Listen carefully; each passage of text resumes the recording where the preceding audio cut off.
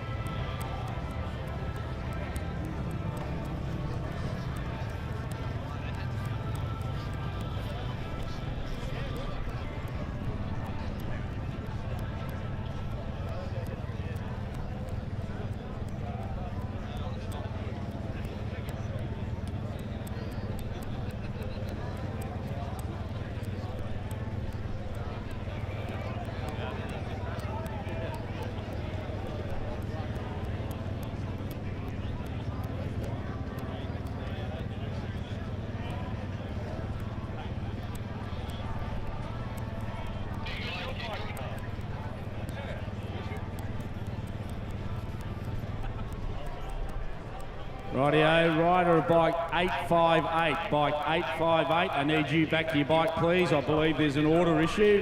Bike number 858, I need you back to your bike, there's an order issue mate, you need to be down here, we'll get that sorted, eh?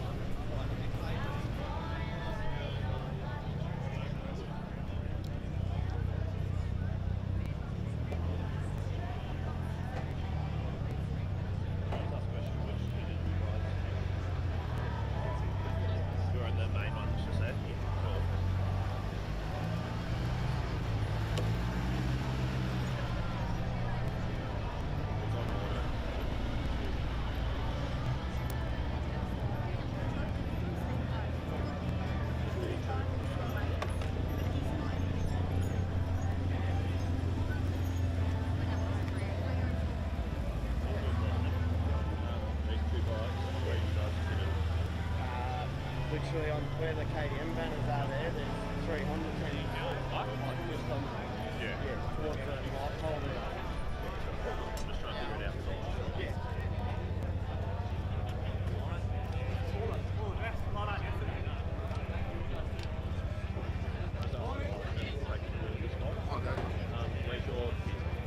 Basically like long, that version you come out that left-hander, along the fence line. On the right hand side. Joey Rice. That same spot you guys are in last year? Yeah, we're STU, yeah, I know where you are. Yeah.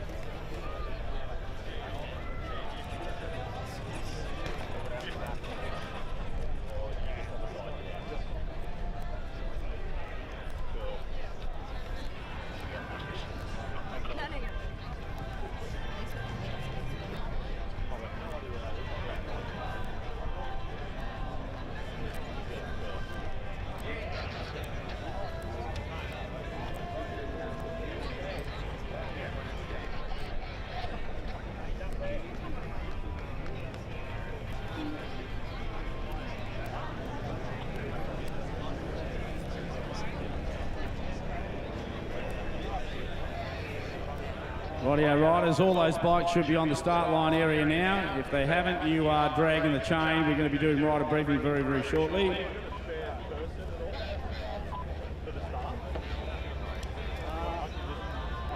Rightio, our briefing this morning, guys and girls, will be from the sky deck where I'm standing right now at the container crossover. I need you to all start moving up into this area if you can, please. Really important that we get this underway fairly soon, and we can start to get this race underway, please. So if you want to start making your way, all the riders, if you want to start making your way up to this area, important that we get this briefing done nice and early and clear, so you've got all the details, all right? So start heading up, and we'll start that as soon as we can. Thank you. So just in here, see if you can. I can't find them, please. Thanks, lovelies.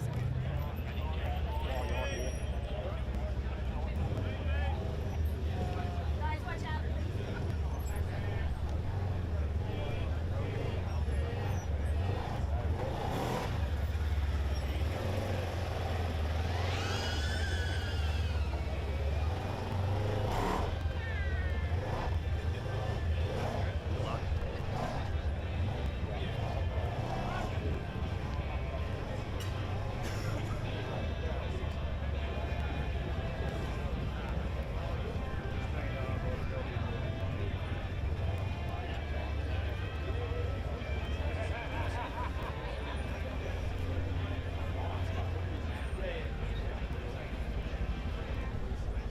Rightio guys, don't be scared. Those guys down here, come right up into this area here, guys. Come right forward. The sooner you get up here, the sooner we can get it underway, right? I want to make sure everyone gets the details they need this morning in briefing. There are a number of items that we need to go through. Right, so it's important that you get the details and you understand them really clearly, guys. So nice and close and we'll get it all underway, eh? Come right up, guys.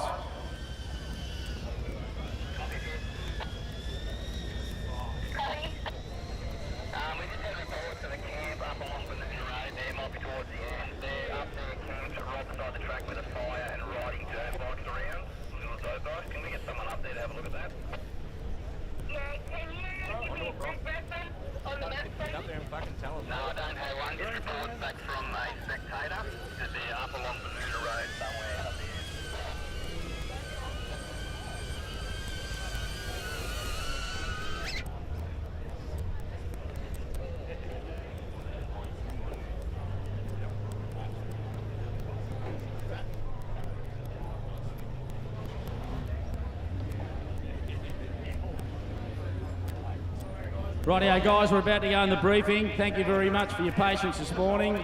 As I said, there's some things that Jeff will need to go through that's really important. These are items for you to make sure this event is successful, okay? Please understand what they are. If you still have questions at the end of all this, that's fine. Make sure you grab one of the guys in the green coats and we'll get something sorted with it straight away so you're very, very clear on it. All right, thank you. I'll move over to Jeff to take you through the briefing this morning.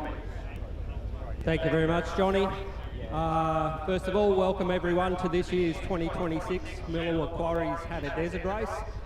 As Johnny said, this briefing is to give you all the important information about today's race. As I said, my name's Jeff Gunn. I'll be the clerk of the course for today. Jock McLeod beside me is the steward for today. By entering this meeting, you acknowledge that motorcycle sport is dangerous and you may be exposed to certain risks and where you could be injured or your bike could be damaged.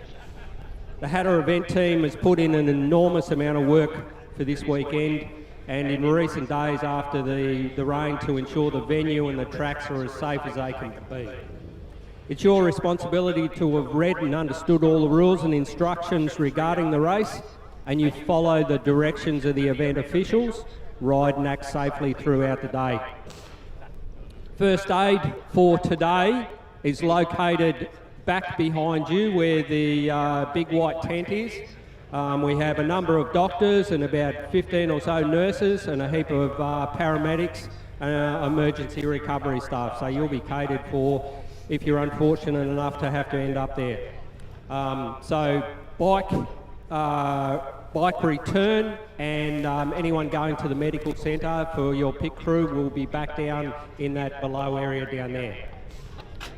Closed pits today, so please no smoking and no alcohol in the pit area. So there's been, as I said, there's been a number of track changes since last weekend to avoid some flooded areas. All the tracks out there are clearly marked with track markers and drum markers. So we have the red, as we said yesterday, the red directional arrows are all around the track, together with all the edge markers. The red dot is the danger markers, and you may see a couple of those out there today. Also out there today is the red cross, and that's the wrong way. So if you've gone up that track, you've gone the wrong way. Please today, no riding off and discarding drink bottles. So if you're having a drink out of a drink bottle, please make sure that you leave that in your own pit area.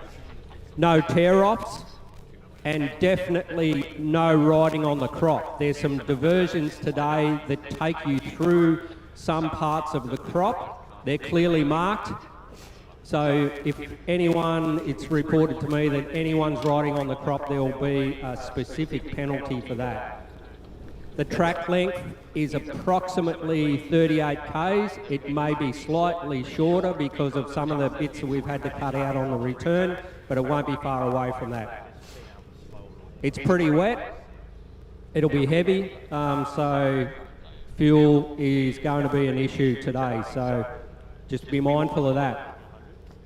The pit area, for those who haven't been here before, is a full-on race lane through the pits. Beside that, there's a 5-metre transition lane to get into your pits. So you pull off, slow down in that, and then come into your pit lane. 3 pit crew only for today, and they all should be over 16 and have bands on. Right. In an effort to address risk and safety concerns and to ensure the longevity of this event, riders or team members are not permitted to stand in the refuel lane or specifically nowhere near the transition lane.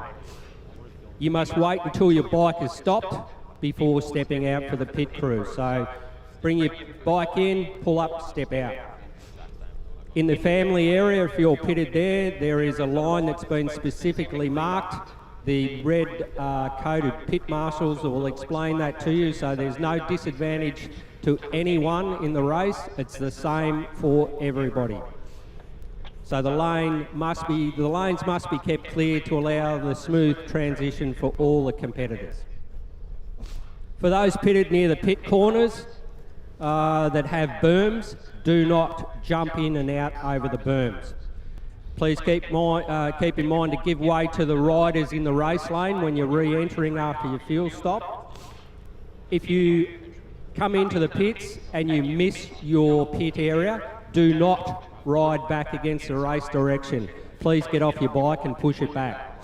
When you come in for fuel, it's a dead engine for refuel, and the rider must be off the bike, no sitting on the rear mudguards or anything like that. And do not undo your fuel cap or your fuel system flap before you get to your pit stop. No refueling is permitted out on the course. If you break down during the race, please stay with your bike until picked up by the recovery crew.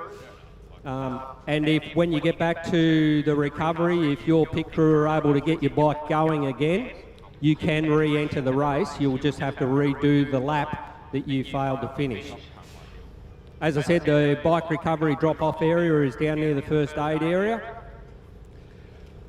During today's race, if you come across any official or outrider that's showing or waving either a yellow flag in the pit race lane or a high-vis vest out on the track, please slow down and take care, because there's obviously an injured rider on the ground or some other incident.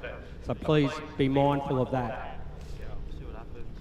As you can see today, we've got quite a bit of water around, and how we normally start the race and send you off down the other way is changed this year. So the start this year will be bike number 1 will be down the far end. the buggies will ride towards me this direction. So everyone that's on the start grid, same as normal, but just a reverse pattern. We'll start, come off, and ride down through under the container for after the start. When you go around the back of the container, you don't go into the pits on the as soon as you leave. You go straight past the pits. That's clearly marked. Do your lap. Then when you come back in, you'll come in close to the dam that's behind me. This will all be changed as soon as you guys leave. You come back around the dam, behind the container, back into the back end of the starting area here. Ride down towards the road. There'll be a little corner down there. Sweep around the corner, under the timing loop, and then back out through under the container. Once you come back through from the first lap, it'll be changed. You go through the pits every other time from that. So there's a bit of a change there. It'll be clearly marked by the time you guys get back around, but that's the process for the start this year. Before I get through the next part, just a reminder to the mechanics that are here, there's still 4 spare bikes remaining in the pits. They need to be removed and put back onto the trailers outside. You can have parts and bits and pieces or strip bikes outside, but you can't have a spare bike inside. There's a mechanics standing and pit board area at the entry to the pits. That's a designated area for pit boards. Through to display information to their racers. I don't want anyone to just hang around in there, so just use it as you need to and then come back out, please. We have 70 outriders continually circulating today, checking on all the safety and monitor race issues, so cutting the tracks and whatever it might be, and a heap of recovery riders. If I need to stop any riders for any particular issue, it will be directly after the timing loop. But hopefully I don't have to do that today. Having said that, any abuse to race officials is definitely not tolerated throughout the day, and any breach of that will incur an immediate rider penalty. So that's from either the rider or the crew. Top 10 finishes for today. When you, if you're lucky to be in that top 10, when you come over the line, like normal, we will corral all you guys off to the side there for the interviews. Before you start today, please make sure you've got your transponder on, because it's a hell of a race to be riding around there and not get scored. Transponder return at the end of the race is over at the merchandise area. So, as I said, from all people, we should not have any vehicles in the pits at this particular point in time now. When we finish this briefing, it's only under 16s and people with a wristband back into the pit area. For the start, for the crew, I will need you to vacate back behind the crew, back around and enter over the sky bridge here, please. Don't go walking across the line and through the middle gate. So everyone that's helping a rider out just prior to the start, vacate to the back, around. You can watch from the back, the very back, but then vacate and over the bridge. Is that clear? There was a hell of a lot of information there and a lot of changes, but it'll be clear to the front guys as soon as you get back around here after the first lap. Righto, guys. So if we can start vacating the area now, get everyone into their positions and we'll get the race underway as soon as we're clear.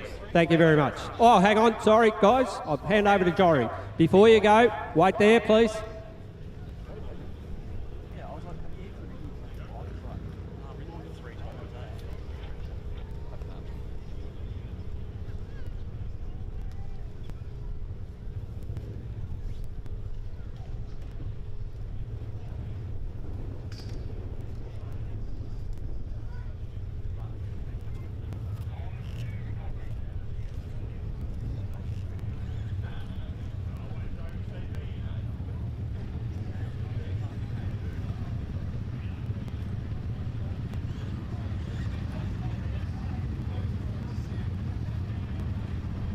Yeah, guys, can I have dead engines for a moment, please?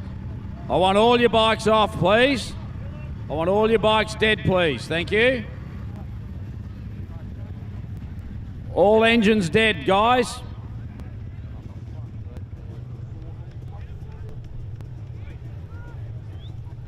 Switch them all off for a moment, please. Well, ladies and gents, there's something that we need to go through today that's pretty important, and I want to make sure that everybody hears this. We speak of one of our fellow riders who was not able to start with us this weekend, and there's a really important piece that we need to cover on this one. This is in memory of Cody Breen. Some riders are remembered for their results, others are remembered for the way they made people feel, and Cody will be remembered for both. At just 17 years of age, Cody had already achieved more than many riders had dreamed of. A talented athlete, dedicated friend, and proud member of his community, he approached everything in life with courage, humility, and an unwavering love of riding. This event, Hattah, held a very special place in Cody's heart. As a junior competitor, he embraced every challenge that the desert presented and continually pushed himself to improve.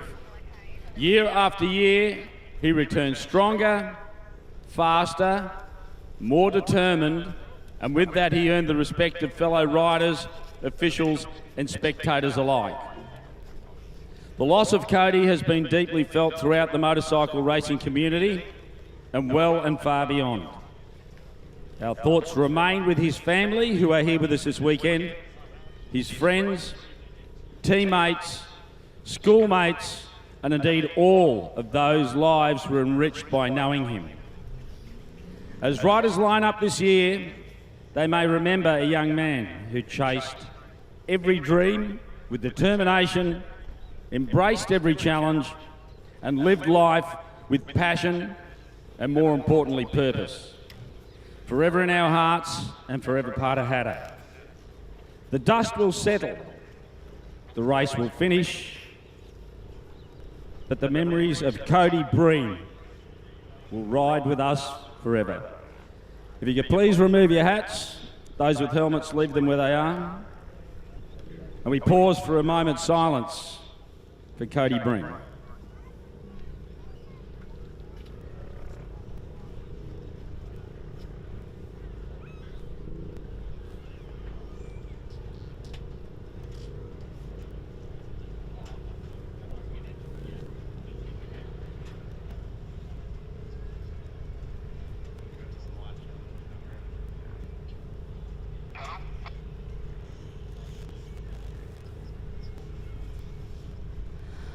Australians, oh, let us rejoice, for we are one and free, with gold and soil and wealth for toil. Our home is good by sea, our land abounds in nature's gifts of beauty, rich and rare. In history's page, let every stage advance Australia fair. In joyful strains, and let us sing, advance Australia fair. Put your hands together for Taylor Ann. Thank you so much, Taylor, for coming down and being part of this one this weekend. Well, ladies and gents, we are only moments away from starting this event, and Taylor, you get the opportunity. Again, love to tell them. Start your engines. Good work. Okay, non-essentials, we need you out of that pit area now, or out of the race start area, please. And only officials and riders should be left in that area now. We're about to get underway for the 2026 Millawa Quarries Hattah Desert Race, which will bring some surprises, and I guarantee you it will not be a textbook case today. This event will, and always has been, not just challenging, but it favours those that are brave, and it favours those that are ready to put their commitment on the line 100%. Again, we wish each and every one of the riders in the field today Johnny the very Contract best there, of luck. who is roving for and us they had today. to bring brilliant memories for you in We the year are ahead about a 45-minute after drive you compete south today. of Mildura on a best of luck to all cool, out crisp there. morning, gearing up for one We're of about to get Australian underway for this motorcycle fantastic racing's race. Let's sit premier back and annual events, and one of the biggest for regional Victoria. For almost 30 years they've been coming here, and they keep raising the bar, the organisers. The result, as you can see, is this remarkable transformation of a rural parcel of land into a racing destination that competitors and organisers should be truly proud of. This event is something else. We are minutes away from the start of the main event of the weekend, a quest unlike any other of this kind, a brutal day of racing that is both enormously rewarding in the same breath. And we welcome viewers from all around the world to our live stream coverage of the Millawa Quarries Hattah Desert Race for 2026. Greg Russ with you, along with Jeremy Cowley, host of the Dirt Bike Burrito podcast. You've just heard from Johnny Contract there, who'll be roving for us as well. Good morning, welcome to you. This is one of the days of the year, 12 months kind of in the making, in the waiting. You're ready for this, haven't It's you? Christmas, mate. Absolutely, it's phenomenal. We've all been sitting here, we'll kind of watch the riders kind of take their place, and we hear those engines go, the smoke fill the air. It's something special about Fink and Hattah, and being a part of this desert scene is just amazing. So I'm very privileged to be here, mate. I'm so glad that you get to join me with it, and I'm so happy that we get to share the stories of these riders throughout the day. The next 4 to 5 hours will bring everything from heartbreak to exhaustion, elation, and everything in between. We're going to cover some of the action when the crews go to work on the motorcycles, when we have pit stops, if you will, and servicing the bike and the rider before they go back out again. This is like, if you were to draw a general sport comparison, it's like an Ironman, a triathlon on steroids. They are going to be pushed to the absolute limit here today. Our position in commentary is literally just at the very edge of this, I guess what you could describe in length as almost a soccer field and a half, or nearly 2 soccer fields in size. Almost 500 competitors lined up here in rows of about 100. They will be let go in waves. There is very little like this on the global landscape of motorcycle racing. This is a sight to behold, isn't it? It's very iconic. It is the Hattah race. That's what we know it for. That lineup, we see that buggy go past. You were very lucky yesterday to be a part of that buggy to go down. It is an absolute moment when these bikes come tearing past us. We're quite a straight down the lens, if anything, of these bikes zipping through. So for us, we're very privileged, but everyone else, there's going to be some amazing shots for them. We're seeing a lot of people behind us as well. They're going to have those bikes come through at full noise. The sand and dirt is perfect at the moment, so we're not going to get that much dust on that takeoff. So we're going to be able to see every single rider in full flight. You can see already they're looking towards the official start vehicle. How good does Corey look at the moment? I mean, that shootout yesterday was epic. Unbelievable. Both of us were on our feet yesterday. It was great, and here we go. Start vehicle sets off, and that gives them the A-OK to launch out of our stadium section here. What began as a revival of desert racing in this region has become a truly unique jewel, one that is revered as it is coveted, and it keeps bringing them back, luring them back, and that is because to win this one means so much. We are underway with the Millawa Quarries Hattah Desert Race. That sound, isn't it? There's something beautiful about these 4 strokes in the desert, and we're just so lucky we can have that raw experience of just absolutely pinning it. We watched Corey McMahon come straight down to us. You could really see that he uses that entire bit of track to come through, and we're seeing that dirt just absolutely hold those bikes straight. One lap is about 35 kilometres. This area, as you can see from our incredible Live It Live drone shots, has been overnight transformed. We were literally across the road for the junior competition yesterday. Now we're here for something that the competitors have not experienced on race week. So this is all fresh, all new for them. Yes, we come back here year on year, but each season they change it up and they do something different. And they set off now, and the terrain throws all sorts of challenges at them, doesn't it? Absolutely. We've had all that water this week, which had really thrown a bit of curveballs. The track had to change a little bit. Even the prologue track had to change a little bit. We got to see this takeoff is not the actual original way that it takes off. Usually we're actually peeling out towards the road. This time we're coming under just because of how much water there is on the track. It is a great kind of sight to see. It's especially coming this way, there's so much kind of violence when it comes to these bikes taking off. We're now on the next row of bikes. We're just seeing them lining up is a very special part of it because you're just watching row after row go in front of you. You're really hoping as well that you don't bin it at the start. You really want to make sure your flat track skills are on point because when you take off, it's all cameras, all people everywhere. We'll be sharing some of your comments, addressing some of them during the day. If you've got questions as well, you can jump on. We want you to be involved in this as much as possible. What a great sight. That's us to the right there, just underneath. Oh, yeah, a little we're waving. We're waving. That's how important we are with that little blip in the corner, mate. Front page of the Sunraysia Daily today was about Sam's quest. That's the headline, and we're talking about Sammy Prashira, who yesterday in the top 10 shootout was second fastest. Corey McMahon, sorry, that was in the prologue, running the top 10 shootout. That's it. As you talked about, was something else. We're talking in some cases tenths, hundredths of a second between them. But now we reset for race day, and there's a bit of pride in that yesterday, no doubt, in getting the chance to start up front of this huge field. But a lot is going to play out today. It's a big day, it's a long day. We can't put all our eggs in one basket in that first lap. It's definitely going to be played out. A lot of riders yesterday were kind of talking about it and how bad the track is actually going to get this year. We know it's going to get whooped out, but those whoops definitely yesterday played a big part in kind of catching a lot of the riders out.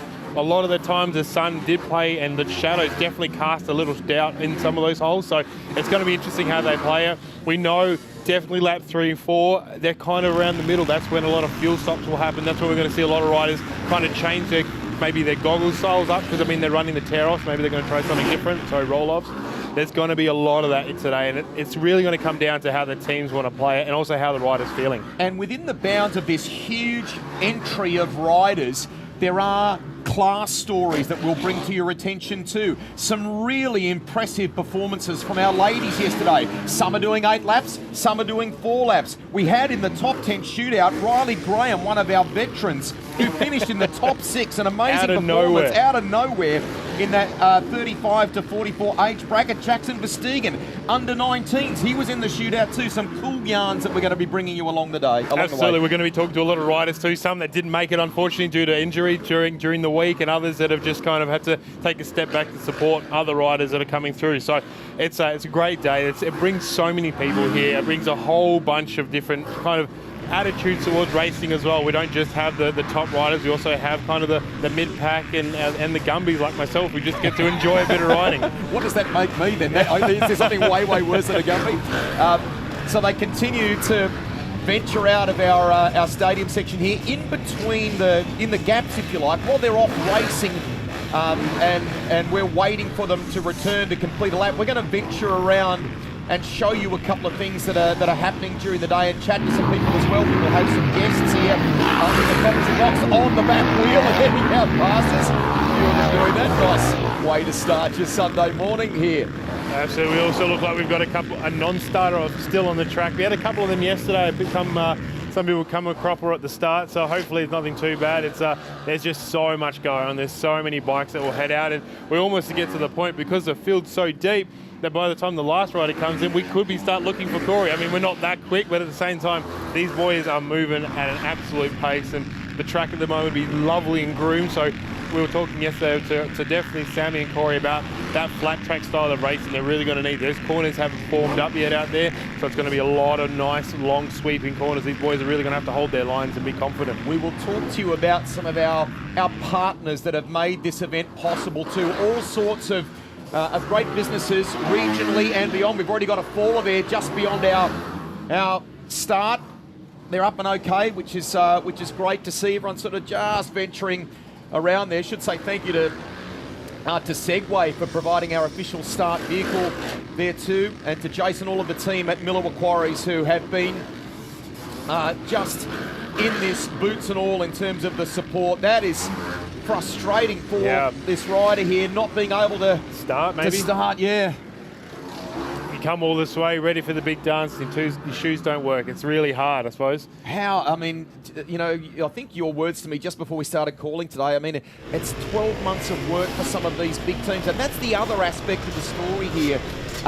Lots of key manufacturers and marques are well represented here. The chance to try and win this for you know, whoever it might be. And we know that there'll be people kind of watching on from Ducati in Italy and things like that.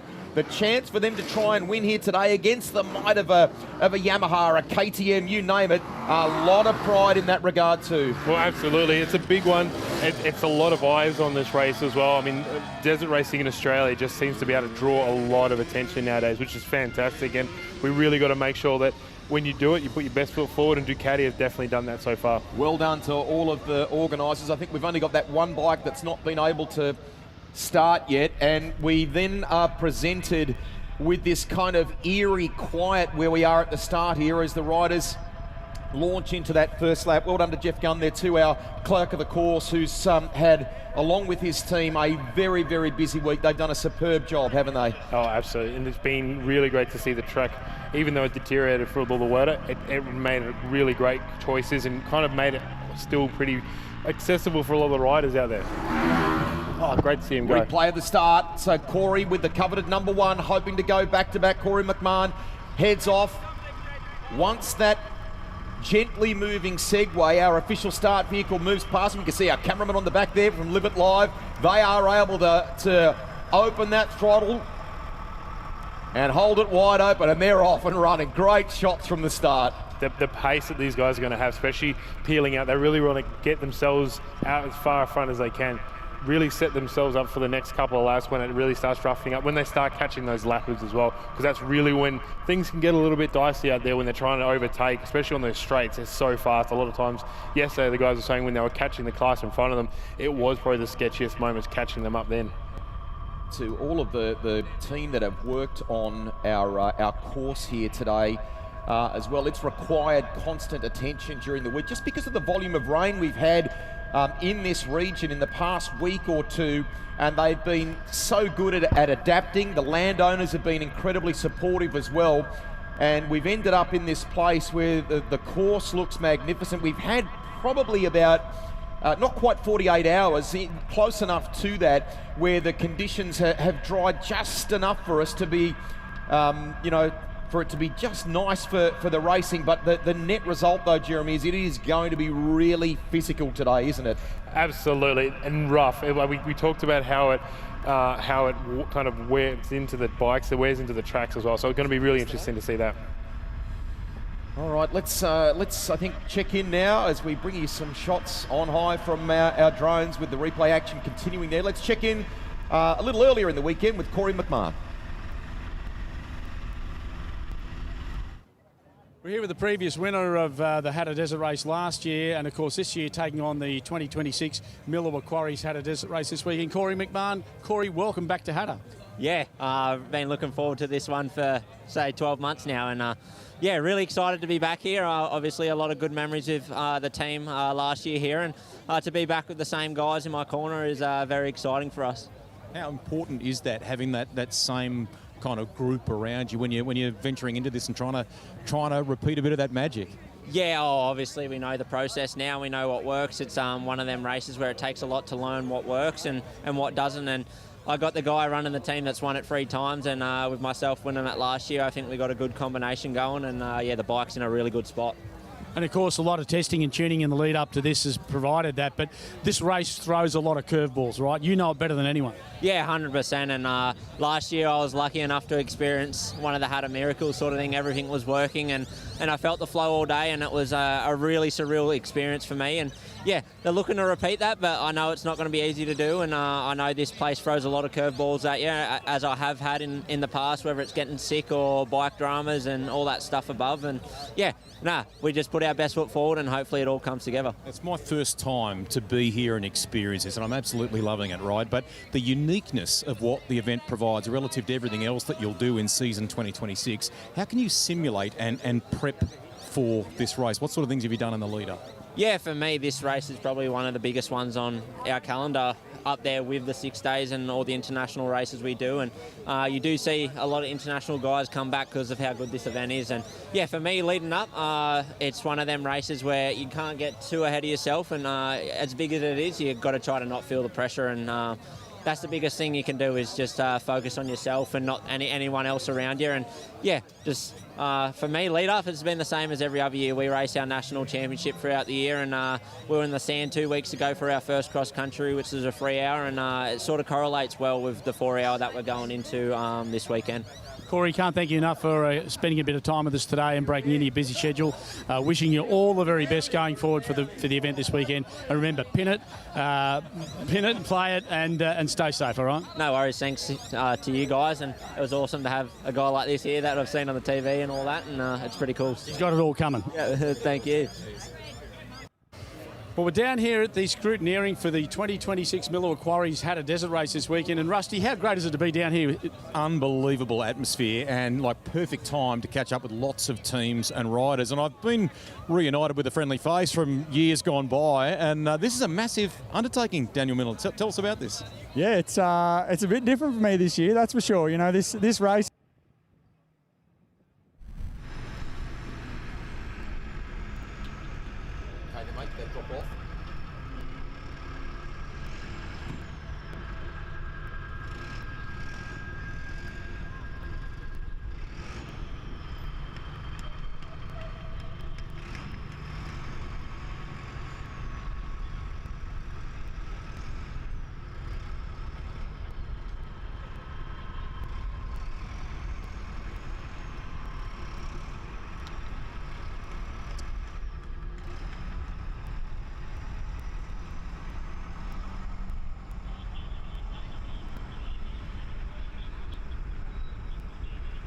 Here at the scrutineering for the 2026 Millua Quarries Hattah Desert Race this weekend. And Rusty, how great is it to be down here? Unbelievable atmosphere and like perfect time to catch up with lots of teams and riders. And I've been reunited with a friendly face from years gone by. And this is a massive undertaking, Daniel Miller. Tell us about this. Yeah, it's a bit different for me this year, that's for sure. You know, this race is one of my favourite races. And to be here on the sideline, not racing it for myself this time, is it's a weird feeling, but it's very exciting, and you know, I love being here, so it's cool. Hey Daniel, you know, being a competitor who's been on the top step, you've done this a number of times. You understand what this race is about as much as you possibly can, because it is a tryst of things that turn up at different times for different things you've got to be prepared for. How do you now, as a team manager, prepare for this now, given your background of competing and winning? Man, it's more stressful, that's for sure. It's, over the years, you know, it was easy. It was just make sure my body and myself was prepared and had that bike set up feeling good, where, you know, now I've got 4 riders under the tent this weekend and making sure their bikes and, you know, they're feeling good. So a lot more stressful on my side, but on the other side, once it comes race day, it's all up to them and making sure they get out there and do their best. Can we talk a little bit of lead up, how it's gone for you, for the riders generally, and maybe something centric to this weekend, given the weather conditions we've had in the lead up and what you might need from the bike for the riders, given the sort of conditions? Yeah, this race is quite unique with that. You know, there's a dry Hattah and a wet Hattah, and I know previous as a rider we'd always have an A and a B setting for that. You know, being that when it's wet, it's deep. The bumps get really big. When it's a dry Hattah, the bumps are short, sharp, beat you up. So you've got to run a different setup on the bike. So obviously you never really know until that week comes up and the conditions that you have. And obviously this week we've had a lot of rain. So we've been lucky enough to do a lot of testing with Cruise Tune, our suspension guys, and getting our bike set up with that A and B setup, and you know, leading into the week now, knowing what we need to put in the bike and getting the boys happy. It's you know, it's been quite easy and fluent. So yeah, I think they're very, very happy with their setups and looking forward to it. And a good crew of guys too you've got on board this year, you know, like, and they've been doing a number of rounds in the lead up to this as well, in the VORCs and the like. So a good bunch of guys. Yeah, absolutely. Obviously we've got the reigning champ, Corey McMahon. So it's cool, and it's really good for me to give him my experience. Obviously, you know, winning last year, trying to go back to back this year. I was lucky enough to do that in my career. So just kind of trying to calm the nerves for him to make sure that he's, you know, prepared and ready to you know, chase that. And I throw a little cheap jab in there every now and then and say, you know, you got to try to beat the boss eventually and do that back to back. But no, it's good. It's it's good having, Lyndon Snodgrass back. He's come back from America. Me and Snoddy used to be teammates back when, we were in-house here with KTM. So it's cool working with him again, as well as Jai Dixon. He's been a new rider for me this year, and I really enjoy working with him and his riding style and just his knowledge on the bike, on setting it up and everything like that. And the young fella, Jackson Verstegen, it's got a bit of a mixed match with all of them, but it definitely keeps me on my toes. But we're looking good, and we're looking forward to it. Couple here, do you miss it? How are you coping with that? And then buying a ticket to the end, how important is that going to be, come Sunday in particular for the main event? The missing side of it, I think, being here and seeing all this again, it makes me, a little bit upset that I'm not going out there, because to be honest, the funnest time I've ever had on my dirt bike is that first lap of Hattah when you prologue first and you get to go out to a smooth track and you got the atmosphere of the crowd running out and cheering and everything like that, Still to this day, it gives me goosebumps. Thinking back to the 2017, we had a chopper chasing us that year, and it was amazing. And for the rest of my life, I'll look back at that as one of the most funnest times of my life. But then, on the getting rough, the track, how it's going to turn out with the conditions we're dealing with, it's going to get gnarly. I know that previous from when I've dealt with a wet Hattah, that last hour is where it matters. And that's, where we've been working with Corey and the boys to make sure that they're fit and healthy and ready to rock and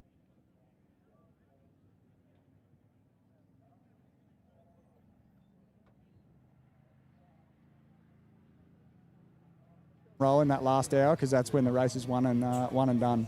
Yeah, and you're dead right. It's not about using all the fuel in your own tank. It's about keeping some there so that you're ready to really get on the pin when you need to. This place has been a renowned race for breaking bikes and breaking, people's spirits. That you come here with all the visions. You're going to win this thing, and it is far from that. Trust me, you know that better than anyone, Daniel. Yeah, absolutely. It's motorsports, and you think you can have everything dialed in and ready to go, and there's something small can always jump up and bite you on the bum. So. No, it's one of them things with our sport. It's as long as you can prepare and get ready as much as you can, and hopefully you can fate grabs the wheel and you go from there on. A little thought just in relation to the quality, the calibre of competition here this year, how stiff that opposition is going to be, and then just the stocks of the sport, the juniors coming through and aspiring to be the next Daniel Milner. Yeah, I mean, this sport's getting bigger and bigger here with this, the Hattah thing. All these desert races, it seems to be such a big thing here in the country. And them younger guys, I'm looking forward to going out there tomorrow early on and watching them, because, my younger generation, we didn't seem to rip it as much as what these guys do. They just drop that elbow and swing off the back of it. So, I'm looking forward to watching them, and it's just such a good atmosphere, and being able to come here and get signatures off the boys, the young kids that want to eventually be in the position that they're in is, I think it's a really cool thing, and how this is ran on the Friday night and the kids being able to get up close with the riders is, it's very cool. Well, Daniel, thank you so much for your time today and a big chat to sort of what's prepped for you for the next 2 days. Wish all the guys in the DM31 crew all the best this weekend. Looking forward to, I know Rusty and I are looking forward to handing out chocolates at the end of the day and making sure that you guys are in that step, mate. So all the very best to you, your team, and everything in front of you for 2 days. Eh? Thank you very much. Really appreciate it. Thank you.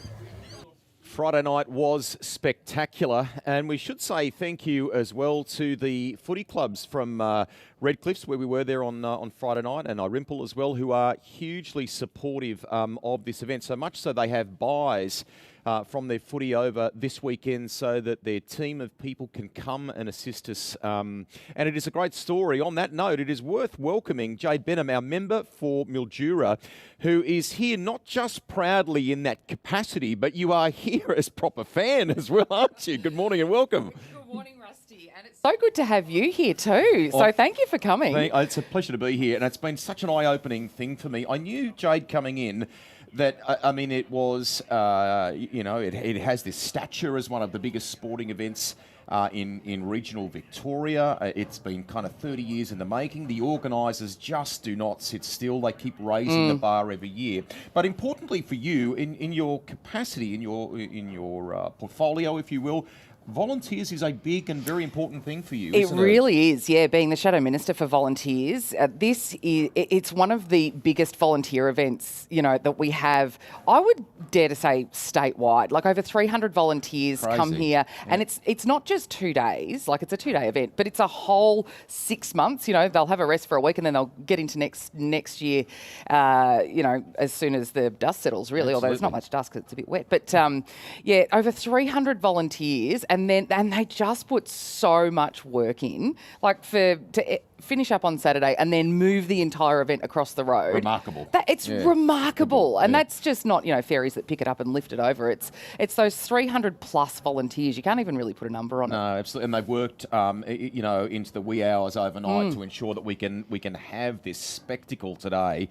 It is something else. It brings millions of dollars into the region from not just hotel nights, it's restaurants, it's all of those things, isn't it? Yeah, well, it is, and you know as well as anyone, Rusty, that the motorsport crowd spend money. Yes. They travel and they spend money, and we love that. You've got the events at the Gateway that puts money into the hospitality economy and the tourism economy, but it's also things like petrol, diesel, accommodation, supermarkets, it's all of that stuff. Food vendors that are here food today. Food vendors, exactly. And, there's a lot of events, and thankfully we have a lot of food vendors in this area to be able to accommodate them all. But, it's everything. The flow-on effects are remarkable, and they're felt for months. And then when you have a couple of rains, and you see yesterday around the prologue track, you go past the crops, and the crops are looking good too. So it's actually it's everything that this region is about, all wrapped up into a 2-day event, which is remarkable. What is in the water in Mildura? Rick Kelly, Bathurst winner, his brother Todd Kelly, a great success story. Cameron Waters doing great things, winning races in Darwin very recently. That's just on the supercar side. There is a rich history in speedway in this part of the world, both in sprint cars and motorcycles for that matter as well. And then we talk about this. This is like a jewel in the crown event, something that has this really unique stature. We've got people that are watching our live stream coverage here at the moment that are tuning in from all around the world. It is something else, isn't it? It really is. And don't forget Josh Waters, who is right now in Misano in Italy. In Italy. Mind you, I spoke to him and I interviewed him the day before he left, and he was literally, because he had to go to the ASBK races first, he was literally washing windows, because he also runs a small business as a family man. That's so good. The fact of the matter is, nothing's in the water. It comes out of the Murray River. We've got sunshine and we've got wide open spaces. We love that. We love that. He messaged me last night. I said, mate, your ears must have been burning. We've been talking to Brodie Waters and all these people around the event. It's been tremendous. We've got some live pictures coming in, so we'll get back to that very shortly. Can we just, on behalf of all of the team here, say thank you to you and to more broadly the community of Mildura and beyond, all these wonderful places that are around us here that have warmly welcomed us again in 2026. I know you're proud. I think you walked in with a helmet yesterday. I did. I got to go for a couple of look laps with Ken Reid, although I didn't get to go in the Segway Super Villain, which I was bitterly disappointed about. I did. Oh, did you? I got to do it at the start for one of the junior races, and I will never forget that. Yeah, it's just hashtag jealous. Yeah. And I did accuse Ken of breaking it. He maintains it wasn't him. But anyway, I'll have to get that back. But yeah, and I am a motorsport fan and I ride dirt bikes too, have done all my life.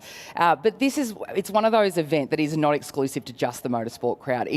It's an event for everyone. And as I came in this morning, the lineup to get in is still there. It's hard to get a car park. There's people that come out and camp for the whole weekend, so it's unbelievable. And we really thank you for coming too, because this is something that I'm incredibly proud of this region that I represent, and incredibly proud when we attract the best people in the business. Rusty. We can tell how much you enjoy it. The smile says it all. Thank you for stopping by and chatting with us today. Enjoy the rest of the event. And I know from the motorsport side, not just the organising committee here, you have some great ambassadors for Mildura and the wider region. The final message I had from Cam Waters, who had to go back, unfortunately, for television commitments around supercars, he said to me, hey, Rusty, there's some great restaurants in Mildura. Enjoy. We are so spoilt for restaurants in this region, yes.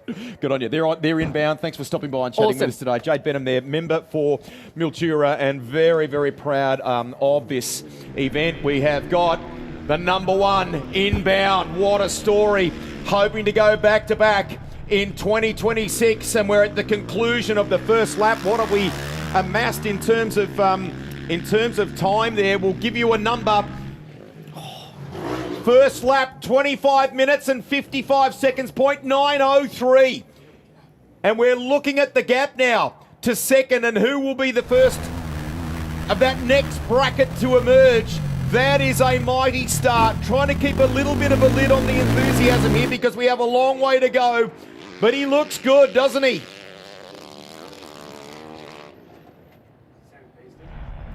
Sammy P on the approach now on the number 4. Front page of the Sunraysia Daily today. So much local support here.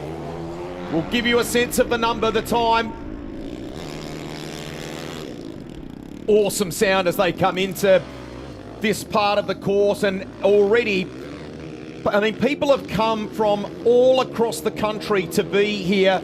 They're chalking up the Ks on the pedometer already. Sammy Brashear at 26.5.262, so 26 minutes, 50 seconds, 0.262. The gap is a, what are we talking there? 54 seconds between Corey McMahon and Sammy Brashear. Callum Norton clocks a 27-minute 0.5. Ooh, some cool stories, and that is an impressive start to this race. Remember, the lap is around about 35 kilometres.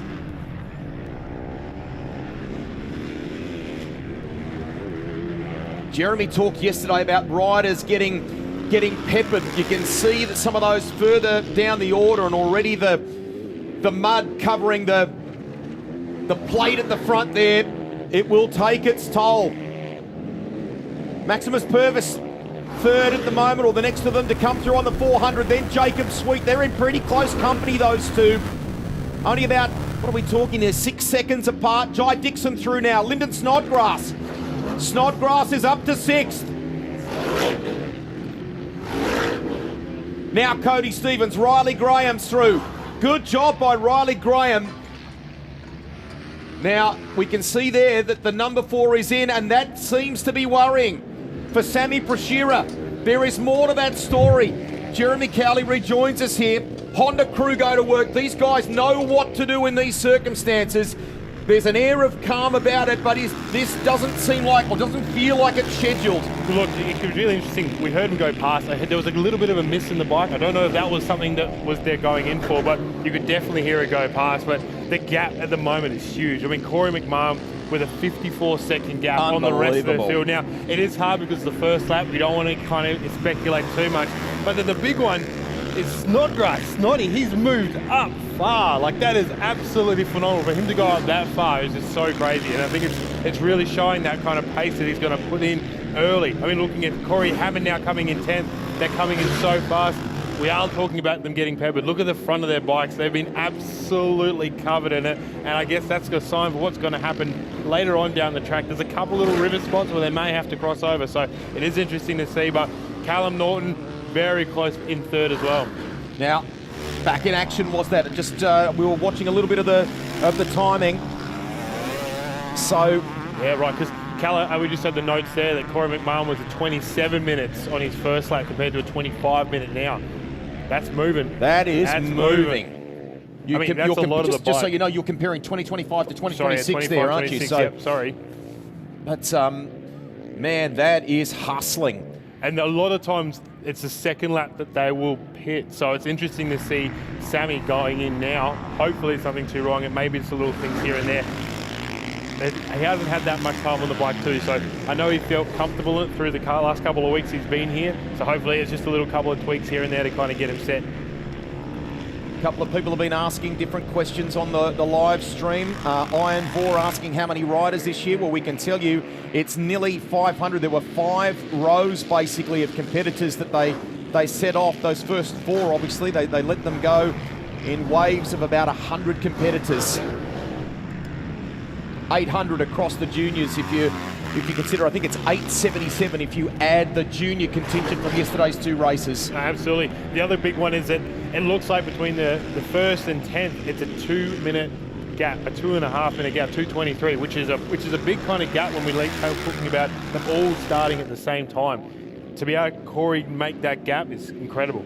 Great story starting to emerge here at the moment. I mean, Purvis to be What are we talking there in the order? 4th in the order when they cross the beam. Lyndon Snodgrass, you highlighted that before. That just reminds us to keep a little lid on. We enjoyed the excitement of the shootout there yesterday, but he is tenacious, and he's showing that already on that first lap. Good work. So much experience being overseas for Snoddy to come back here and really lay it down. He knows how to kind of hold the bike with so much aggression over that long period. I mean, that's what he does overseas, so it's great to have him here and kind of pick his way slowly through. They're going to find a rhythm maybe in the next couple of laps, and once that rhythm sets in, we're going to see some really good racing, and we're going to see some really cool times. We're also going to see the fatigue kick in as well, so it's kind of a great balance between the skills of the riders but also how they manage that fatigue. Talked about the veterans yesterday and the great performance by Riley Graham. He's still in the 10 at the moment, running in 9th outright. What other stories have we got for you? Will Price kind of knocking on the door of the 10. He's 13th. Jackson Verstegen 14th at present. Waters need to keep an eye on where he is as well, because the Honda rider has both kind of team boss cap on but competitor cap on Sunday too, doesn't he? Absolutely. It's a lot that goes on for old Brody, and I know that really hampered him at Fink trying to manage everything, so hopefully this time he's able just to keep his racer hat on and really keep pushing. We also have a lot of other riders coming through. We've got Kogan Locke, the young fella, he's come through. Absolute stonking time, a 29 minute, that's fantastic from him. We'll do some class updates for you as well. We can do that via the graphic. We would encourage you, if you're watching on from home too, or if you're out and about, often people dual screen, so we would, why don't you do that? You can go to the Speed Hive, the MyLaps app or the website, and you can jump on board the Millawa Quarries Hattah Desert Race for 2026, and you can follow the live timing, maybe keep an eye on your family or friend or favourite rider and see where they are in their respective classes, and even in an outright sense there too. I'm looking at the times at the moment. If we look at just outside the top 10, we've got Corey Hammond, who's kind of on that tip of the top 10. Yep. Yeah, and Luke Chellis, Levi Stevens, Will Price. I mean, those names are huge as well. I mean, it's so good to see that they're all going to battle. And Will Price came off the couch this year to race it again. So awesome to see him really put that on-point team on the leaderboard. Hopefully he can get all the way up to the top. But it's just crazy. The times for that first lap, we talk about it being quite smooth out there. It's not going to rough up, but these guys have really had to put on their absolute skating shoes. I can't wait to see the rest of the field come through. If memory serves, recent guest for you on the Dirt Bike Burrito podcast, Kogan Locke as well, I think in the top 20 right there too. That's so correct. Nice, yeah, nice that job. Young fella's going to be doing really well so far. Oscar Harris, another one of the under-19s, who's come a long way, so I'm excited to see what he's going to do. I'm excited to see what the first girls come through as well. I mean, Rachel Archer is definitely one to watching. Maddie Healy, she did so great. That was a brilliant performance yesterday. She absolutely stonked it. She's done amazing in the desert scene this year, so I'm excited to see where she's going to end up, and hopefully we're going to see some good results from them. Oh, that sound though, isn't it? There's something. They literally come right beside our door here. They're within safely, but within feet of us here. The organisers have placed us in a terrific spot to be able to tell the story for you as we go. For those of you that are listening around the venue, many of you are tuning in as you wander. Plenty of people have got the pedometer going, and you're going to chalk up some serious Ks as you walk around parts of the track today to take in different vantage points and so on. We just ask, please, that at all times you stay safely back from the racetrack, at least 6 metres in the designated areas, and at all times follow the direction of our event staff. Thank you. Absolutely, that's what we need. We want this race to go on forever, and that's unfortunately one of the things we need to do. I'm also seeing that we've got Brock Grabham. He's come through fantastic at 45. It's so cool to see him here doing. We got Maddie Healy. There we go. She's Love just come that. through 75th at a. What was the time? But no, she's 7 minutes from the lead, so that's good timing. That's great from her to be able to keep it up the height. 32 minutes for 35 Ks. That's nice start. phenomenal. And then, as I said, we just get into that groove. She'll find that rhythm and keep pushing that way. Just do a little reset there for you. There you go. Your drone pictures are back. You can see the volume of water off to the right-hand side, and one of the track team, Ken Reid, who works enormously hard, he has been at every Hattah Desert Race and helped us with the track works and so on. He's been able to, which we're chuffed about, to don the helmet and the gear and go riding today, which is great. So we'll do a little change in the co-commentary sense here. Shannon Moyler is about to join us. He's heavily involved from an organising perspective and has done so for the past decade, mate. Good morning. Welcome to you. Thanks, Rusty. Great vibe. It doesn't get much better than this, does it? It doesn't. It feels like every year we just step it up as an organisation committee, and we just keep putting on this event that is just amazing. It's absolute credit to have you and for Jezza to be here too and to experience it from this area, and it's just to love it. Johnny Contrek is with us as a part of the broadcast team, and he'll be wandering around the venue, and we'll give you some updates and kind of take you behind the scenes on a few things as well. Yeah, definitely. This is probably the busiest part of the day. Everyone's sort of trying to find their feet out on the track, and they're rolling through the whole 467 of them, 69. Unbelievable. That is, and the entries sell out pretty damn quick, don't they?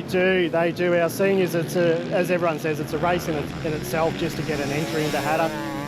That if you don't finish the top 40 or you don't top 3 in your class, you've got to battle it out with everyone else on the laptop to get a ticket. So it's a privilege to be out here for any of the riders, and that's why they keep coming back. That's why it's so hard to get into it. We love putting it on.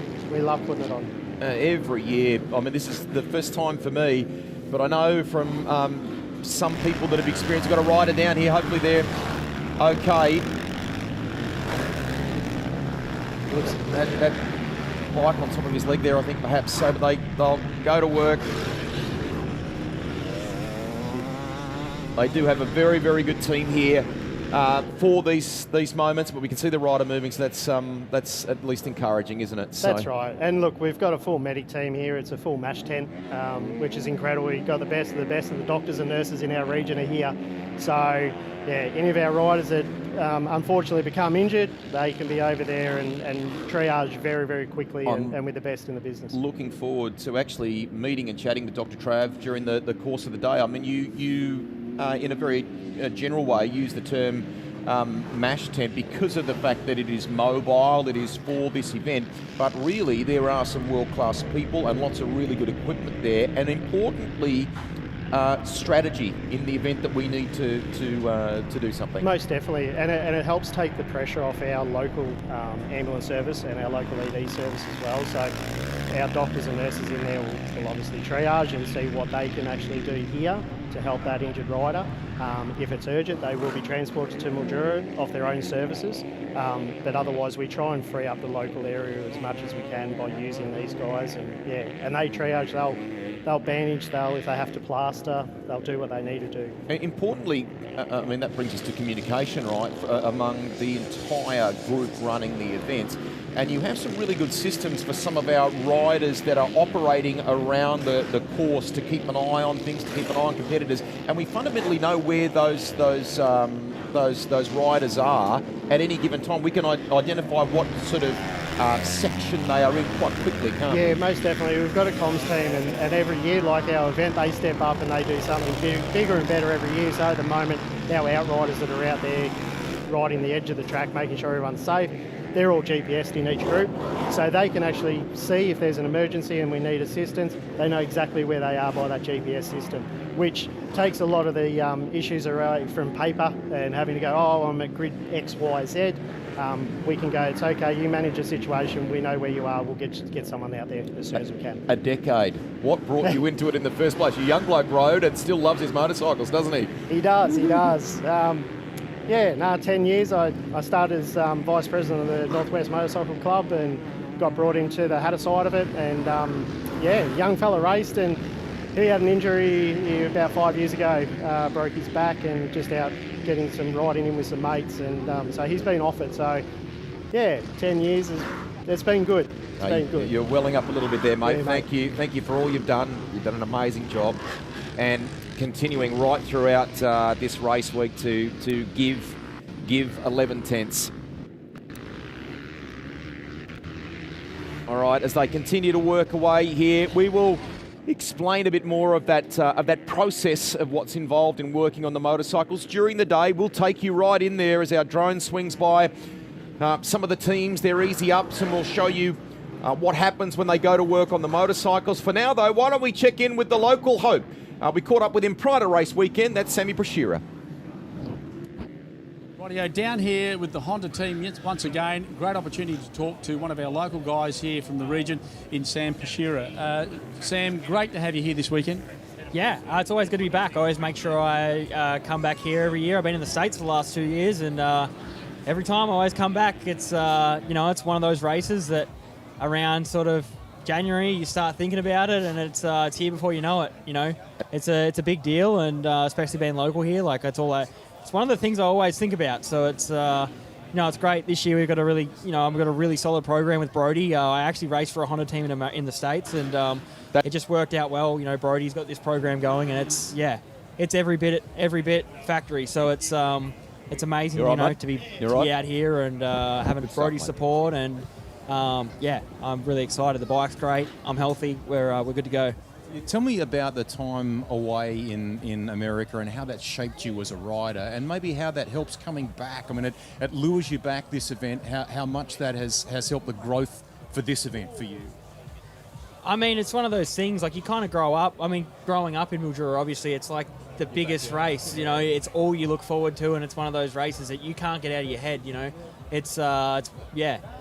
don't stop thinking about it. It's one of those races, and growing up here especially and going back to the States, every time, sometimes you'll even get better and you'll think like, when you get better and you get the results, you're like, now I want to go back to Hattah and see where I stack up, and it's been good, and I think that's just the best thing about it is, it's the biggest race of the year. It's 4 hours, and it's different every year, and it's a good way to showcase, your progression in the sport, and how you're moving forward. Sam, 2 years you haven't been here. Mate, what was it like to sit that out? So 2018 I actually got hurt, and then 2020 was it? COVID. So those are the only 2 years I've missed. I've been here. I've raced every year since 2011 apart from that, and then I've pretty well been watching it since I was a baby. So yeah, it was tough. That 1 year in 2018 where I was sitting there, I didn't like it one bit. I was still juniors, and I hated that. So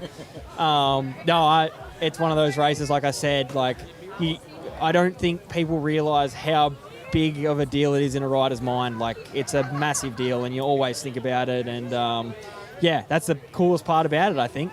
I think, Rusty, for this guy here, even if he becomes a top-level pro at the highest end, I mean, good luck telling him he ain't coming back to here to race locally and ride Hattah, huh? I love the fact that it keeps drawing you back, not just the fact that you're a local, you know what it stands for. Just to finish here, if we can, this is the sum of many parts.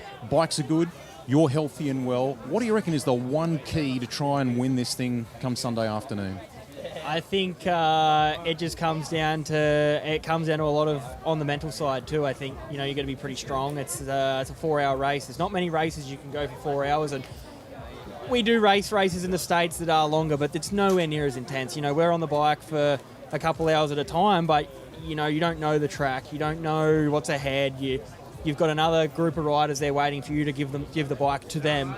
It's a lot more of a less intense, but this is an all-out sprint for 4 hours, and there's no race in the world, I believe, that you can achieve that. And it's like that last hour you learn a lot about yourself, that's for sure. Like if you're, if you nail your strategy and you're going right, you should be pushing that last hour. And when you come across that finish line, you usually have nothing left.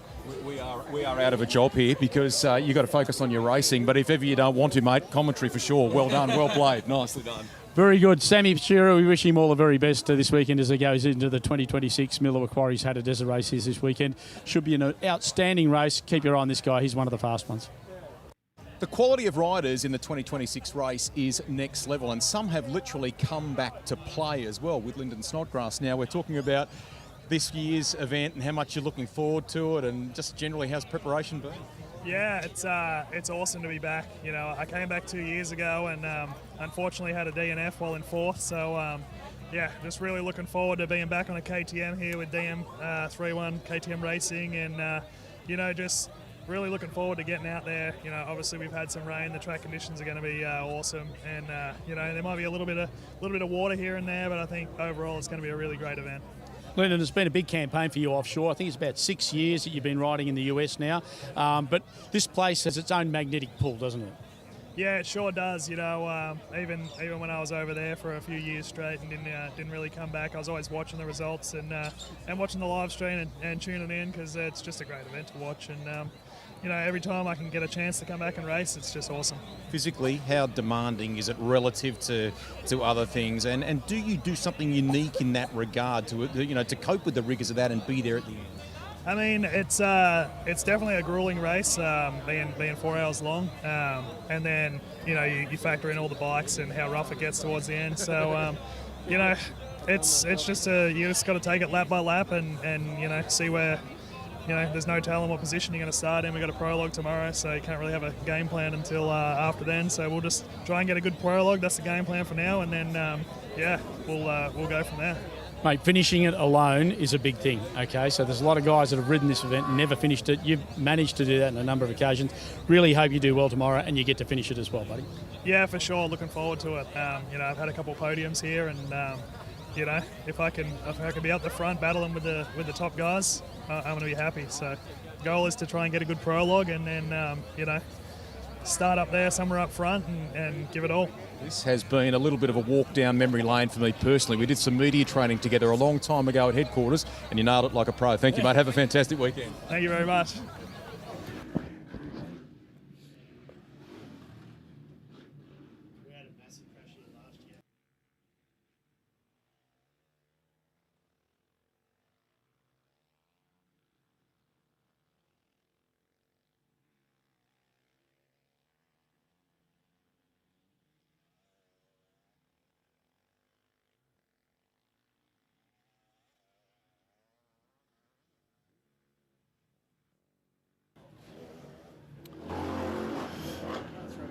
Couple of really good interviews there with riders that at the completion of the first lap were running both in the top 7. Snoddy's done an amazing job there, really, to on that first pass to move up the order. And we know that there was a potential issue for Sammy Prashira. Oh, we just had someone come down in the pits. This is getting really bogged down. I was just watching and saying, look how muddy that is, and then we're having a few laydowns just in this area now, right in front of us. So this is in this stadium area where they set off basically before, right in front of us here in the commentary. And there's some of them are slowing to a real tricky pace through there. So this will be an ongoing story as that potentially cuts up further. You, just outside our window here, you can really see, and I'm going to kind of break this down, exactly how those bikes are settling into these whoops. You can see how there's a couple of lines forming, and this is a kind of a good little insight for a lot of people who might want to see what the track's forming like out here. If you come to where the kind of the overarch of the track is, you can see the inside corners really starting to whoop out, whereas people on the far side of the line, it seems a bit smoother. We're seeing different lines change, and that's because the sand's a lot different too. A lot of times that bike transitioning through is definitely pushing. You can hear the power come through, and you can really see how these whoops get formed in the corners. It's a great kind of visualization for us to see what's going to be like later on down the field. That is Jeremy Cowley, who is back with us in the commentary box. You have wandered while we've had a couple of guests in here, mate. Is there an update on Sammy Prashira? What can you tell us there? So Sammy Prashira, it looks like he had cracked his header pipe, and the Honda team have replaced that out. Also, man, they're good. They're in great form, those guys at the moment. You wouldn't want to be touching that header pipe, though. That's something you wouldn't want to be doing. And unfortunately, I thought I didn't know if it was a sound when we were listening to all the bikes come through. It definitely seemed like he wanted to go back in. And all the reports as well from the pit seem that the KTM guys are currently pitting as well every lap. So that's a bit of an interesting fact. I think they're having some issues. Like a splash kind of thing. What are they doing there? I think they're just, because it's so fast, these bikes are absolutely going to be flying, holding it pinned. They're not going to have that fuel to go for the full 2 laps. When it gets a bit rougher, it's going to slow them down and help a lot. But at the moment, I think they're just using too much fuel in that first lap to then be able to be guaranteed to come back. So it seems like KTM are doing that. Let's add a layer to that discussion. That gives the rider just a little bit of brief respite when they stop for that moment too. Not a lot, but just a little moment. And we're just talking of the riders. We're trying to track for them now, our cameraman, because I think based on the numbers, we should be seeing McMahon anytime soon now with the completion of that second lap. now-ish or within the coming minutes? Absolutely. I mean, that's the great thing about Hattah, though. There's so many people out there. A big shout out to Joel Stafford, who's kind of helping me kind of relay all this information. Nice. He should have been here, but he's decided to be lazy this weekend. He's currently laying in a cabin. He's not so being lazy. being He's lazy. feeding you information. Come on. No, that's where the information now stops, mate. But it has been interesting to see. And I guess once we go back to what I said yesterday, pit stops are strategic here and Hattah, really how the bikes are going to run, how they're going to kind of progress them through the day. Yes, you're right, it can be a bit of a help to kind of reset, but also it can also hinder them a little bit because it is a bit of a reset. Sometimes they're in that flow. They really want to stay on the bike and try and bust another lap to then really kind of debrief after that. So it can work. You've raised something that in our snapshot of the event that we spoke about at the start and over the first lap and so on that we haven't really got into, and that is strategy here, right? I mean, that is a significant part of, I've talked about the brutality, the physicality of it and so on, but this is a big thing today, isn't it? Absolutely. It comes down to it. Last night you were part of the STE crew. You got to see what they do in regards to fuel stops, even just the way they prep their goggles for every lap. It is really kind of hard. And I mean, we look to say like Cody and Levi Stevens, they specialize in their goggles, how they set it up, and then they know which goggles they want at certain pits as well. And then they may start with the roll-offs, you know, for the first 3 or 4 laps. By the time they get to the end, they just want regular goggles because the tear-offs, or the roll-offs, sorry, can be quite heavy and cumbersome on the helmet. So it's very strategic the way they do their fuel stop. Also what they want at certain times. Now we believe from our high vantage point here, just incredible the transformation, is it? But in the middle of that shot should be our leader. We believe it's Corey McMahon. Is it? Doesn't look like it from a colour point of view, doesn't it? That looks like a red top, doesn't it? So we're going to wait here just because it's a high shot and just confirm who. So, I mean, it looks great out there, doesn't it, though? It's always so cool to see kind of it all spread through the bush, like all the campers, everyone kind of sitting along the track. I mean, you would have seen this morning people kind of set up along the roads. It's unbelievable. I mean, it's you know, the sea of lights in the darkness all commuting down from Mildura and so on. And then when you turn off the kind of main highway that leads into Mildura and you start getting closer to the racetrack here, people camping in various places on the side of the road. It's an awesome, awesome sight. Look at that track. I mean, we're only 1 lap in, and look at all the lines. Look how deep it is. Look how red it's kind of got as well. Hopefully we can get that clear image to see exactly who. I think we picked up a different camera there before, so we were checking in with our director telling us we were. Like Corey. Yeah, we were checking in before with Sammy Prashira, but I think this is Corey McMahon. So the interesting thing for you, if you're watching on our live stream coverage on YouTube and so on, just to recap for you, his first lap, 25 minutes, 55 seconds, 0.903, with 54 the advantage over Sammy Prashira, who we've just heard about in relation to the header issue that the Honda team have tackled there. So what does McMahon do in terms of the second lap? Inbound now.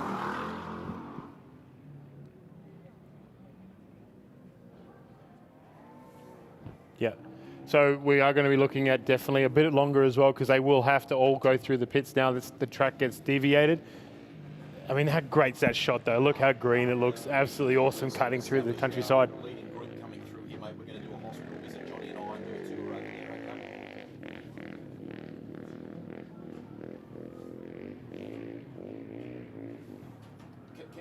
Can you record and feed it back?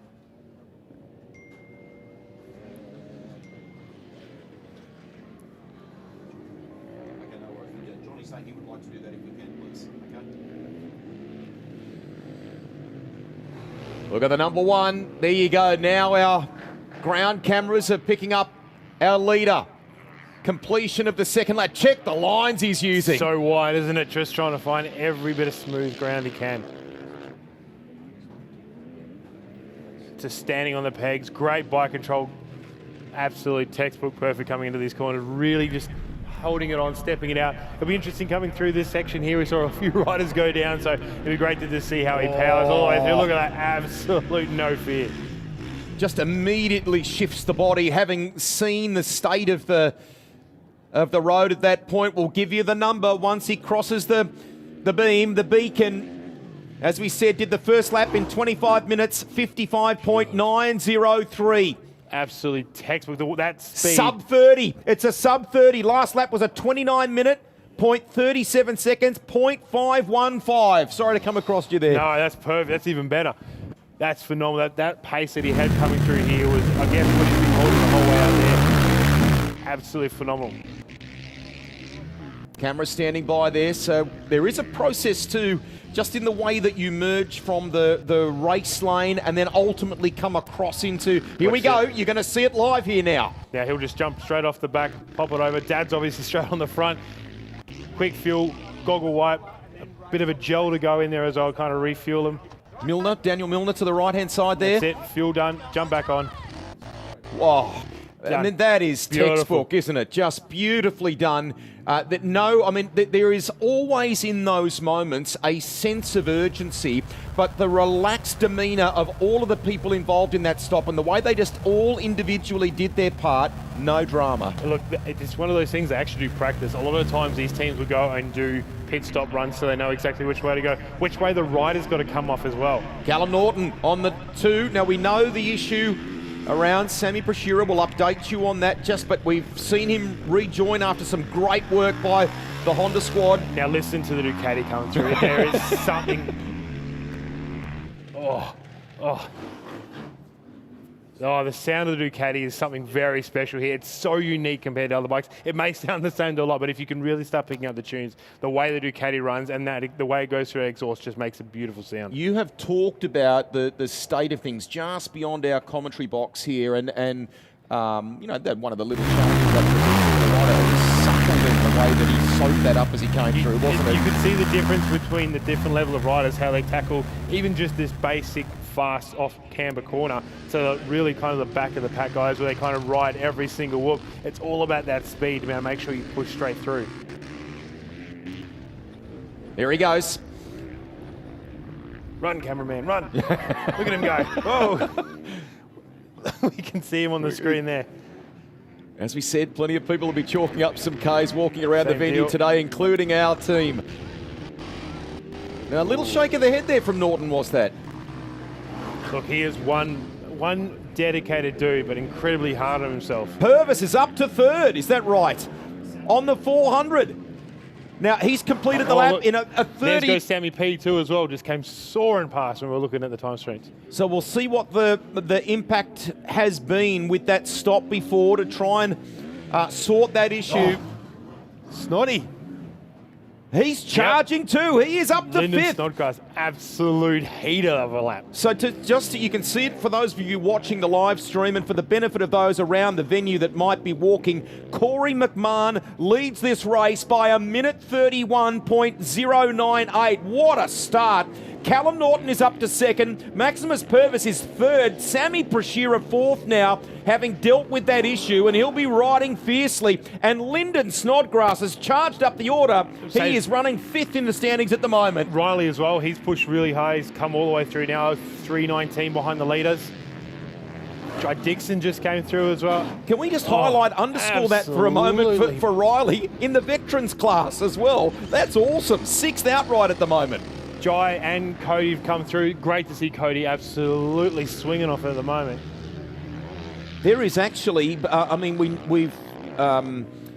he starred in the way that he's tackled the defence of this race so far. We've got a long way to go. Very impressive from Corey McMahon. But when you look at that next group, it's actually quite close, mate, isn't it? Very close. And that's kind of how we hope the whole race will play out as well. Really want to make sure we stay nice and tight all the way through. Find your comfort level, but also try and tag on to someone else. Really set in behind them. Jai Dixon, they go to work there now. Quick gel. Is that change of goggles? Yep. So they're not running the roll-offs. They're running just fixed goggles. That's a very big choice. It really does pay a lot of weight on the front of the helmet. Can feel very uncomfortable, but unfortunately some guys just need to run that.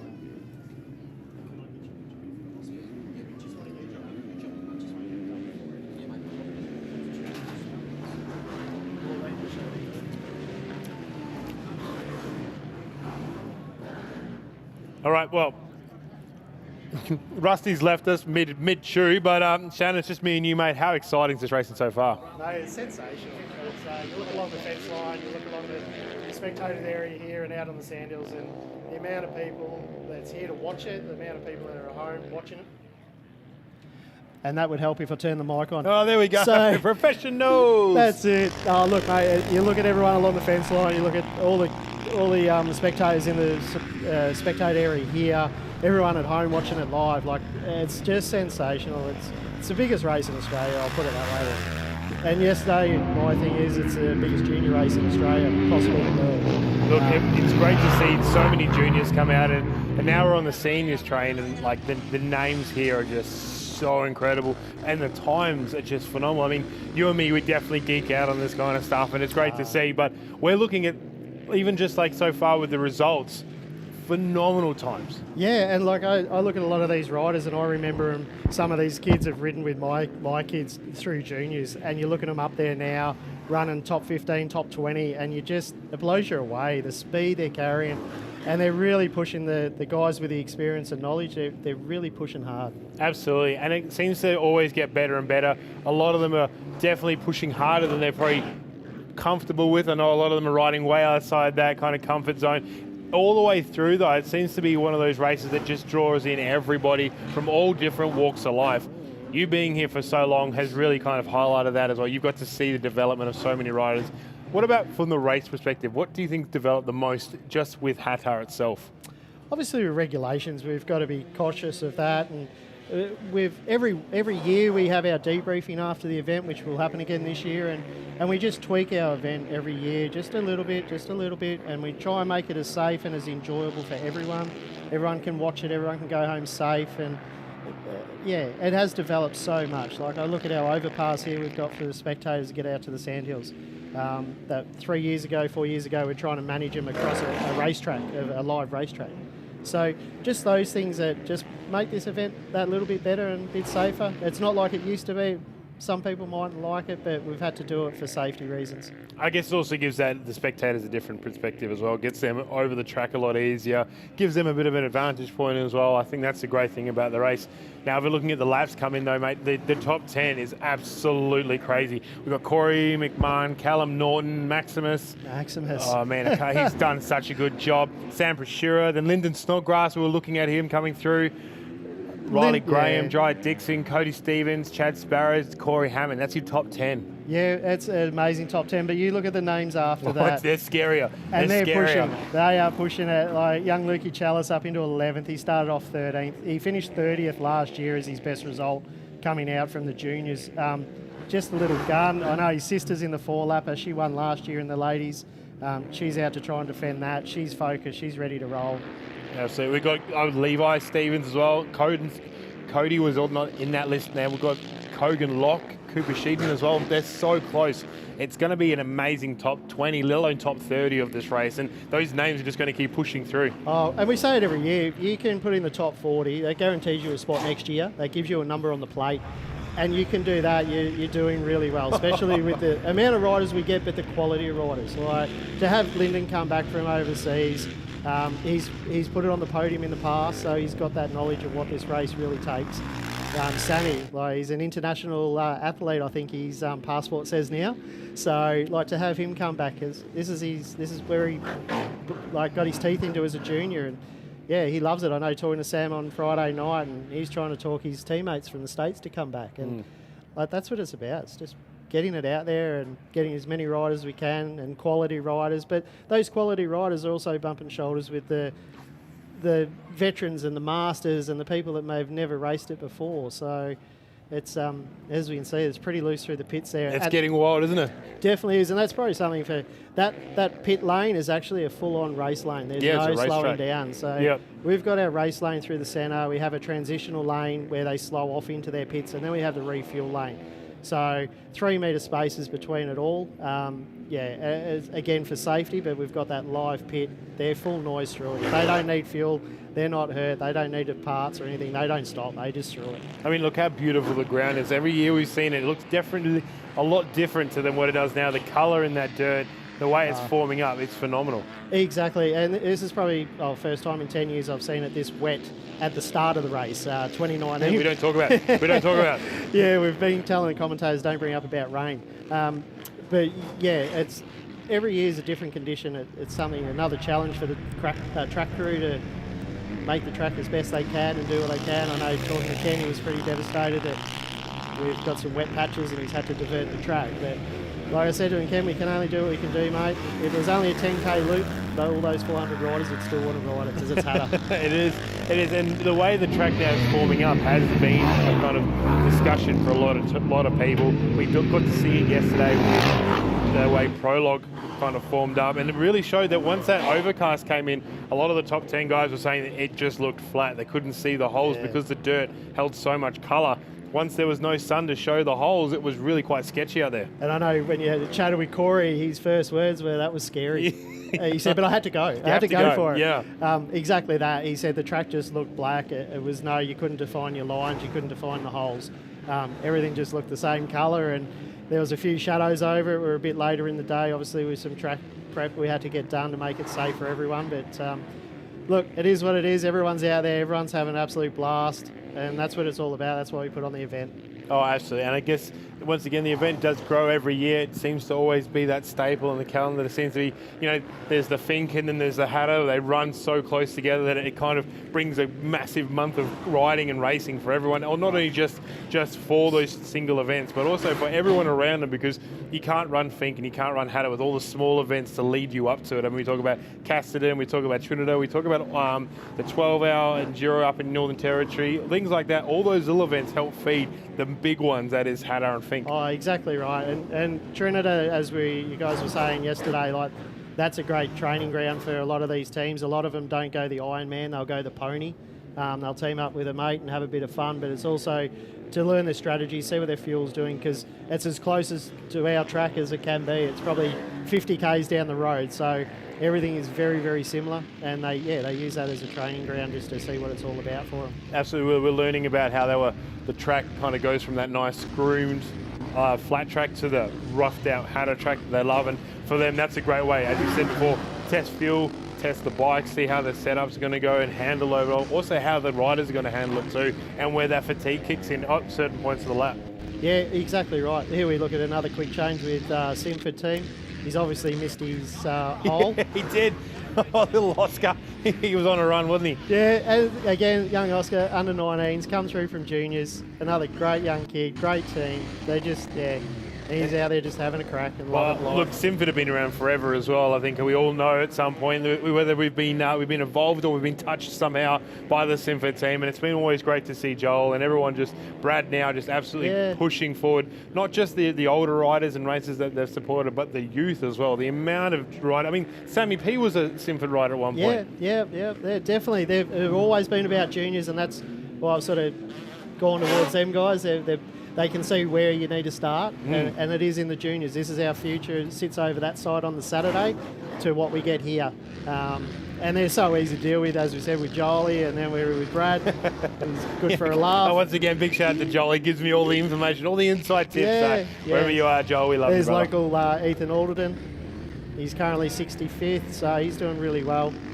He's come off a good Fink result as well. Absolutely, it was a great Fink for him as well. He had a really smooth run. I know there was a few little issues here and there, but I mean, for what he had done was phenomenal. Yep, and again, another young junior that's come through in the under-19 class. So, yeah, I think we don't touch on it enough that Saturday is the breeding ground for what we're watching today.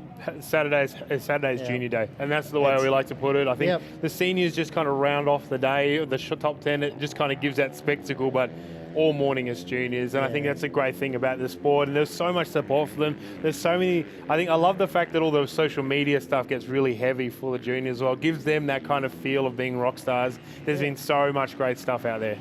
And when you look at it, those poor kids, especially the little ones on those 65s out there yesterday, like talking to some of the outriders in recovery, and they're saying, like, out in some of the holes, they're blowing their bike up, they're absolutely in tears, and that was on their first lap. I mean, the 6 to 9 year olds. That's just a crazy thought that they're out there doing those kinds of things. Yeah, and definitely. And for someone going, oh yeah, 6 to 9. As a parent who had a kid in that 6 to 9 class, you're just like, wow. And then you see track and you see the photos and footages of it, and you're like, you're riding that. That's amazing. Like, yeah, we see the little ones when they fall over. They're trying to lift the bike up. The bike weighs more than them half the time as well. So it's great to see them. Yeah, no, definitely. And then on top of that, you've got the parents in the background stressing out because Jimmy's out the back and they haven't seen him for 35 minutes, and they're sort of asking officials, like, have you seen this bike number? What's happening? And next minute they ride through and they've got the biggest smile on their faces and mum's heart rate drops and they're ready to go again. Oh, look, that's what keeps the sport going. That's why we needed to kind of help us be able to bring events like this, because it's not only the front guys that draw in the crowd, it's also the people behind it to fund it as well. And every number needs to have that kind of position to be able to help the event grow. 100%. From as we were talking earlier with Jade Benham, the member, it's the monetary that brings into not only our event but for the community. All of our volunteers, like, they're all from a community organisation that we then support to thank them for their times. Well, look, not only that, obviously the riders fund it, but we also have sponsors as well, so they can throw some ads and let them do their thing.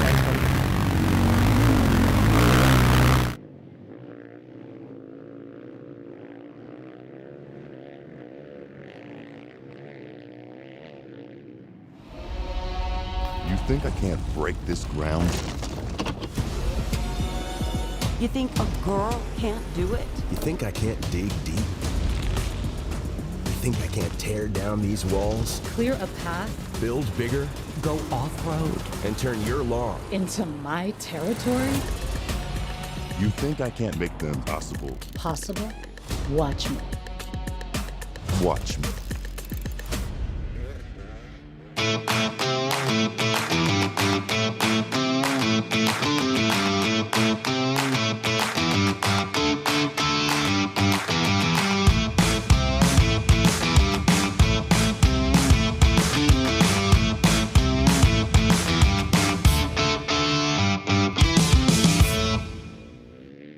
The Hattah Desert Race is something really special to this region. It brings thousands of people through our backyard, pumps millions into our local economy and gives locals access to one of the best events in the country. At Miller Quarries, we've always been about supporting this community. We've worked in this community for over 25 years. So when the opportunity came to become the naming rights sponsor of Hattah, we didn't hesitate. We're proud to put our name on it, and we'll see you out there. Well, we're down here this afternoon, getting opportunity to have a chat with Brodie Waters, of course, in regards to the Honda team. Hey, bro, great to have you here. And, mate, as a team manager, how cool is that? Yeah, this year it's been a little bit different to do the dual role and be the team manager and ride myself. But my main focus is obviously the team. I want Sam and Corey to be given the best opportunity they can to get right up the front. So, and then, yeah, I'll go and roll around and see what I can do and try. My goal is to be around that top 10, but yeah, we'll see what it is. Some might say that's best of both worlds, right? But there's a lot in that, isn't there? From your own mindset trying to be racer, but then also blinkers off and making sure everything here is running seamlessly and to put you in the kind of position that you've been in lately. You want to try and, have success here if you can, don't you? Yeah, it's definitely...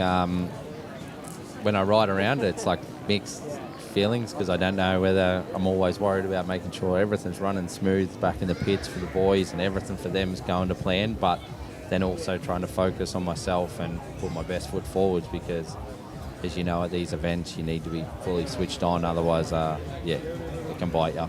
And Brodie, it's so good to see yet another manufacturer really pushing into the top echelons and trying to draw back and claw back. I mean, Honda have been around for a very, very long time.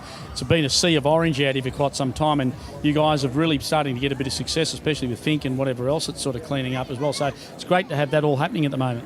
Yeah, it's definitely been good that after the last couple of years of Honda supporting me as just a semi-supported team, that I got to go to Yariv and Honda at the end of last year and put a team together and say, okay, I think we can be serious at this desert racing, and to obviously go to Fink and sort of break the KTM dominance up there and put the 450 to the front, as we were pretty dominant all weekend up there.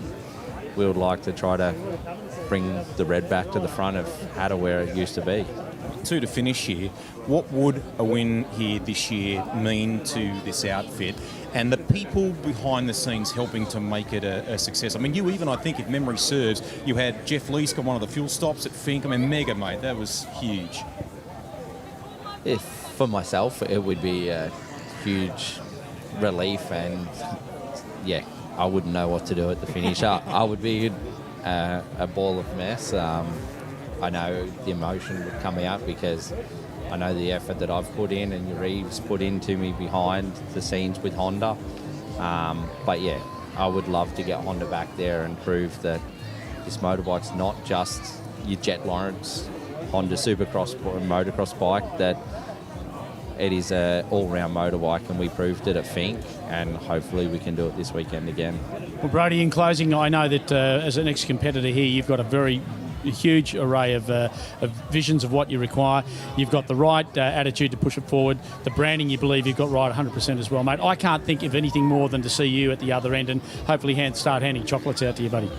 Yeah, for myself, I just want to get finished, and just hopefully when I come across the finish line that I see one of these boys right up the front. Well, there you go, straight from Brody's mouth. He'd love to be able to see if he can put the red up at the front a little bit further. And you know what? Let's just see what plays out at the 2026 Miller Quarries Hattah Desert Race here this weekend.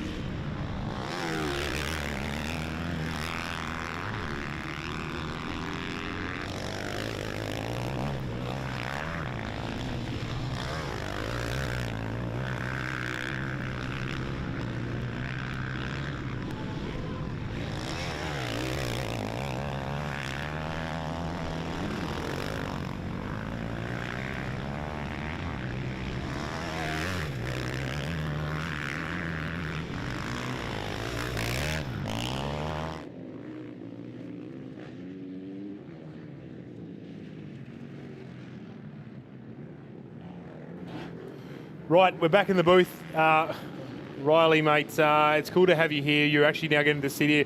You were supposed to race, mate. Unfortunately, that didn't come through this week. You're now sitting here. We're watching Corey on the screen come in, mate. What's that like for you? It's heartbreaking, but at the same time, it's cool. Like, to watch it is really cool. But yeah, watching all the boys have a rip, the conditions look sick, the track is shaping up to be a rough one, which I like.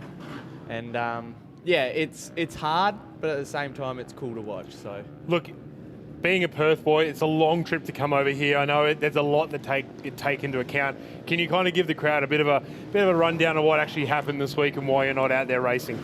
Yeah, so poor Dad, he drove all the way from Perth to Mildura last Saturday, raced at the Trinita Enduro last weekend, and then Tuesday I have had a cartwheel, knocked myself out, done some shoulder damage, which yet to be determined on how bad.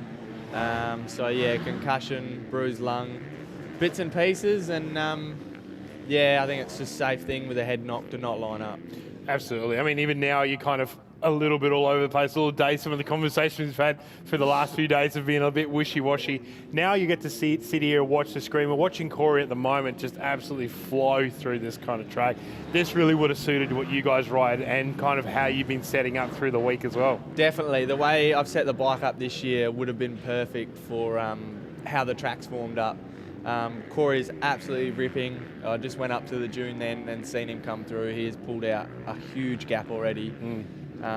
So from this point forward, it's his race to lose, I think. So, Lex, from your perspective as well, because you were so ready to go, I mean, everything kind of was lining up. How are you going to then play out for Hattah? How is your Hattah going to be? We talk about some guys come in every lap to kind of refuel because they don't know if they're going to make it through. Yep. Were you kind of going through that same kind of process, or were you at a different one? Yeah, so I knew it was going to be deep this year, kind of the lead up with the rain. I didn't know how deep. So last year I was going one, so I kind of coming with the mentality we're going to go one.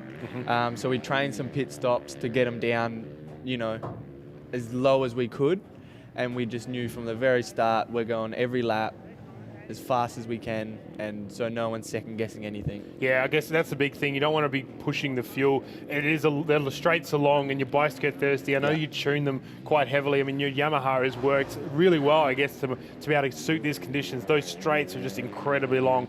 With the kind of the sand at the moment being so heavy, that would drain a lot of the power and use extra fuel. 100%. Yeah, the way the track is now, heavy, deep, it's going to get rough. Like, yeah, the bikes will be using a lot more fuel than last year. And I guess you use a lot more energy as well. Racing this kind of condition, the bike does get a lot heavier. We're not talking in regards to the bike getting heavy with your dirt and mud, because it doesn't seem to form like that on the bikes. But just riding in heavy sand in those corners, the bike can really feel like a bit of a task to get up and around. Yeah, the conditions are tricky, but I feel like the boys are out there having a rip, and yeah. For the whole track though, so far that you've seen kind of both on the screen and out where you're kind of now to walk, has there been any parts that kind of got you really excited to come back and make? Oh no! Oh, we've had a big look. A little come together. Right on the camera too. It must be somewhere around. Oh, it's going to happen. We can see right here when the riders are coming into this first section, it's really muddy, really rutted out.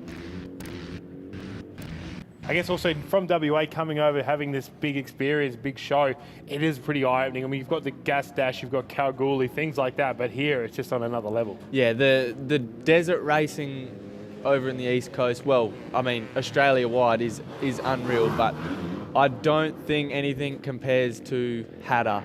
I feel the way the track forms up, how many riders there are, it's definitely one of a kind. And I guess it's also... Fink is another big one that we talk about, we kind of can put in comparison, but the races are just so different. One, there's corners here. Yeah. I mean, there's a lot of corners here, but it's also the depth of riders. I mean, we've got some amazing ones from the motocross background, enduro and desert riding, all coming to Hattah to try and kind of peg themselves against the rest. Yeah, like you said, you got desert, motocross, enduro guys, and all the top guys, as we see. Corey coming in here. Oh, he's absolutely flying. Now we're really in the depth of lappers as well. That's what's really going to start kind of growing your skills to be able to push through. He's coming through. Going to be coming right underneath here. What's his time?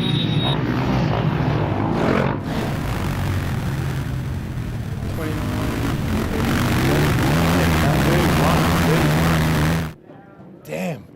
So that track is starting to get chopped out. He's got the track getting chopped out, but he's also got a lot of lappers to come in as well. So it's a real balance between the two of them. I think it is interesting to see how he came in. You can see when he came into this section alone, there was 2 riders in front of him. So hopefully he's going to be able to hold that lead. But man, thank you so much for coming in, Thank you very much. It's awesome. Hopefully we can see you back out here racing too, because I think it's what the people need. Yeah, no, I'll be back next year for sure, and we'll give it another rip for sure. Awesome. Thanks, Thank brother. you. Cheers.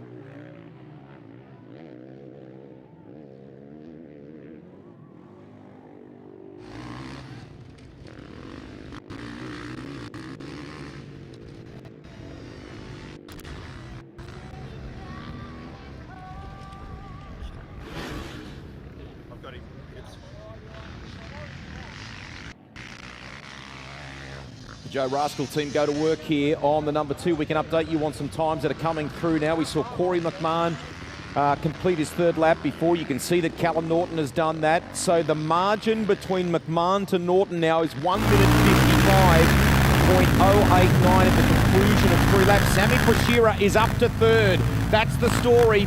Prashira has recovered to be 3rd at the moment. What are we talking there? I think a further 45 seconds shy of Norton. That's a nice recovery from the local rider. Good job.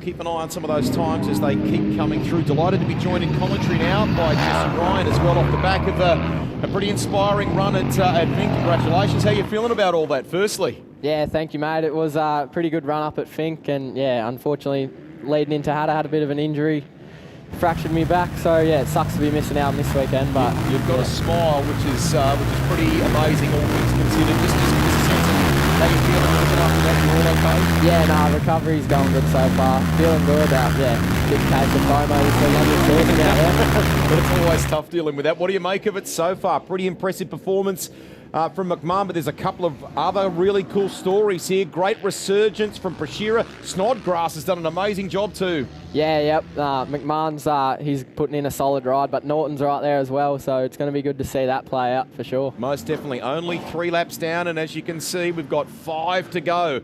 This is going to be hard, tough work for the remainder of this race, but the pace so far is pretty impressive, isn't it? Yeah, the boys are into it. They're putting in some heaters, that's for sure.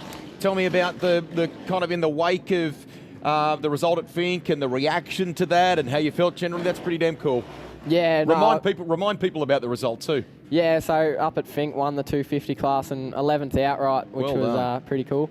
And was feeling good, carrying some momentum into Hattah, but yeah, unfortunate. what's next once you get kind of through the recovery? Is that adjusted the back into the year and plans for racing? And when will you, done right, when will you be able to get back into it? Yeah, so we'll just focus on the recovery for now, but the goal is to be back for the Yellow Mountain, or if not, Don River. Nice. Just this race, my first time to come to this race and take it in. It is something else in the sphere of off-road racing that we have in this country, isn't it? Yeah, it's a pretty unique event. A lot of hype around this event, which is awesome. One of the bigger ones for the year. Where is home for you? And tell me about how you kind of got into this great sport. What attracted you to you? Yeah, so it's that just always loved riding on off the property, so hanging out and riding, and just ventured into off-roads, and obviously ended up at Hattah. Raced Hattah always as a junior, which it was always the highlight of the year, and that sort of put me into desert racing. Yes, yesterday there was some quality stuff among the juniors too. It was really good across the road, wasn't it? Yeah, no, there's some lot of talent coming up in the juniors, and this is a perfect breeding ground for it here at Hattah. You're obviously got your eyes on a career like some of the front runners that we're seeing here. Is that what you're taking aim at? What's the future look like, and what ultimately would you like to do? Yeah, definitely. I want to be out there banging bars with the big boys one day. So, hopefully next few years we can make that happen. Cool. Just looking at some of the live stream pictures that are coming through here. This section now is cutting up. It's tricky, isn't it? Yeah, it's difficult navigating for them out there. Looks nice and wet in spots, but conditions in the deep sand look like they're unreal. So. Pace has been super impressive. So just to recap the results for you, if you're joining our live stream coverage, wherever you are tuning in, maybe it's late at night in Europe or late in the afternoon in the United States, welcome to you. Thank you for being with us, and all of those around Australia. Corey McMahon at the completion of 3 laps. The defending winner leads this one by a minute 55.089 from Callum Norton. Sammy Brashira had an issue with a header on that motorcycle at the end of lap 1. Great work by the team. And then he has dug deep since then to recover to be in third. Lyndon Snodgrass has moved right up the order too. Excellent fourth at the moment, and they are sort of in relatively close company. You're talking Brashira to Norton, only 45 seconds. We're talking another minute back to Snodgrass. Riley Graham, great work there. 5th outright at the moment and leading our veterans class. And it's Cody Stevens. 3rd lap also completed for Corey Hammond. Levi Jet Stevens has ticked off 3 now as well. Jai Dixon, good job in the top 10. And Cooper Shoto is there too. He's, what are we talking there on the 408? He's 10th at the moment. Yeah, and we got Kogan sniffing there at the top 10 also. Yeah, well done. Good job. He was sort of hovering around about 19th. So he's continued to claw away and pick up some positions. That's actually, I'm glad you highlighted that. That's a really good ride so far. A couple of others. There's a Cam Hauler just outside the top 25, 27th there. So now one that we probably, and you boys might have picked up on this while I've been out and about doing a couple of stories. Purvis, who was running in the top 3, has dropped right down the order as well. So more to that story. Looking like at the moment he's about 20th in fact. So a question mark there, and we'll chase that story for you. Had a lot of rain in the lead up to this race. On balance, the truck's actually recovered pretty well, but it's a physical day for them, isn't it? Yeah, definitely. Usually the wetter it is, the rougher it gets. So yeah, it's definitely wet, so it's going to get pretty rough. Here we go. Camera's taking you inside as Jeremy jumps off the bike. Change of goggles. What sort of things are you looking at when it comes to sort of this phase of the race as a rider? That need for hydration, team doing all the right stuff strategically? Yeah, obviously it's a long race, so you got to have your nutrition and stuff sorted out so you don't fade in the end. Goggles, making sure you got vision. Gloves if needed.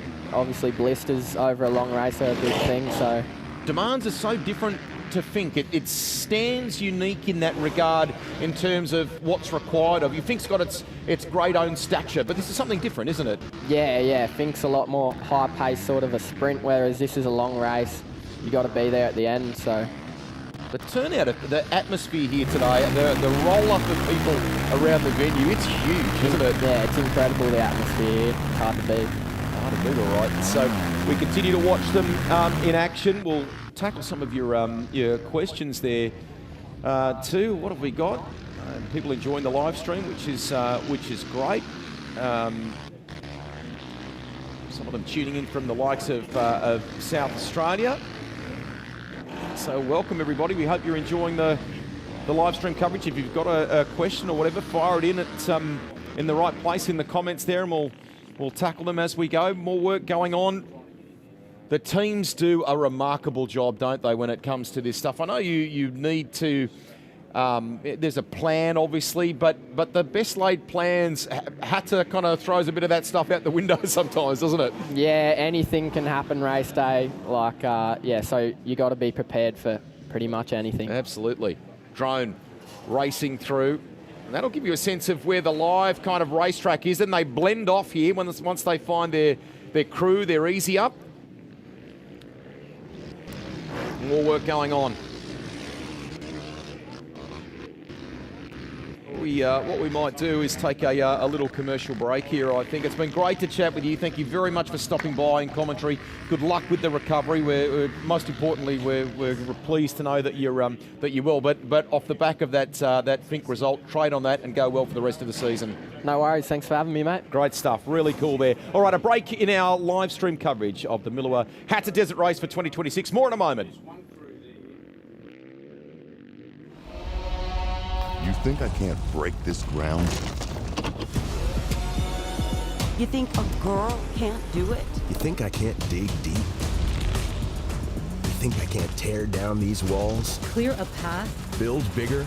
go off-road And turn your lawn? into my territory? You think I can't make them possible? Possible? Watch me.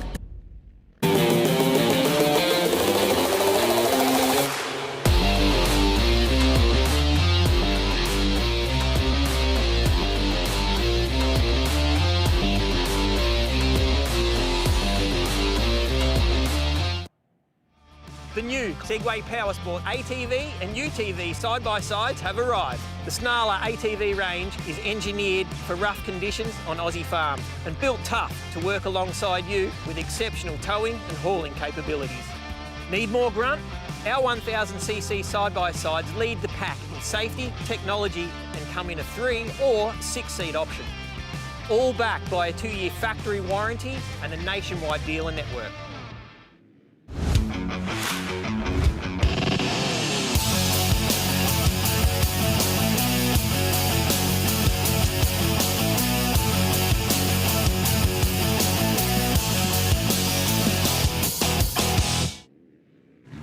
Well, we're down here in the pit area for the Hattah Desert Race for the Millewa Quarries guys for 2026. Rusty, this race just develops into something incredible, doesn't it? This is a whole new perspective for me, and from a broader motor racing sense, I've been used to pit lanes in different places all around the world, but this is something else. AJ, you've been very kind to sort of show us around the setup here, and a lot of thought goes into this from a strategic standpoint, but also a regulation standpoint, doesn't it?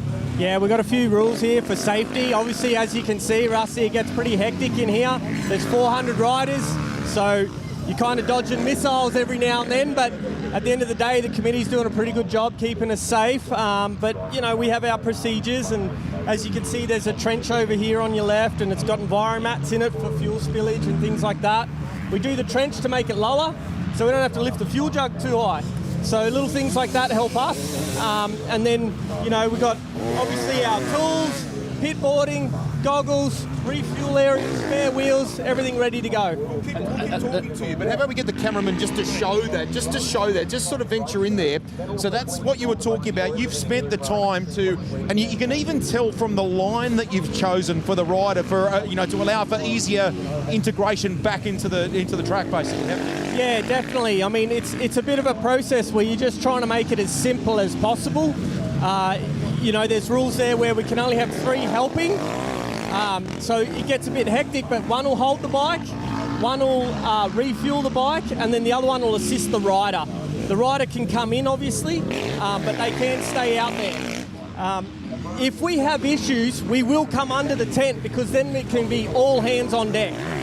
So what we might do is we might have a quick walk through the tent area here now so the guys understand what's going on. So in this area here, this is the fuel dump or the refuel point that they start all their work in. So holding materials, then each of these jugs, these refuel jugs are loaded up for each of the bikes. They have an amount that they put in. They know what their strategy is, what they've got to drop in, what that distance ends up being. We walk back down the tables now. We'll have a look at the rest of the way it's laid out. Obviously, as AJ was pointing out, this is the mat they'll pull under the table if they need to make sure they do an additional amount of work if that's required. That's already happened in some of the camps already. I mean, with the Pashira bike, they had a header they changed. That was done in an area like this before they dropped it out there and sent it on its way. On the tables, everything's laid out strategically. Spanners in size, incrementally going up, pliers, screwdrivers, rattle guns, all of the spares, spare levers. These things are easily broken in any of the events out there. Sometimes the guys will actually ride disadvantaged to a point with no front brake or whatever because this is an item that's broken. They'll then come back to do a change here. Spare nuts and bolts. All of the factors. The pit boards. Pit boards are important so that they know what they've got to do and send the message. Goggles loaded, ready to go. Drinks to refuel the rider with. This is just an incredible layout.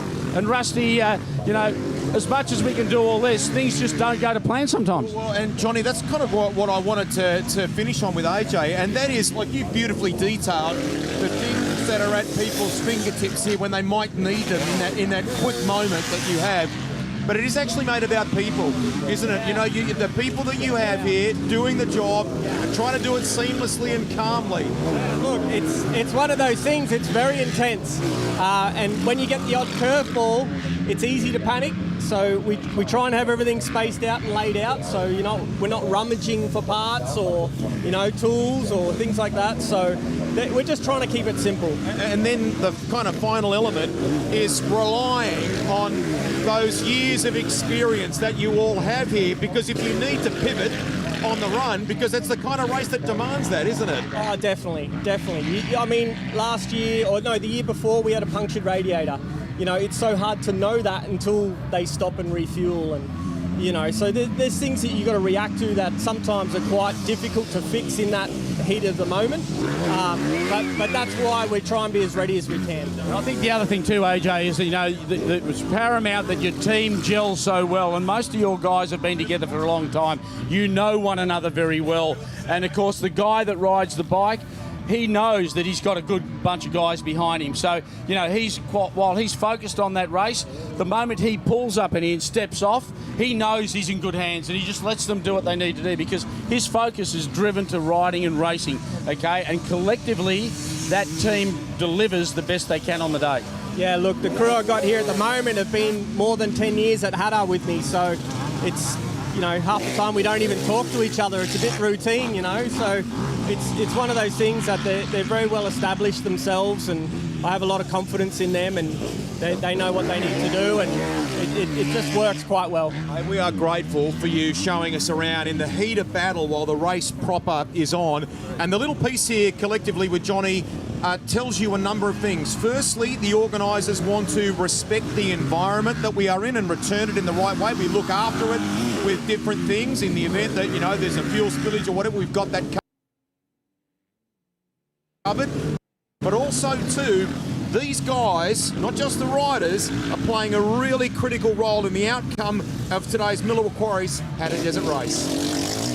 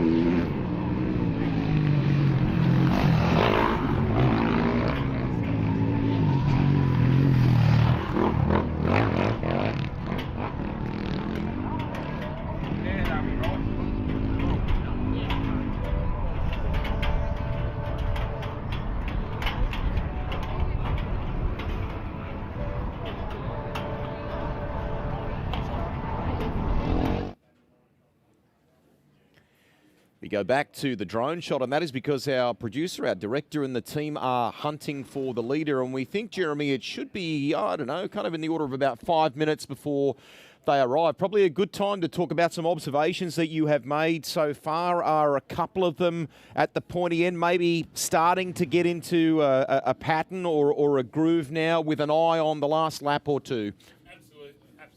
Absolutely, I've got to turn that on. That's all good.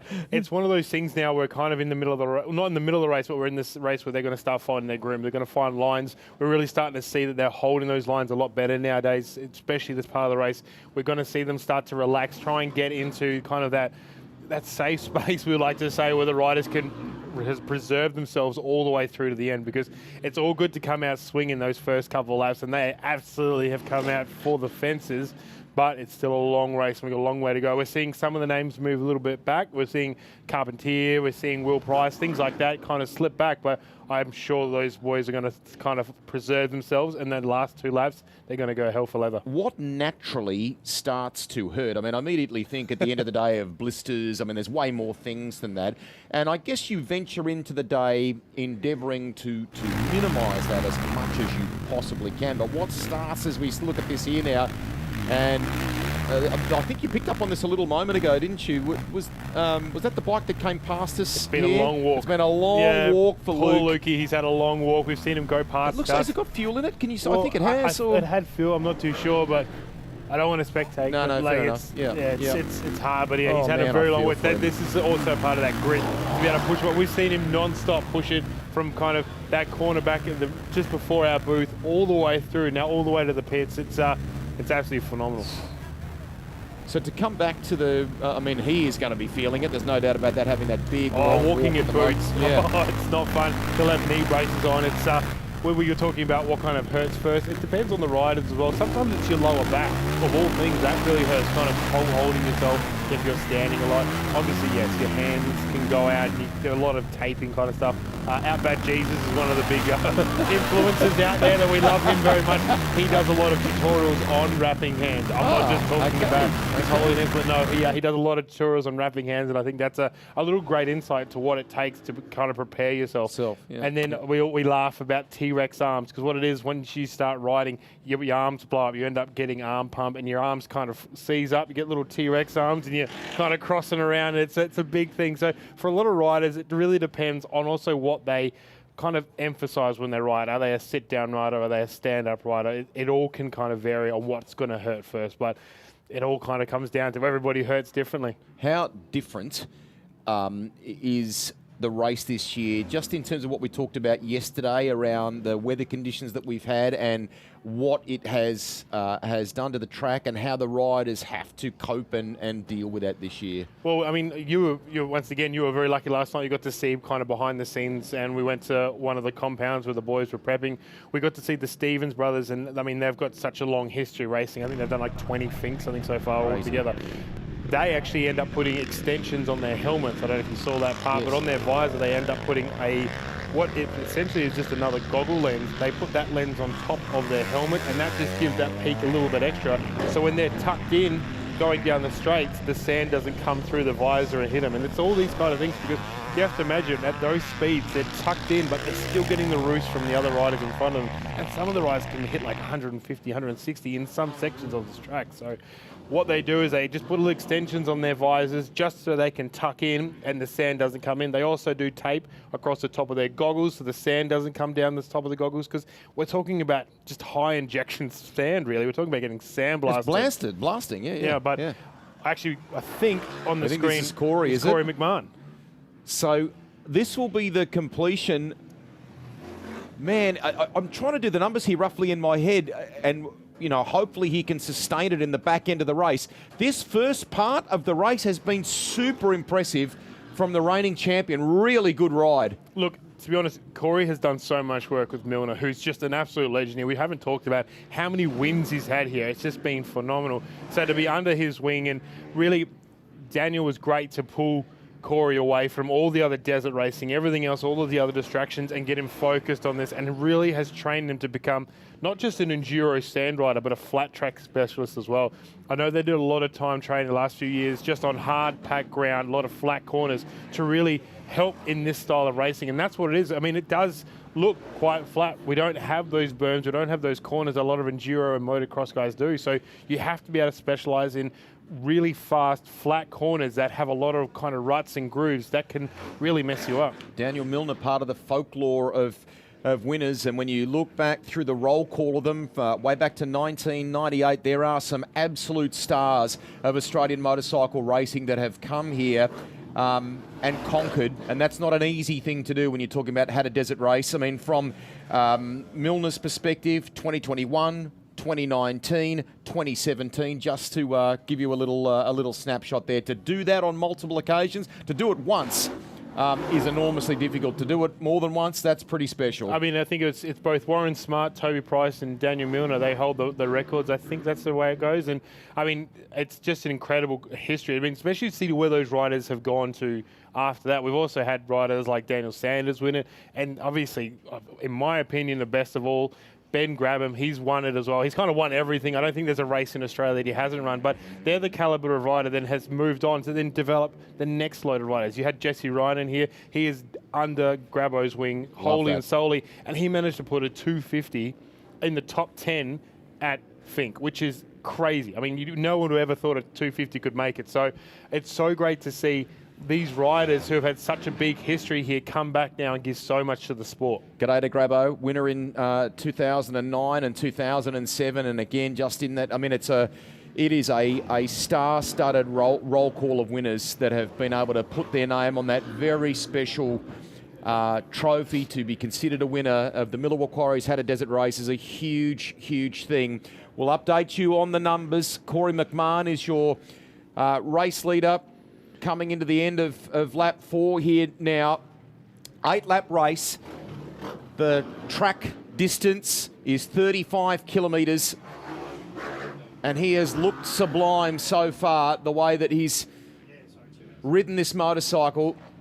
And just looking deep, you can see all the lines now. We can see the really kind of Dora the Explorer lines going right outside the track, really trying to find anything. Maybe it could have been an overtake. You never know what these kind of tracks lead to, but it really does show how much of the track they're trying to use. We can keep saying here, even just in that section here, we're just seeing so many different lines form up, but also how rough it's getting. It's getting big, and the whoops are getting a lot further apart than I was expecting. I thought they'd be quite close because we had such a thick pack of riders that are kind of a little slow, and that usually does form the whoops up quite close, but it definitely seems Look at the line he took there, yeah, far right of the track, far right. looking for what you're talking about. I nearly had a moment here in the commentary box falling over, but looking for, because it's so rich, the earth, as you can see there from our drone pictures, with its moisture, what it's holding there at the moment. He was looking for some drier ground, was he? How much speed is he carrying there? Beautifully done from McMahon. That's those braking bumps we talk about. When you're coming into a corner, especially at that speed, once you start hitting the brakes, a lot of guys will start sliding the rear.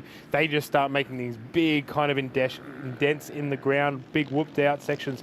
Trying to brake and then can be really hard. It really unsettles the bike. So Corey's going to try and find the smoothest line as he can. How's the mix of the storytelling then? Our race leader coming through, and a couple of camera positions ago there, you could see the lonely rider walking his motorcycle back, having some dramas. Race leader comes through, and then at the other end of it, I mean, we haven't talked enough about that at this stage. Our field of, call it nearly 500 riders today, 877 of them across the race weekend. I mean, it is made up of proper privateers. They are the backbone of this whole deal. McMahon on the back wheel as he comes past us here, charging through. We'll give you the update. 4 laps down.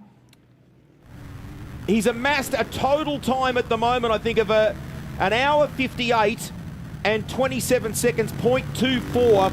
His lap time then, a 31-minute, 0.33.697. The consistency of McMahon on balance over those 4 laps, that is superb. That's a great time. It's really showing that he's in that now pace. He's having to take over lappers now. The track is getting so incredibly rough. It's really seemed that he's found his groove. Here we go. Watch him go. Just a reminder. Off the back. Oh, the team. A lot going on. They get regulation, don't they? They've got to wait until the rider's off the bike there, then they can cross over and commence the work. They've got those churns ready to go. Refuel is done. Milner offering some support and advice in the background. Done nicely. They yet again execute it nicely. That was a really calm one. You got to see him. He kind of just took a breath. He said no to some gel or some food. He just said no. You'll see he's got 2 straws over his back as well. He may have 2 separate, maybe one with water, one with some electrolyte. That's how they kind of mix it up.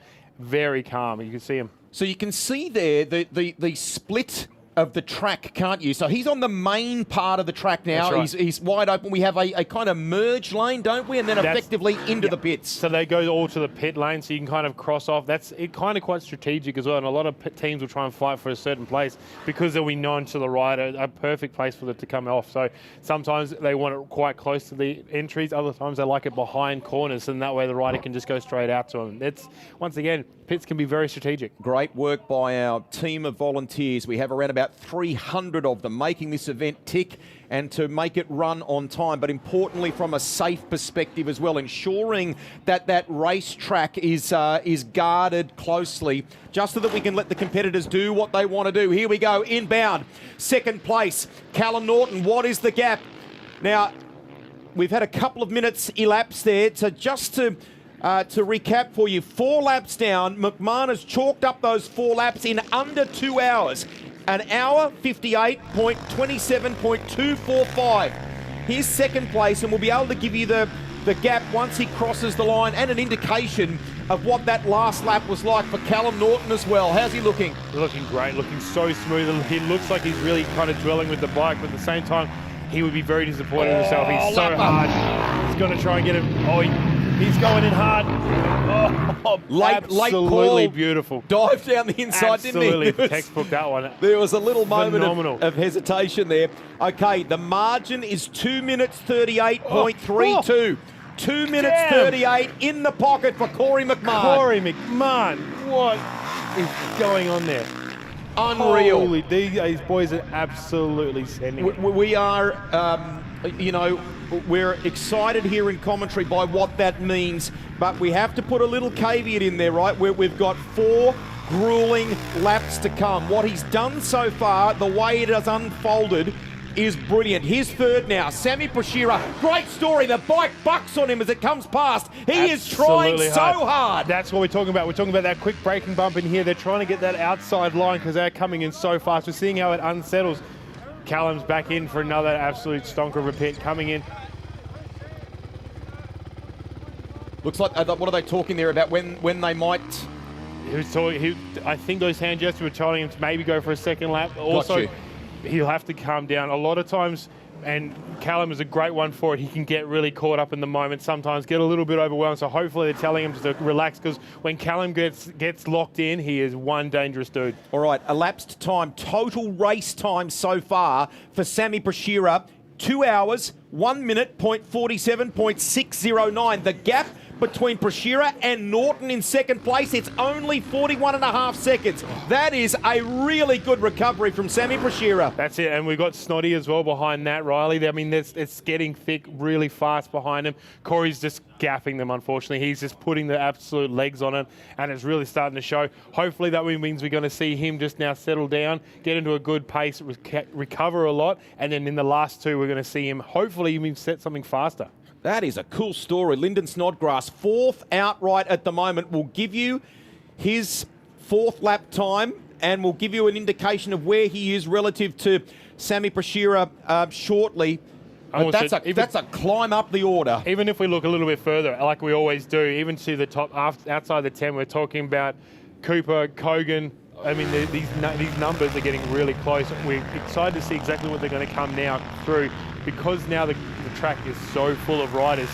Every lap it's going to get harder and harder to get your overpasses, and it's going to be riskier. A lot of these overtakes are going to be in the big straight runs, and that's where a lot of times they can be caught out.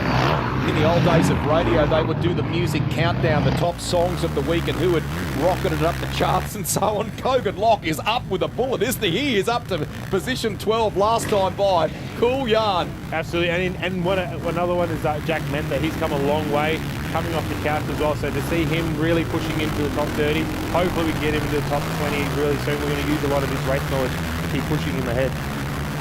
What have we got?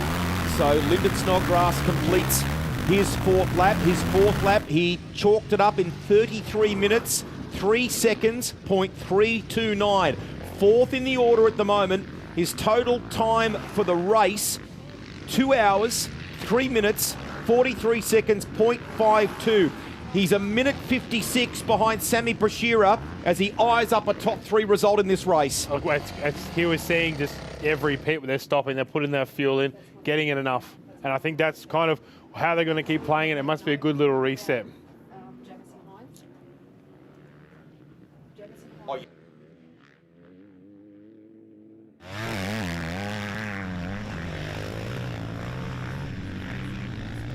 So we'll update some class results for you as we go here. But leading our veterans, the 35 to 44 bracket, Riley Graham, and he is due to complete his lap any moment here now and was running 5th outright. So crosses now, comes past us. This is a really good ride from Riley, and we'll update the time. That's a good story, isn't it? 4th lap down. He does it in 33 minutes, 59 seconds, .633. He's a minute 31 shy of Snodgrass, but leading that class. He is riding remarkably well. Especially for a man who was playing golf last year. He's just come off the couch and now he's absolutely killing it here. So it's great to see him on the STE crew. Hey, a couple of little messages coming through too from different people watching our live stream coverage. Thank you for being a part of the conversation. And we, quite rightly at the commencement today with Johnny, pause for a moment to remember a rider and to shine a bit of a light respectfully on that. There are other stories like that, aren't there, in our sport in relation, for example, I think, we've got some people talking about Jamison Hines. Friends are riding here. We want to say good day to Matt, Chloe, Toby and Joe and say that we're kind of thinking of you too. It's a hard sport and it's a very hard kind of moment when these kind of things happen. So hopefully everyone out there is riding safe. We want to make sure everyone's there, and also we just want to obviously pay our respects to them as well.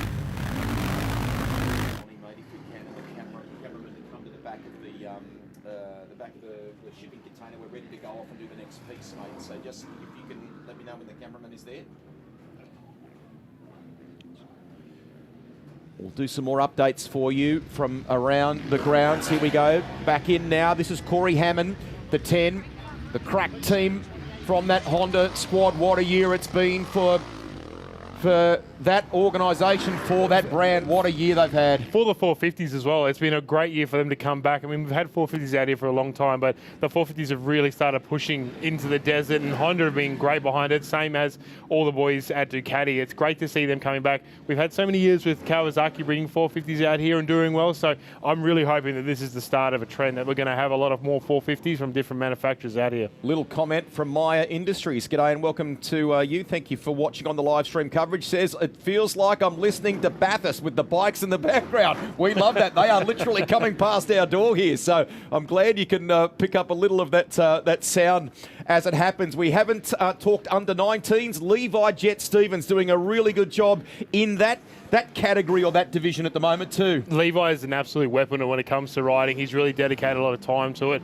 We got to see him a lot over the last few days, kind of develop his bike, develop what he was going to kind of put into the race, and it's kind of paying off for him at the moment. I'm hoping that he can now buckle down and kind of do what he talked about last night, especially really start focusing on that longevity of the race. Running in the top 10, Cooper Shido in the 10 as well. I'm going to wander out and try and capture a bit more of this. I think we're going to have a look at a grassroots setup for one of the teams. I mean, we showed you. We all start off, we talked with AJ there before and kind of looked at it from a factory capacity. I'm really looking forward to this. Thank you, mate. Keep going. Look forward to it.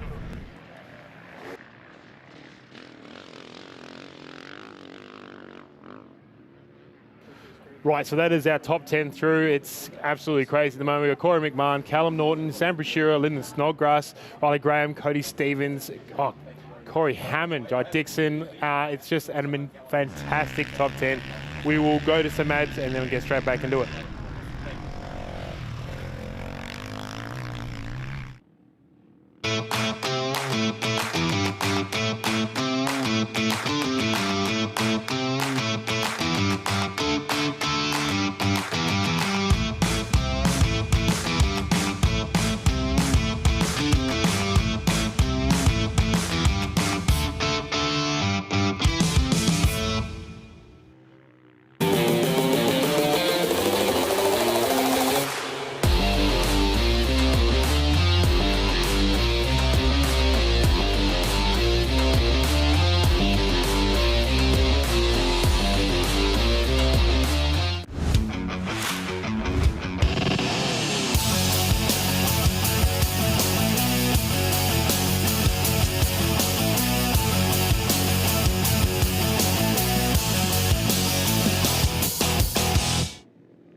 Hattah Desert Race is something really special to this region. It brings thousands of people through our backyard, pumps millions into our local economy and gives locals access to one of the best events in the country.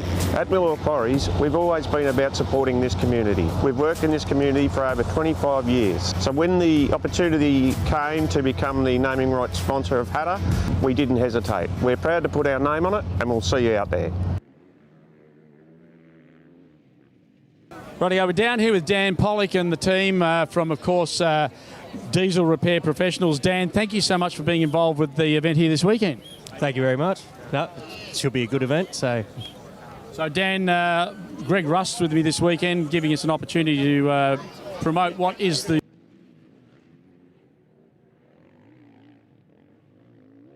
region of Mildura here to the world with this fantastic 2026 Reel Air Quarries Hattah Desert Race. Mate, great to have him on board. Well, I mean, I think this is a wonderful, in addition to the race, a showcase of industry. So Segway here, you are proudly from a distribution standpoint, we get to see this vehicle over the weekend, mate, don't we? It's going to be good. Yeah, certainly. You'll see it go around the track. Hopefully do the look lap for the juniors. It should be a good thing. Dan, there's a wealth of knowledge that you bring within the group that you have with the Diesel Repairs Professional Group. You know, you're servicing and looking after quite an array of equipment that's across the region here in Mildura, and that's the reason why your business survives and does what it does. Yeah, certainly. From a small engine like your little Hondas through to your big 30-tonne excavators, we do the work. So, yeah, cover a bit of a range. And of course, having that Segway thing is just so cool, Greg, yeah? Most definitely, and I was just going to talk generally, kind of like the what you are bringing in a side-by-side sense here is magic. Tell us a bit about it. Yeah, so this is the new Super Villain. It's a 2000cc turbo unit, 235 horsepower straight out of the crate. Well-performing suspension system on it, ready to hit the ground and go.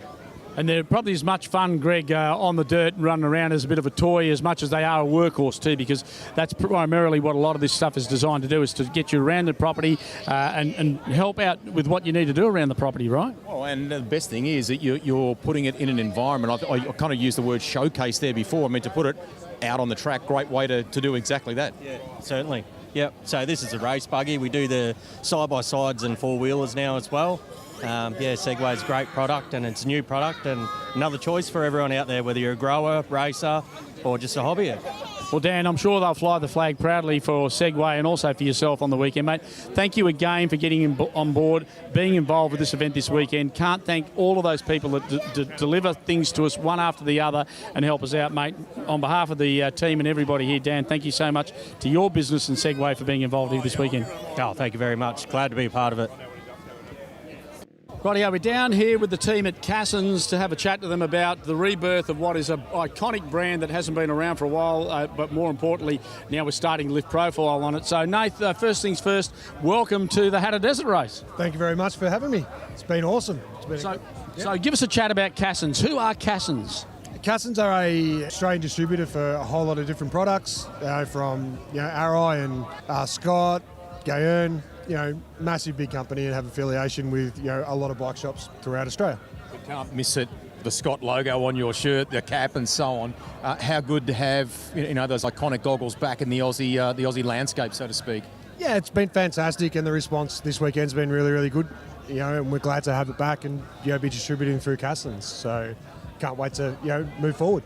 But Nath, of course, you're aware that this event is a very grueling event. Visual is really important as part of a number of things that the riders have to be aware of, and protecting that vision with a brand like Scott is really important. They've been doing that forever and a day. It's their bread and butter is what they have been doing, and this would be a great event to test them out then. Yeah, definitely, and this is why we're at this event. You don't get this many people here looking at the brand, talking about it, and getting everybody behind it. So, and yes, eye protection is one of the, the best things that you need, and Scott goggles are great. A little look ahead to the weekend. Firstly, the reception here tonight for, for scrutineering, the roll-up of the riders. I mean, great vibe, isn't it? It's amazing. It's fantastic. We've been doing it for a very, very long time, and, it gets bigger and better every year that we're attending. So, keep bringing it on. So. No, thank you so much for your involvement here this weekend. Looking forward to associating with you guys over the weekend as well. No, thank you for having me, and enjoy and have fun. What a cool guy, hey? Absolutely, and great to see them supporting the event. Thank you very much. Rightio, down here with one of the STE Racing riders here this weekend, and hopefully he's going to have a great crack at it at the 2026 Miller Quarries Hattah Desert Race, and that's Cody Stevens. Hey, Cody, great to be here with you this weekend. Yeah, it's good. Good to be back. What's the lead-up been like for you, and what's the confidence levels like going into this one, knowing just the kind of the quality of riders that we have for the 26 race? Oh, the confidence levels are pretty high. We've come off a good think this year. We ended up 4th outright, and yeah, just keen to get out there and give it everything we've got. Cody, the guys here, Stewie and all of the boys at the STE Racing Camp and the KTM, of course, have been doing a lot of work with you. I mean, in the lead-up to Think, it was probably not what you'd really want as a really good lead-up, because you would have been a lot more time you could have used. But in the lead-up to this one, a lot different, right?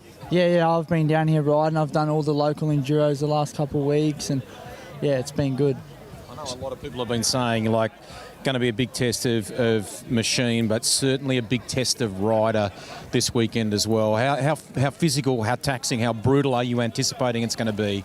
Oh, I think by that lap 6, 7, 8 mark, you're going to have to dig deep. I think it's really just going to come down to who wants it the most by that time in the race. Like, there's a lot of good riders here, and there's probably 10 riders that can be in that top, 5. And there's probably 20 riders that can be in that top 10, so it's just going to come down to who wants it the most. Cody, this is a long way removed from what Newcastle is from where you hail back at home. You've adapted to it quite well. Obviously, it's a good campaign going in. Mate, can't wish enough for you to find success on the weekend. Tomorrow's the prologue day. Get it done nice and early, and then it's line up for Sunday. Yes, thanks heaps. Appreciate it. Down with Cody Stevens here with the STE Racing Group, and I think Rusty, he'll be one of the guys that'll be well worth watching over the weekend. Yeah, looking forward to it. He's got the hunger. Definitely have a great ride. Thank you. Appreciate it.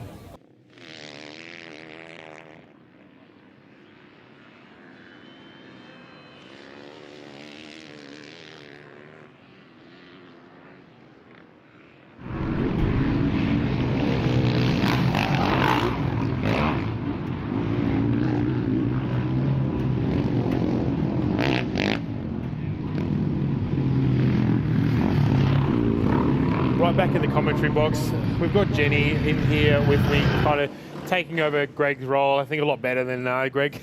How's your weekend been so far? It's been a busy weekend. From the start of the rain last week to now, I don't think any of us have really taken a breath. It doesn't seem like. What's your role with the Hattah committee? I'm the coordinator, so I look after all the individual gears of this event that come together and make what is the Miller Quarries Hattah Desert Race. That sounds very complex. There seems to be so many moving parts here. I guess what we were talking to before, it does have a lot of moving parts, but it seems to be a team that you're really proud of and works well. I'm so lucky. I just work with the best bunch of people ever. I don't have a bad word to say about them. What they have achieved year after year after year. And when I started back in 2008, 2009, I started with merchandise, just helping them out with a little bit of that, to now where this event has grown, how big it's got. And many of the people that started when I started, they're still here. Yeah, right. They're still the same volunteers doing it year after year after year. Well, and that's what we were saying. I mean, the volunteers seem to be more committed than the racers, and it's a bit of a joke that they come here and put so much time and effort for. I was asking you how and why you see them as the great bunch of people they are and what they do, and you were explaining how much dedication they put in just to get this track sorted out for us to be able to race on. It wasn't too many days ago, Jeremy, that we were really wondering how we were going to get these bikes around this sodden track. We've come up with lots of different design options, and it was a group of people that have been camped out here in the rain for the previous week prior to the event that come up with a brainstorm and said, well, what about we do this? And it was calling our sponsors with Miller Quarries and GBM Consulting. It was a phone call to Jason. The heavy machinery came in and we've presented a track. Absolutely. I mean, it is great to see there has been a section that kind of all blocked off because it looks like a swamp out there, and I don't think anyone's going to get through it. I guess for you, leading up to it, it would have been non-stop. And I mean, I was lucky to catch up with you a couple of days before, and you were just kind of in the wind. It was very hard. This is obviously like Christmas for all of you. When does it kind of prep start, or does it never just stop? It'll start tomorrow morning at about 6 o'clock in the morning. It doesn't stop. I mean, from our perspective, you work in merchandise. What is it like to organise that much merchandise? We see the trucks absolutely full, but we also see hundreds or even thousands of people wearing it. How does that kind of come about? And you must have to kind of get that started now. That comes about from one of our members who's so dedicated with band Jen Halls. She's also one of the local class sponsors as well with Pedal Addiction. What Jen does, like she'll start working on this design, she'll already be debriefing herself about what worked this year, what our numbers were like, what we need to change, what had been asked for. Then we start working with the graphics designers. Once we've secured sponsors, then we start working on the design. We'd like to have that done well and truly by Christmas. Wow, yeah, right. Most of our workings out of everything that's going to happen will happen before November. There's so much that goes into even just that small part of merchandise, because as you said before, there seems to be everything here, beanies and shirts and things like that. It always seems to be enough, but sometimes unfortunately they'll sell out. You must just go through volumes and volumes of them. We do, and it's getting bigger and bigger and more every year. And Jen's now, our model here, we work with a lot of the local sporting groups and community groups. They're our core volunteers. So we actually pay them as a donation back to their club. So it's not an individual thing where we work with those clubs. Back in COVID times, we were the only event here that actually managed to catch that window that we could run an event. Right. Everybody else, we only had the 1 year out of the 2-year shutdown. We only had 1 year that we had to park it. But other than that, if it wasn't for Hattah that year, all of these sporting clubs wouldn't have survived. They wouldn't have pulled through through COVID. It's great that you have it as well at a sporting club. It's a beautiful venue. It's nice and big. It kind of brings everyone together. I do remember the time where I was on the street partying. That was still great, but it seemed a lot more chaos here. It seems a bit more controlled chaos, and you're able to have it in that kind of position. But then it's also just great exposure for these sporting clubs. It's great to be there and be a part of it. We also hear about the police and their presence here as well, because they had to shut down the streets for 45 minutes to kind of get everyone out. And I suppose that's you as well, really kind of making all those logistics work. Yeah, it's from traffic control to spectator control to racing control to self-control. It's all of that, Jeremy, but it's just working with it's a fantastic bunch of people. And every group, there's so many groups that make up the big group of Hattah. Every group just knows what they have to do, and they go and do it with guidance from the main committee. And there's 10 of us who forms the main committee, and we meet every month for all year, every year. So much. Bring it all together. And as I've said to you before, I don't even like motorbikes. Well, this is crazy. That's it. You're a drag racing chick, not how you were described to me previously. So a drag racing chick. So to have that in motorcycling, that your love for the committee must be deep. It is, and I love seeing the kids, the junior component. I love seeing those kids.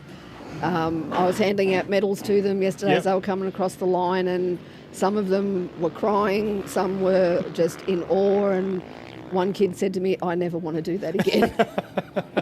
You're going to hear a lot of adults say that today as well, so don't worry, it's not just kids. Yeah, well, I think one of the best things I've ever seen here was 2018, I think. I was at the back of the merch van over in the food area, and I seen this guy come into the pits, and he literally fell off his bike.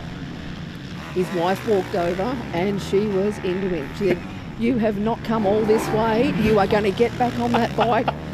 I was so gutted for him. I thought, "What are you, poor thing? You're going to have to get back up and get back out there." So I actually caught up with him at the end of the race, and he literally had no skin left on his hands. But he was so happy that he finished it. He said it's just been something he's dreamed of his whole life. And I'll never forget that. I just thought that's what Hattah is. It's a determination that you're not going to let that track beat you, and you're going to finish it. And that's the best thing about Hattah. I think we can be here in awe of the top runners. I mean, you've seen a lot of them through your time here, but it's that back of the pack riders, the real salt of the earth, those kind of grassroots riders that are really struggling. Even by now, we're like flat 4 in there, starting to really hurt. And I guess for you, you've had the eyes over so many years to be able to witness that and kind of watch them come in so confident and just be broken over the day. Yeah, and a lot of these top riders, we've watched them come through our juniors. So we've seen them develop. When we call them ourselves, their own, we sort of take them on as ours. We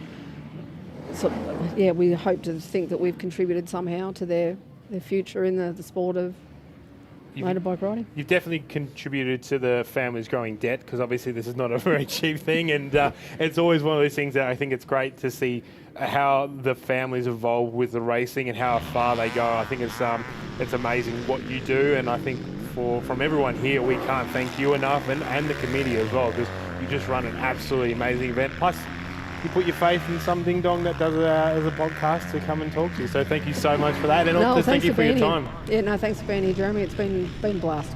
Awesome. We'll keep going with some more ads and catch up with Russ somewhere in the paddock.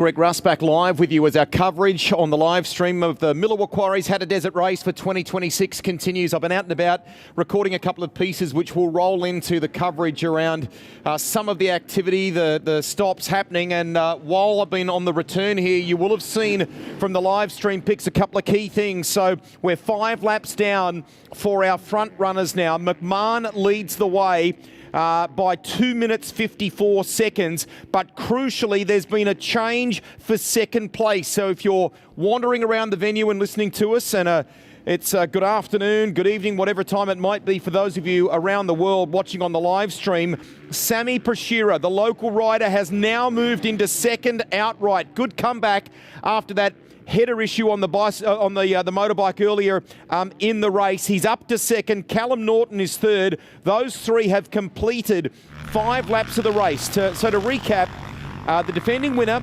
Corey McMahon, leads the way. Lap 5 done. He has completed his total elapsed time for the race so far. It's been ultra consistent for him. 2 hours, 31 minutes and 2 seconds, 0.299. He has 2 minutes 54.793 seconds over Sammy Prashira, who moves into second now. And then it's 51.1 seconds back to Callum Norton. They're your top three. 5th lap now complete for Lyndon Snodgrass, who Snoddy holds down 4th outright. That is a remarkable charge up the order.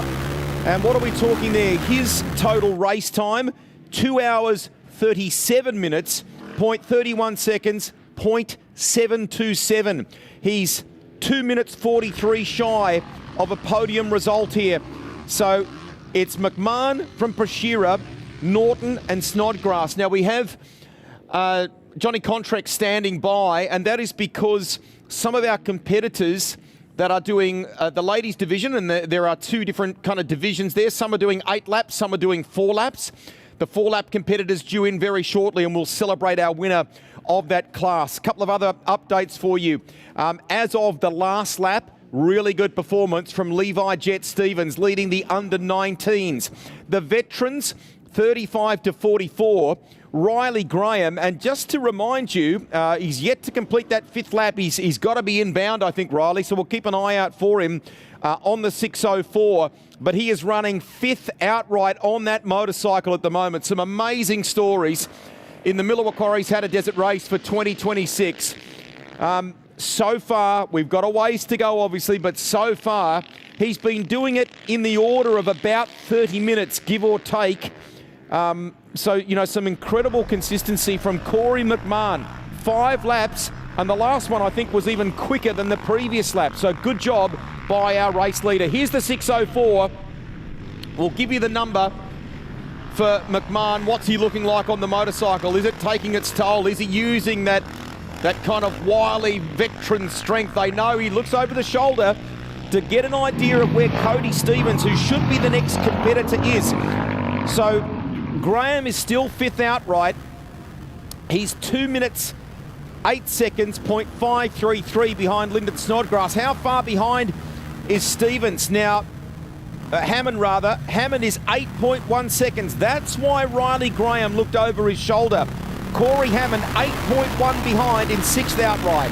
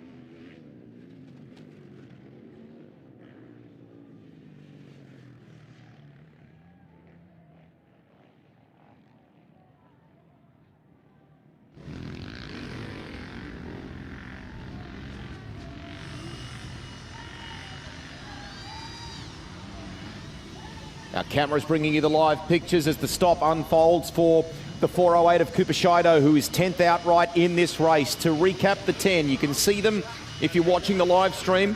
Left of your screen for those listening around the venue as they walk. Corey McMahon leading by 2 minutes, 54 seconds, .793 over Sammy Prashira. Then it's Callum Norton, Lyndon Snodgrass, Riley Graham, 5th outright, and leading the veterans 35 to 44 class. Then it's Corey Hammond, quite close company there. Corey is only 8.1 seconds shy of Graham, and keep an eye on Cody Stevens too. He crossed the line right on the tail of Hammond, 0.1 off Hammond. So that's a good fight for 5th and 6th place at the moment. Jai Dixon is 8th, Levi Jet Stevens 9th, Kupashido rounds out your top 10.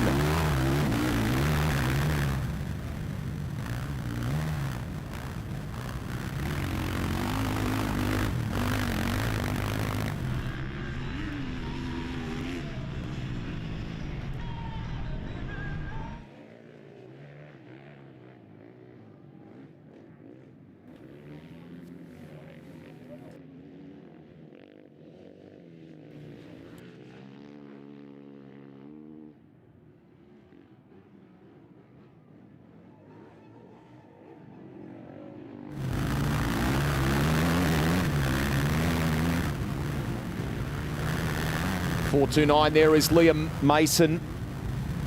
So he heads back out. Liam at the moment is moving up the order too, chasing Kogan Lock. He's 13th outright. What are we talking? 5 laps down there, and he's only 6 seconds shy of Kogan Lock. So that's another interesting little storyline as those guys chase maybe a spot in the top 10 at the end of this race.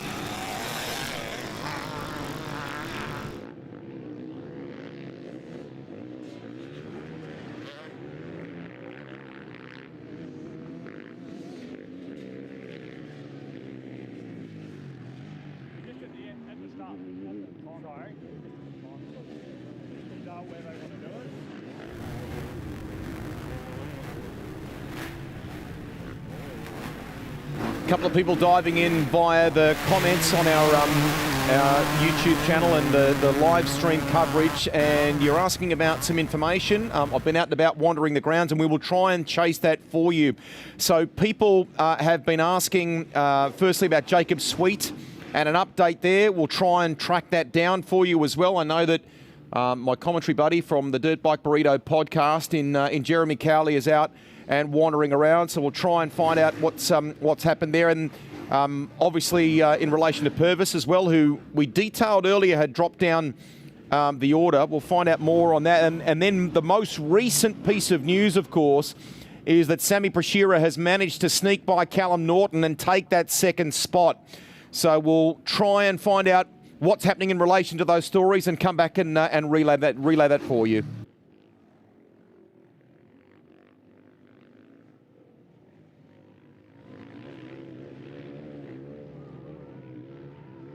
Well, here we are at Hattah again in the pit area, and Rusty, mate, this place is full of so many stories. I don't know whether we're going to get as many as what we'd like out, but you know what, we'll do our hardest, right? Well, the thing for me is, you know, we had that nice kind of juxtaposition, or whatever you want to call it, right, where we have seen like a factory level involvement and what that is like when we bring some of the best teams in the country together.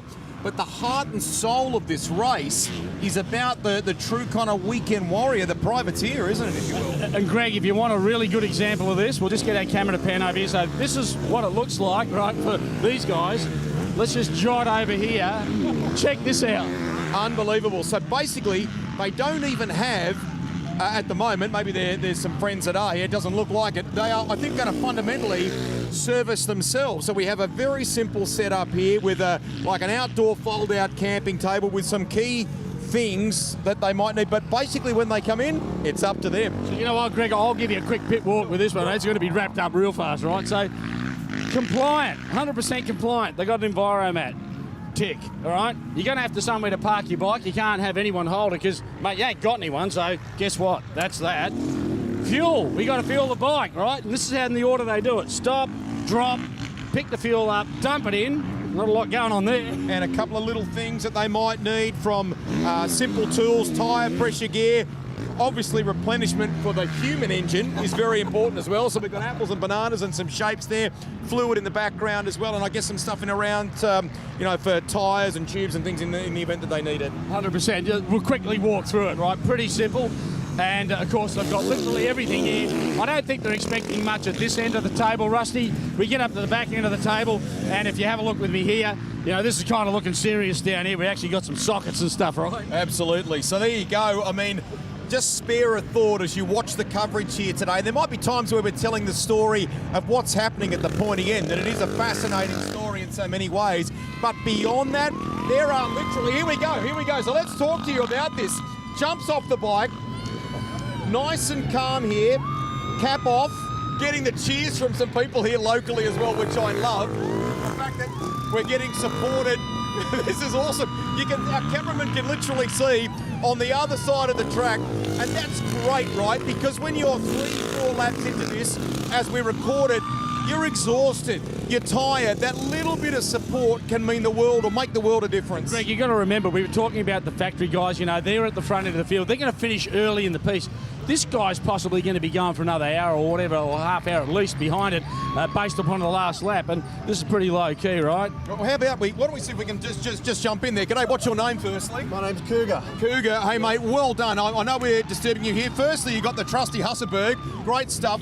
Little bit of replenishment going on here. How are you feeling at this stage of the race? Yeah, she's getting pretty hard to ride now.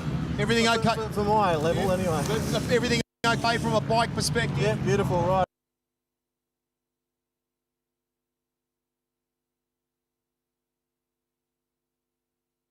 Well, finally, I know we want to let you go here. Are you enjoying it? I was. It's getting real hard now. Thank you, mate. We'll leave you to it. Go. He's going to get back into race mode. How cool is that, right? So, and you know, this place, Greg, is seriously full of so many stories as we wave goodbye to this guy. And he goes back out for yet another lot of torture punishment. But look, it is what it is. How cool is this place, though, Greg? Seriously. We could not have planned that any better. That has literally happened on the fly. We hope you've enjoyed it. And that shows you just an example of the literally hundreds of riders that come here to the Middle Quarries Hattah Desert Race in 2026. They are the true spirit of this event. Mate, grassroots. You couldn't get it any plainer than that. You think I can't break this ground? You think a girl can't do it? You think I can't dig deep? You think I can't tear down these walls? Clear a path. Build bigger? Go off-road. And turn your lawn into my territory? You think I can't make them possible? Possible? Watch me. Watch me.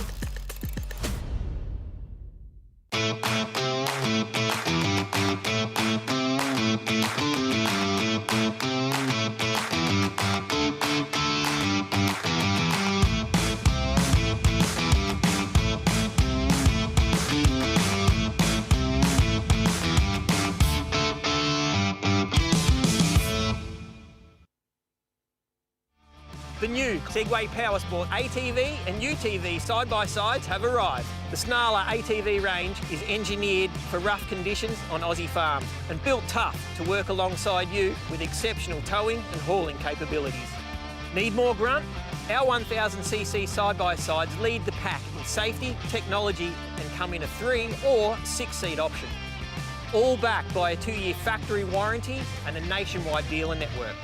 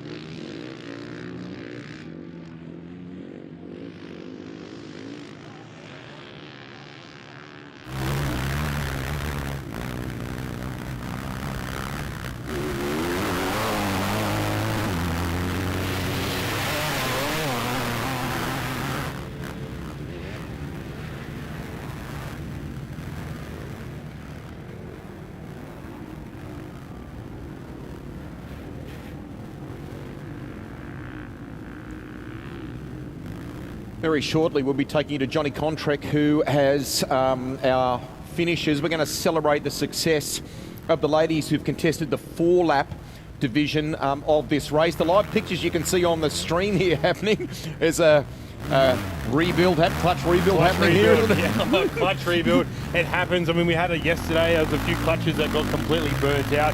We're looking at another one. It's unfortunate, and for poor Mitch there, he's going to have to rebuild the whole thing, and it'd be hot too. So it's a good time to be doing it on the side of the racetrack. There is all kinds of, typically over the years, you'll know this better than me, some amazing stories of people around the track that lend assistance at times. And if that happens, we ask you to please always do the right thing around safe distances from the racetrack and always at the direction of our volunteer officials. But, I mean, you hear yarns of zip ties and all kinds of things to get people back here, don't you? I love that stuff. Absolutely. I think it's a big part of the race, and it's a community. We keep talking about how that is, especially at these events where everyone knows it's worked so hard to get to this point, to get to this race.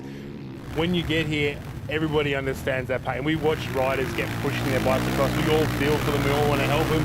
Same as in the pits. We see a rider down. I think everybody's going to grab their toolbox and run over and give them a hand. Now, you've been patrolling, having a little look. We don't have all the answers. I know lots of people are asking questions on the live stream. Thank you for that. And we'll endeavour to track down some of those stories around the likes of Purvis and others that you've flagged there.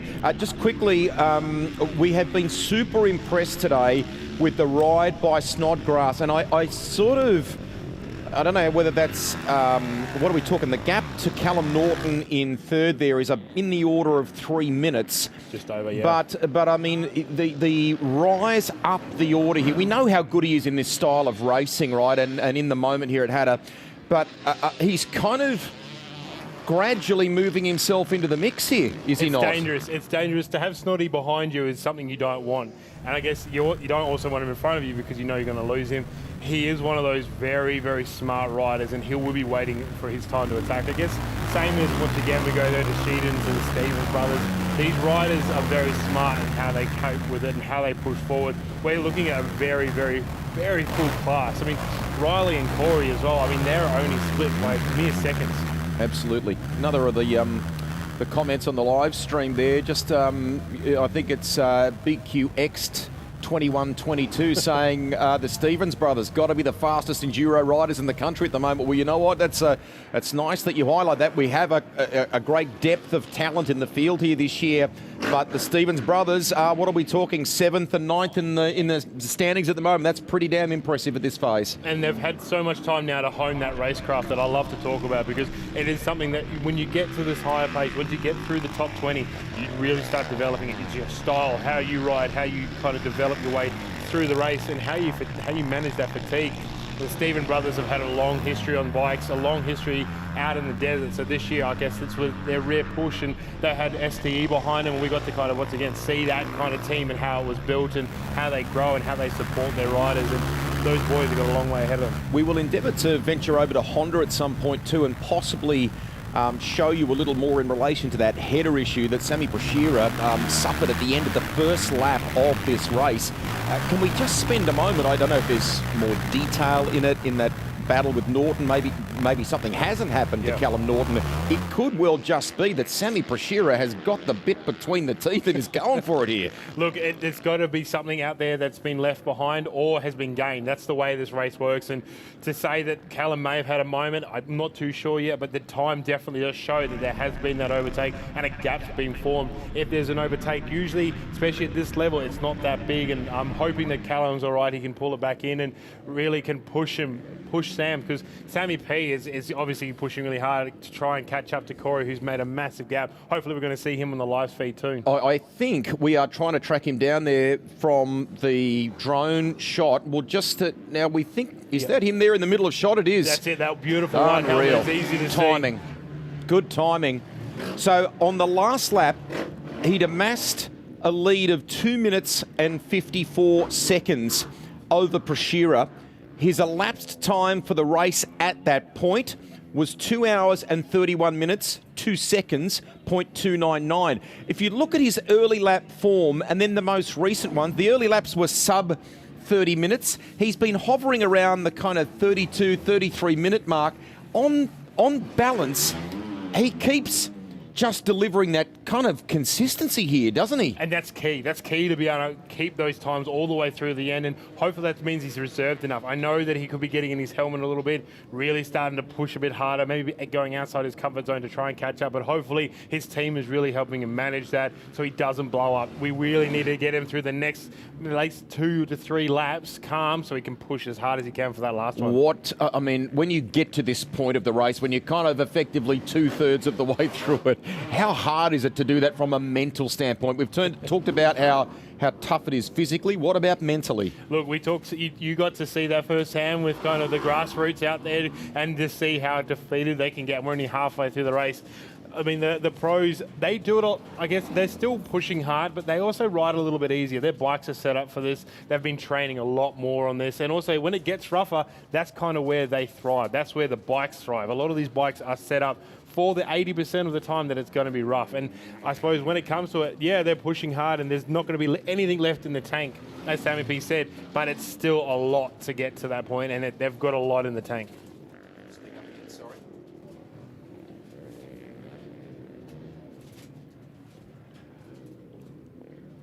Okay, we will relay a little bit of information to you that our TV crew around the venue have gleaned. We probably need to talk to the crew on that bike, but the suggestion is that Callum Norton might be chasing a little something suspension-wise. Yeah, definitely it can be a thing out here. We play a lot with the forks, and there's a lot of different systems depending on what you're running. So if he's having a front end issue, I hope that's not going to slow him down, but it seems to be maybe playing with him as well. So hopefully they get the bike dialed in, because they've worked so hard on their Ducati and they've got it so dialed in for other like Fink tracks.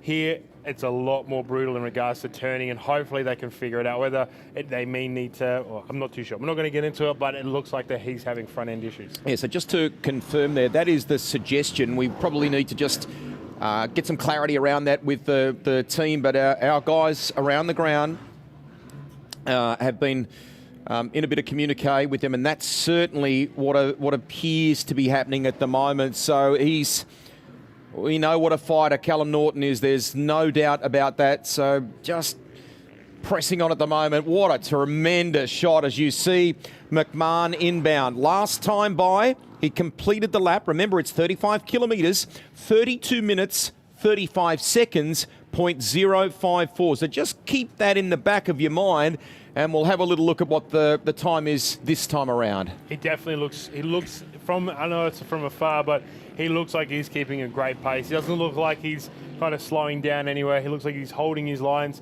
He's going past these lappers pretty easily, managed to finding, and then he's able to turn it on when we get to these. I mean, just how glorious is that shot? Amazing. How great are those colours, and really gets to show off what Hattah's all about. He's used typically the far right of the track at this point. Again. He does it again. Yeah, you can really see those little dark kind of humps all the way going into it. They're your braking bumps.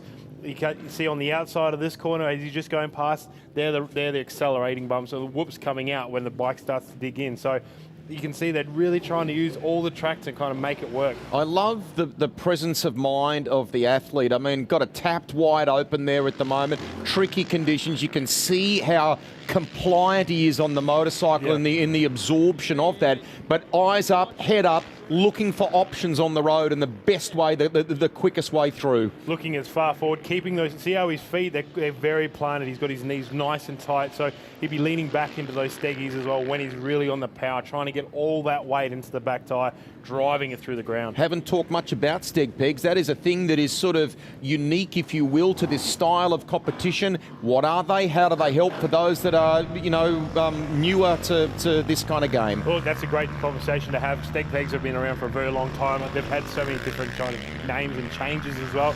We can look on the bike. It's kind of right just above, I say, the rear wheel, right behind the boot of the rider, and all it is a small little rubber that sits out of the bike that you can lock your legs in. Oh, there's something special about him going past like that. Oh, that was good. Time through a 32.40. Man, that is, well, what are we talking there? Probably within like 10 seconds of the previous lap. This is a remarkable ride from Corey McMahon. Oh, that's phenomenal. That is great. I mean, he's lost his front peak. So we look at his helmet, he's got no peak on his helmet. There you go. They'll tackle that. They'll tackle that, won't they, when he's... Can they throw a little... maybe change helmets or throw a little... Here we go. Oh, he's going to change. There it is. He is going to change the peak. Maybe a tree, maybe he's clipped something. He'd be running really wide. So it could be a lot of things. Watch him want to go.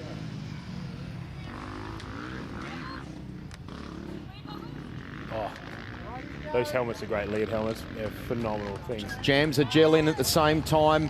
Quick little word of advice. Look at the cheers from the team. Little bit of motivation as he heads back out. Keep doing, rinse and repeat. Keep doing the same thing. He sets off again.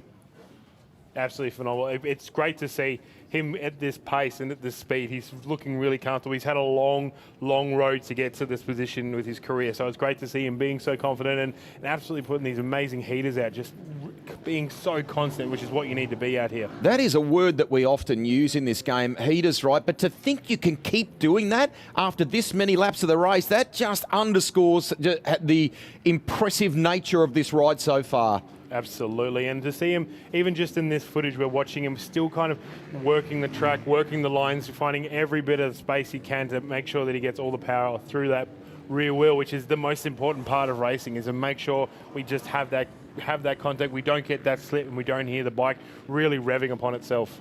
The margin at the end of the previous lap was 2 minutes 54. We're waiting for Sami Prashira. Has Prashira, through that kind of sheer determination, been able to reduce the margin? We know that McMahon has completed the stop, fixed that peak, is back out, back in competition. We're waiting for Prashira to arrive, and then Callum Norton. We're just seeing all the riders go past now. Some have a little bit of bunting on their helmets. That's a bit of remnants from a bit of an expedition outside. So it's good to see them still riding, but unfortunately, it's not always on the track. That snapshot, if you will, over our shoulder is because you can tell how different it's become, even in the series of laps while you and I have been parked here in commentary. That's a little reminder of what's going on all the way around the track in places, and isn't to be it? honest, I'm showing the young fella exactly what the bike is going to be doing through these sections too, because here is a great example of how suspension works. And if we had guys like Stell from one point here, he'd be able to tell me exactly what the bike's doing, but it's a really good example of how well the bike's settled, but also how far the rider's eyes are up to be able to see the track as well, if they're really able to scan it, because if they can scan it, they'll be able to tell that the section inside the corner is a lot more rutted out than the far side, which is a lot smarter and faster. He was front page of the Sunraysia Daily today. There is all sorts of support for this guy. He's heading to our commentary position here now. You can tell the way that he's grabbed this thing. He is hustling the motorcycle, Prashira. But what is the margin? What is the gap? We'll update the time for you. He did a 32-minute, 10-second lap last time by. We think he's trimmed about... He's 3:33.06. The gap is a 3:20. So he's found, what are we talking there? Found maybe 4 seconds, maybe trimmed 4 seconds. It's not enough at this stage, but it is a subtle game. It's constant it's too. constant. As we said before, it's not enough. It's not enough to get him close enough for Corey to start worrying, but it's a great constant reminder for Corey that he is being constant, and at some point he may really start pushing. They go to work here now.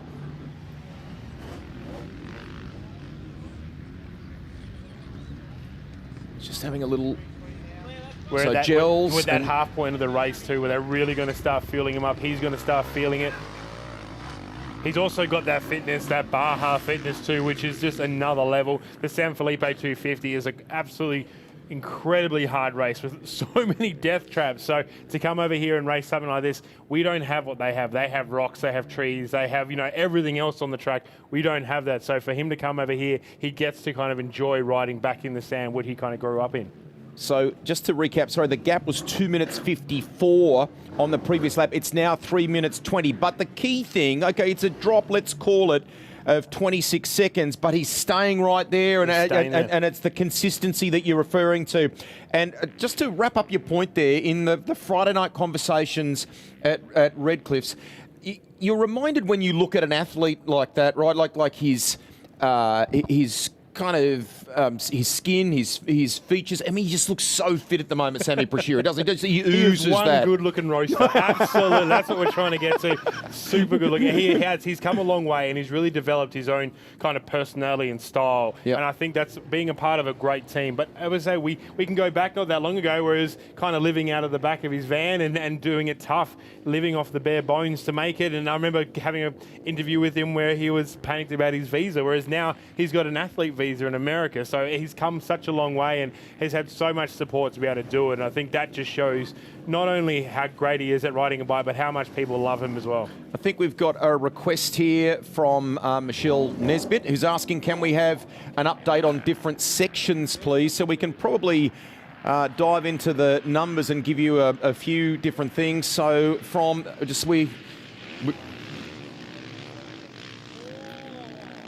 Just on that request, what we can actually do is talk to our ladies that have contested the 4-lap of this race, and we're going to celebrate those stories in a moment. So that'll get to a little bit of what you're asking about there. So thank you very much for the request and the reminder. Riley Graham leading the veterans, 35 to 44.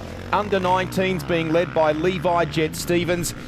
Over 454 stroke, Corey McMahon. And then we've just got Cal Norton coming in now. So, I mean, if he's having front end issues, it's definitely not showing at this point, because he is coming in absolutely hot. And he's still holding his line. He still seems to be able to pushing through. So it'd be interesting to know if it is a front end issue, what seems to be the rumour, exactly what it is, and kind of if he's able to overcome it. I wonder, just, and I think a viewer has picked this up on the live stream as well.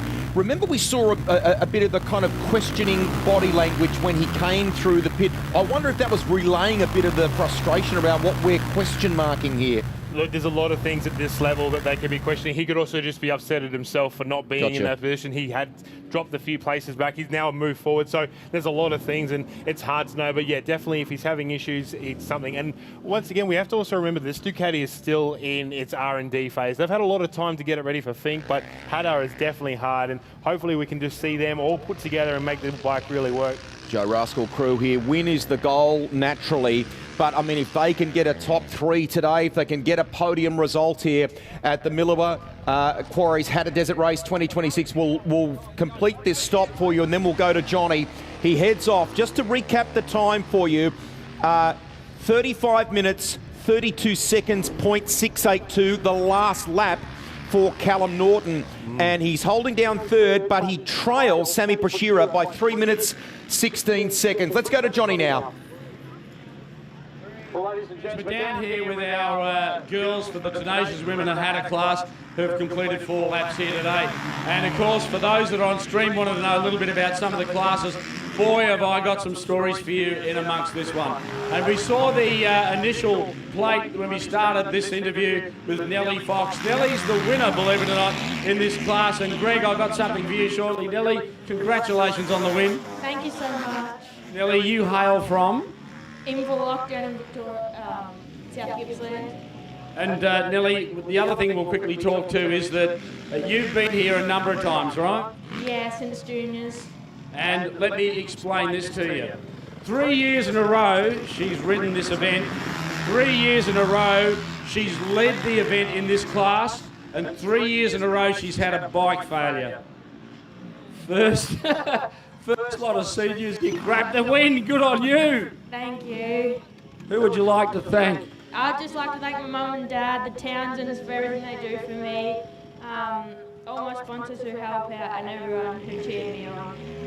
Good work, well done. Rightio, we'll move on to second and we'll have a chat to, of course, Jade Chellis. Come over here, Jade, let's have a quick chat. Jade, well done, second in class today. Yes, it was good out there. It was a bit rough, but got it done, I guess. Jade, obviously, I think last year as a senior, this is your second year as a senior. Last year you won this one, right? Yeah, a bit bummed not to back it up, but oh well. You get that. And, of course, you hail out of Parks in New South Wales, so that means you're a Condo Autosports girl. Yeah, the crew's always cheering. They're all good, supportive, so it's good being out there. Happy days. Great ride, mate. Well done. And I'm really proud of what you've done here today. So good on you, and thanks for coming back and supporting us. 9 Hattahs. Yeah, it's been good. Love coming back every year. It's favourite event. So. Good on you. Rightio, we'll move across to third in class, and I'll just go back under here. Or I might actually have to get you to come over, Matty. Sorry. They parked us under a speaker and it's trying to blow our heads off. It's all good. Hey, Matty Bird, third in class today. What about it for Matty? Well done. Thank you. Matty, great story here for you because you're not only a competitor here today, but you're a mum, right? Mum to... Three kids. 3 of them, which means you've been out of action here for a number of years. How many years have you had your hiatus for? I had 7 years off a bike and 9 years since I've got a home. And that is unbelievable. 9 years missing from here, you turn up, you run third. That is incredible. Yeah, pretty good. I can't complain. I was doing Denver out there, pretty sketchy up on strength, but it was a bit of fun. Where do you hail from, Matt? It's just Melbourne. Yeah, right, so a bit of a travel up. You've been here obviously a couple of days in front to sort of set yourselves ready to go. Oh, not quite all with the kids, but late on Friday, I just made it in time for scrutineering, and here we are. Well done. Well, Matty Bird, of course, third in class running the Scrivo CRF, and indeed all the girls that have done an amazing job. Matty Bird, of course, third. Second to Jade Chellis. And the winner today, Nellie Fox. How cool are those stories, Rusty and Jeremy? Just so good. Well done, Johnny. Thank you for that. Yeah, tremendous stories, and it's nice just to stop and celebrate that for a moment because their riding is world class. So in comes the 8. Now the interesting thing here, this is Jai Dixon. We have not seen Riley Graham come through, and Graham should ordinarily have been ahead here. So whether Dixon and some of those guys who've been clawing away here have been able to get ahead on that lap, or what's happened. So Graham is there now, I beg your pardon. So 6 laps chalked up, completed it in 35 minutes, 14 seconds, .499. So a couple of position changes. We know that McMahon is leading from Sammy Prashira and Callum Norton, Lyndon Snodgrass holding down that 4th. Then it's Corey Hammond. Now Jai Dixon, Cody Stevens, then Riley Graham. And they've all completed their latest laps, and they've done it in the order of sort of 34, 35 minutes or thereabouts. Once again, we're seeing that great consistency from these riders. They're really set into their ways now. They've kind of figured the track out. They've figured out where they're going to push. I'd really love to watch them down the back end of the track, kind of see how it's forming up, seeing if that moisture is putting big ruts in the ground. But for them, this is a great race. This is where it's going to start to get interesting in many respects, because it's what's in the tank from a human perspective as well, and that ability to grit and bear it, I should say, and get it to the line. Where we're looking down, the further down you keep looking at Kogan Locke. He's just sitting 12th, still waiting for it to come through. We're looking at Will Price, 18th. I mean, these guys are really pushing. Campbell Hall, second at Fink, and running 20th at the moment. So these guys are still in the fight, still able to keep pushing and making those times up. We've got 3 laps for them and 2 laps for the other boys, so we are getting close to the end. When we see this bit of vision on screen at the moment, the thing that intrigues me about all that is that you're at the end of the lap. I know you can't really afford to relax anyway here at Hattah, but you're coming into this section where the crowd is and so on, and yet it's like it throws one final really tricky thing at you with the conditions, doesn't it? Absolutely. We're looking right out here. We're looking at a lot of slop, a lot of that slipperiness that if you're not on it, you're not holding it and comfortable, you are going to have a good time. And I think we've seen a couple of falls which is not a good time at all for them. Not at all. Not at all. All right, we'll keep updating you in our coverage. What have we got? 2 laps to go. And the 26th edition looks like being a classic, but we're not done yet. Lots can happen in the final part of this race. We hope you're enjoying it. Miller Quarry's Hattah Desert Race 2026.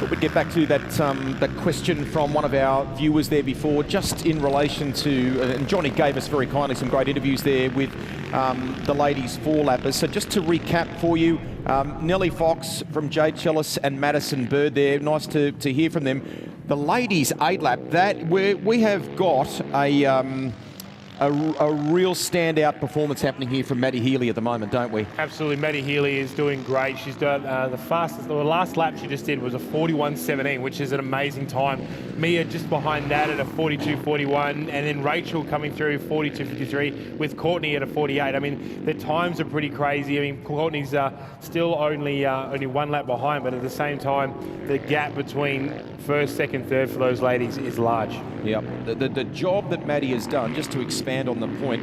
It's an 8 minute and 7 second gap between Maddie and Mia. That's really a very, very impressive ride. Let's go to Masters 45 years and over. Warren Carroll on top there by 1 minute and 50 seconds, 0.878. They've chalked up 5 laps so far. Nathan Brocktrup, I think, is second there, isn't he, on the 700? Danny Lucas in the top 3. Absolutely. I mean, once again, those boys are pushing really hard. We're looking at great times of 39.57 for Warren's last lap and 39.25 for Nathan. So, yeah. I mean, his lap was faster, so does that mean he's catching him? Let's hope so. Yeah, there's a couple of laps to go to sort of eat into that lead. So what are we talking here?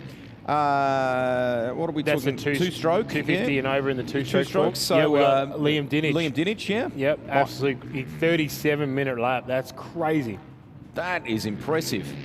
Let's check out a couple of other things for you. What have we got here? This might be just doing a recap of the outright top 10 for you now for our seniors. That's Indeed, the 4 strokes. Yeah, there's that big 4 stroke. So in that category, the 250 to 450 4-stroke category, we've got Sam Brashiro, Callum Norton, and Lyndon Snodgrass.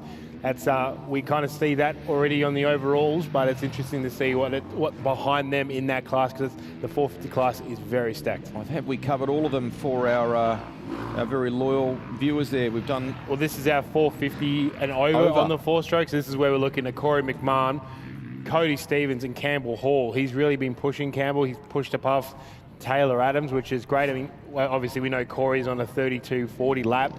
Cody Stevens on a 35.04 and Campbell Hall on a 34.36. So Campbell is definitely coming back, and that's what we're talking about. We look at his gaps previously, but then that last lap, he's starting to slowly creep up. And that's what we look at over the entirety of the race. It's not always just a single lap race. We're seeing that he's getting faster and he's catching up to guys quickly. Under 19s, you've highlighted the performance of Kogan Locke, and just to illustrate that for you, he has the best lap of anyone in this class. His best lap, a 31 minute 18 seconds 0.98.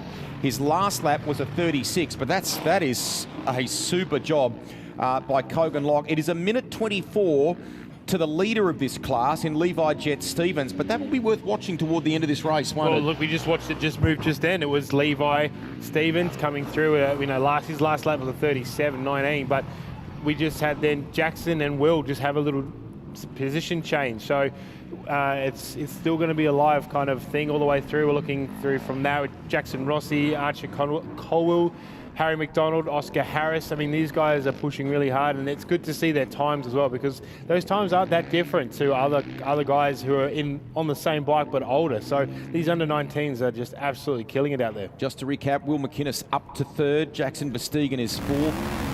In that under 19s. Let's go up to 252 stroke. Mitch Ford on top there. Best lap of the race. What are we talking? Crazy, that 35 minute, 35.05. I know, on a 252 stroke as well. Yeah. Absolutely wild.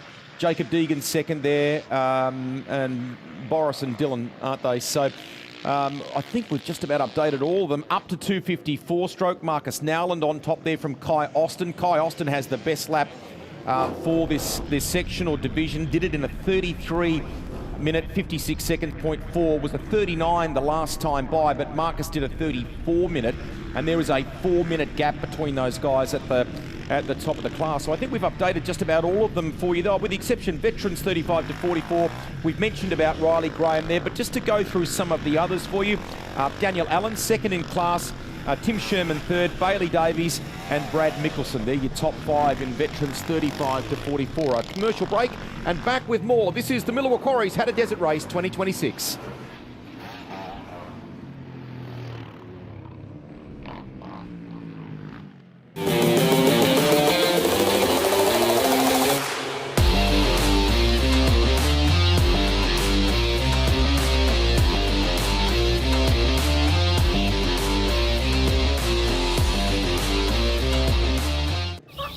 You feel most alive where you feel most at home.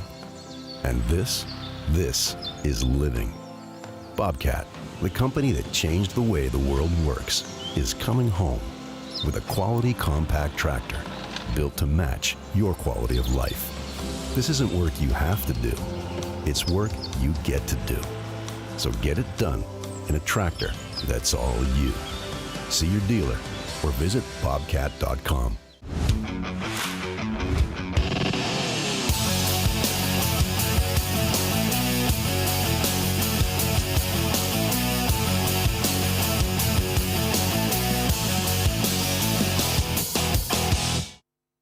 The Hattah Desert Race is something really special to this region. It brings thousands of people through our backyard, pumps millions into our local economy and gives locals access to one of the best events in the country. At Reel Quarries, we've always been about supporting this community. We've worked in this community for over 25 years. So when the opportunity came to become the naming rights sponsor of Hattah, we didn't hesitate. We're proud to put our name on it and we'll see you out there. Cooper Shido's Yamaha looks beautiful right now. It will be a very different story come the end of the weekend, but this is what you love about this race, isn't it? Yeah, definitely. She looks unreal. The Shop Yamaha boys have done an awesome job as normal, but yeah, after 4 hours on Sunday, it's probably going to look a little bit secondhand. Cooper, this race, I mean, in the past, you've sort of seen what it's about, understood what it's about. This place will probably throw yet another curveball to you on the weekend. It's how you best prep and put your best foot forward for this one. It's hard to look to try and win it, isn't it? Yeah, definitely. I was, well, I wouldn't say lucky enough, but did the 2019 one that was completely underwater. Done one before that, which was the opposite end of the scale, pure dust. So I've missed the last two, and we're coming back. It looks, I think, almost the best we're going to get it as a racetrack-wise. Bit of mud, but yeah, it's going to be throw everything at us on Sunday, and I think the moisture's definitely going to bring out the men because it's going to be rough and it's going to be a long race, but we're ready, so we'll see how we go. I love the fact that you kind of unmask the track come Sunday in some respects. What is the process like? Do you ramp up over the laps? You get used to things and anticipating what the track will do over the course of that as well? Yeah, I think it definitely depends on the conditions we got the track. Obviously, prologue tomorrow is really important, especially if you want to run in that front group, because lap one, if you've got a clear track, you're gone, and makes a big difference. I wouldn't say being right at the pointy end, but definitely top 10's where I'd like to be, just so you can tag on to the real quick guys. And yeah, it's really hard to say what the track's going to be like just because it is so wet. It's going to be rough this year, but I think the pace will probably be quick to start with, but the track's going to slow down being so rough. So I think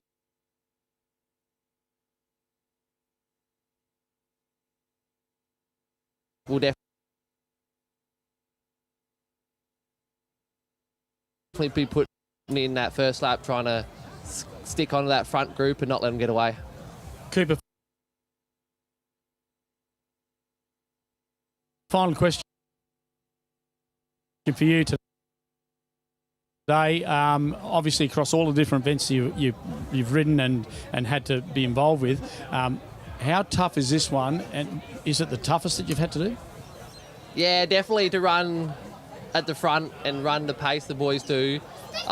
Just the duration, like I haven't done one for 2 years because I've been injured and had some other commitments, but 24 or 23 was the last one I did. I was 6 outright and I was on the bike for 4 hours and 18 something minutes. So no matter, they say it's 4 hours, it's 4 hours for the first bloke or the last bloke. And I know the guys that get the full lap in, full 8 laps in without being lapped are on almost for 5 hours. So it's a long time on the bike, and I think no matter what stage you're at, she's pretty brutal. The roll up here at Red Cliffs tonight, it's amazing. It turns into a city out there. Do you get a chance to soak up a little of the atmosphere and actually enjoy that? Yeah, well, we've been here all week testing and setting bikes up, so it's good to have Friday night. You know, we haven't done not much today. It's pretty much just been a relaxing day. We had a look at prologue track and yeah, just sit back and enjoy it, and then tomorrow put our game face on and see how we go. Keep a shot, give it full gas and enjoy. Have a fantastic weekend. Thank you.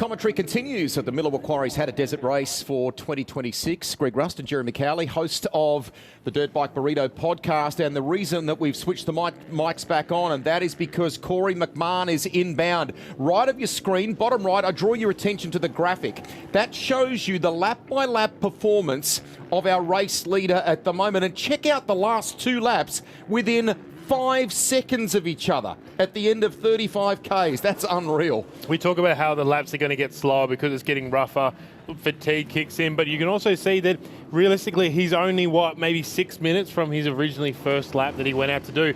I mean, that's crazy, seeing as like the gap between him and Sammy P is 3:20. So realistically, he's able to keep that consistency. And yes, it is slowing down, but it's still only 7 minutes from his first lap where that track was clean. He was fresh, ready to go. Everything was nice and kind of tight. He was all G'd up to really put his best lap out there. So for lap 6 and only to be 7 minutes behind is phenomenal. We're watching now because our cameras have lap by lap had a good look at this exact corner. He's taken a different line through this one, but that's because there's lappers in there and he's had to adjust for that. But there's no slowing down from this competitor at all. Look at it, wide open there at the moment. Brilliant to watch. Now he's standing up, getting on the pegs, ready to then drive that bike through the corner. These are those flat corners that can really catch a lot of riders out. He's using absolutely all of the track, but all of the bike. See how he's really attacking it, really aggressive, holding those lines, really driving through the legs. You can really see that skill from him in those high speeds, how he's making that bike move. Really pay attention to kind of his head as well, because his body and bike are moving so much. He's able, even in those corners, just to keep his head absolutely square on, eyes as far forward as he can. So he's just doing a phenomenal job. Coming into the section where we're based very shortly, we can see him through the window, just looking at the body position. Look at the way he tackles that.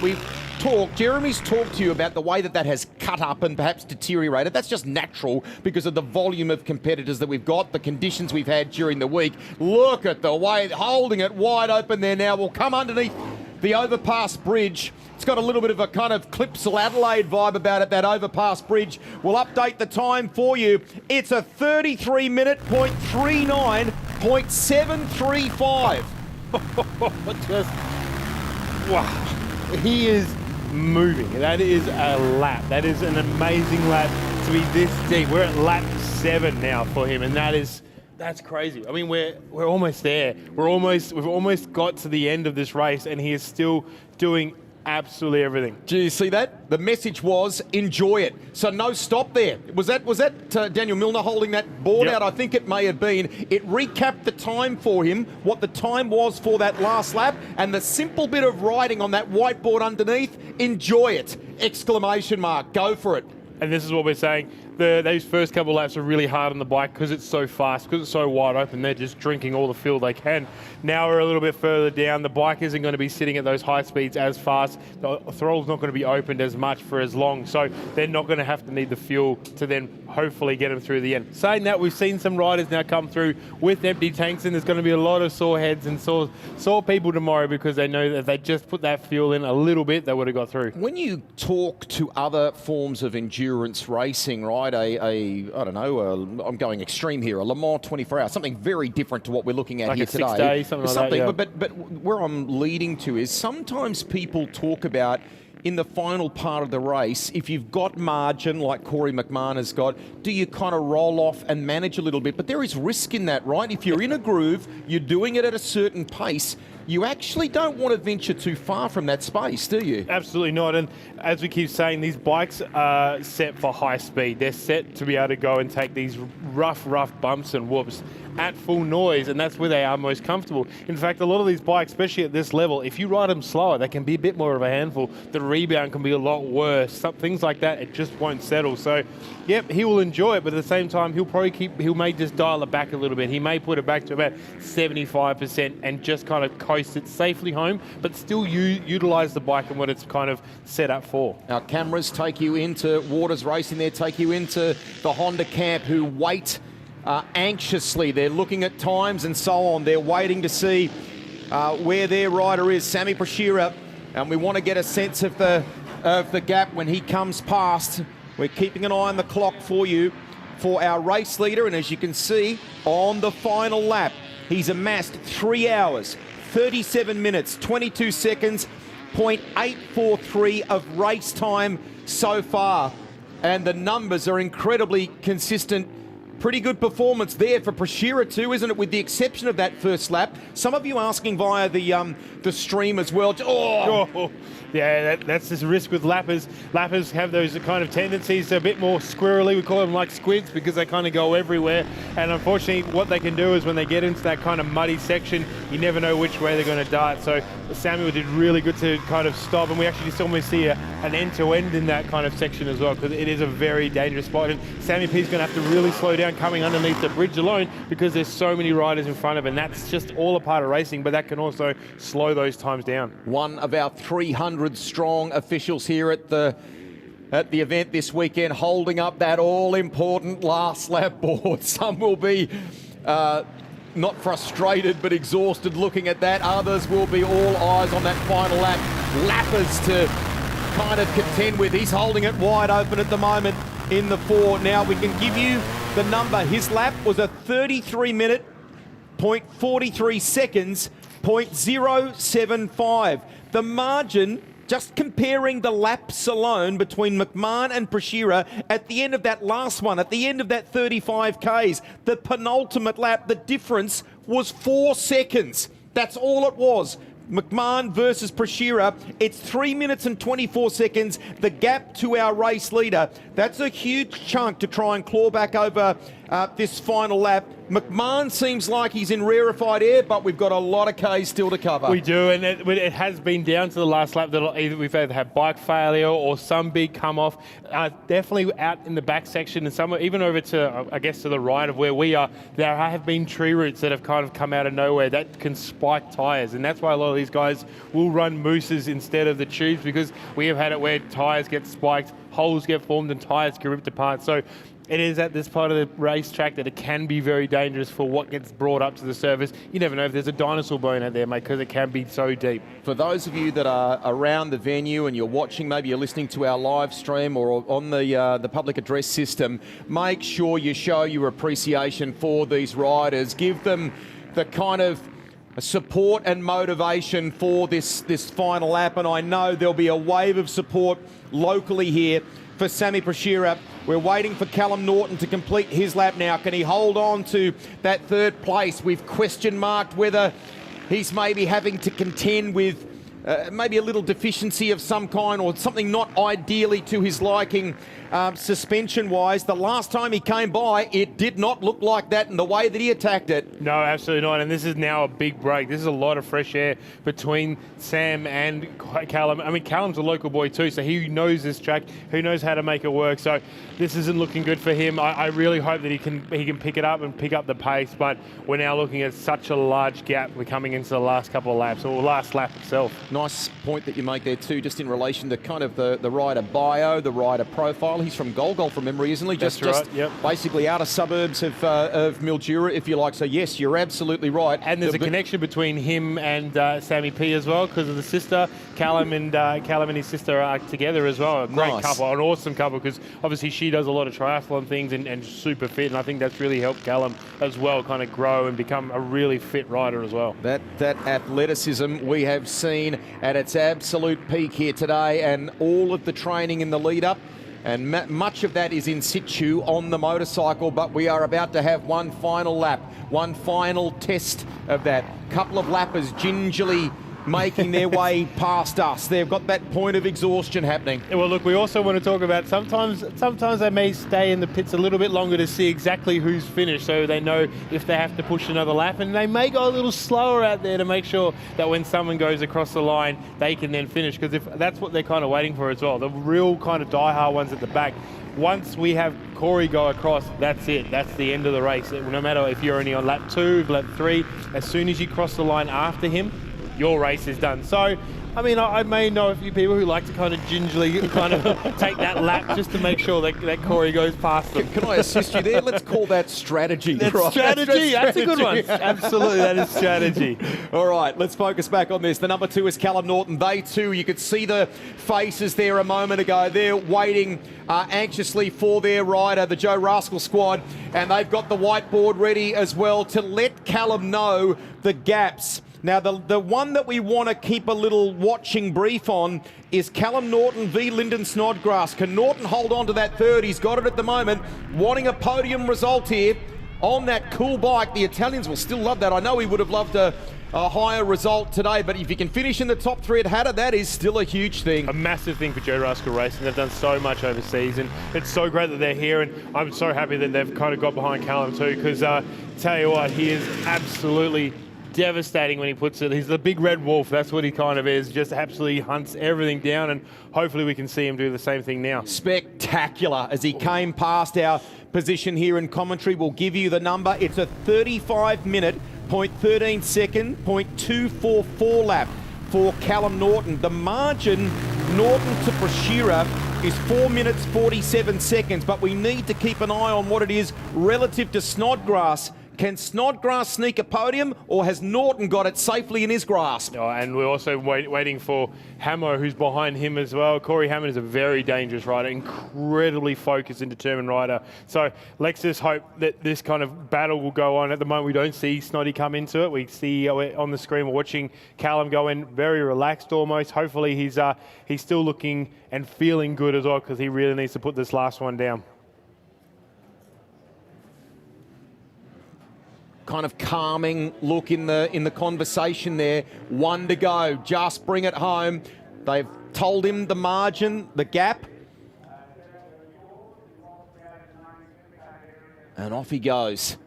Just looks great. I mean, that's just a part of racing, though, unfortunately. We don't always get our favourites to win. And I mean, Corey is definitely one of them as well. And Sammy P, look, it's always one of those things with racing. You just never know how it's going to go. And we keep talking about this Ducati just having all this development done. I know it's got a long history here in the future of racing. I just hope that they can pull it together and get it ready for a couple more events after this one. Here's Lyndon. What do we make of his riding at the moment? He has dug deep in this race. I admire that relaxed. grit.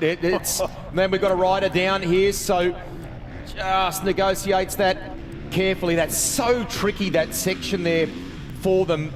Really admire what he's been able to achieve as he's clawed up the leaderboard here. The margin, I think they were advising Norton, was in the order of 2.5 minutes. I think it must feel roughly about that at the moment. Here he comes to the line. We'll give you the time.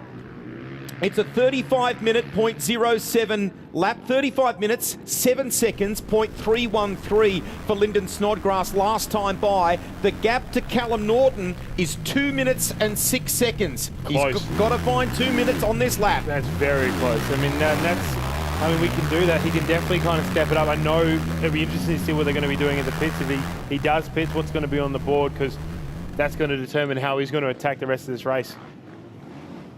In we go. The DM squad, the KTM crew continue on. And again, I think it was a reminder of the gap. I couldn't see from Daniel Milner's board there whether it was about the gap relative to Callum, and I would imagine it was, in order to kind of motivate in some respects. Chase it, get after it if you can. Yeah, they also had a Camelback out or some hydration pack to maybe swap out, but it looks like he was in his own flow. He didn't want to go. I think, was that Chris Reed in as well? Hamo's coming through as well. Corey, yep, 5th at the moment, and we'll give you the lap time when he comes past our position here. What are we talking, a 34-minute, 53-second lap. The lap is actually faster than Lyndon Snodgrass that time by. The margin, Hammond to Snodgrass, I'm really pleased that you flagged that for consideration. 1 minute 11.17, the gap Hammond to Snodgrass. So while Snoddy's thinking about Norton, he's also got to keep an eye over the shoulder in some ways here. And that's always a massive head kind of game that you've got to play with yourself, because you know these guys now are really turning it on. And if they've got anything left in the tank, they're coming after you. So now it's your turn to turn it on as well. We had Jai Dixon go across, and he's 33. Super strong. I mean, that's what I'm talking about. It's these last 2 laps. That's what they're really going to push. And Hamo has got all the fitness in the world to really push forward. So hopefully he can do something with it now and just absolutely get after it. Those two should be really pleased. They've lapped in the 34-minute bracket there, both Hammond and Jai Dixon. It's a 34-minute, 53-second lap for Hammond. For Dixon, a 34-minute, 59-second lap. The thing for Jai, he's only got to find 33 seconds, and he'll be on the heels of Corey Hammond. That's it. And that's awesome. all This is going to be an awesome final lap in that group, isn't it? Absolutely. That's what we're looking for. That's what we're kind of seeing. We're really seeing these battles take up, and we just had Cody Stevens go through just then as well. So he's 38 seconds. He's only 38 seconds to Jai. Very, very close. Then we've got Riley as well now coming through, really pushing. It's absolutely close, and that's what we want to race. This is what I'm talking about in regards to these last 2 laps. They can really be changed up so much in regards to the positions. We had that interview rolled in a little while ago there with Cooper Shido, which we recorded on Friday night. And in that conversation at Redcliffe's there, he talked about, if I could get a top 10 result here on Sunday, I'd be really pleased. Well, you know what? He's running in the 10 based on the last lap. We've yet to see him chalk up the time for lap 7, the second last lap of the race for him, but he's running in the 10. Good job. And we probably haven't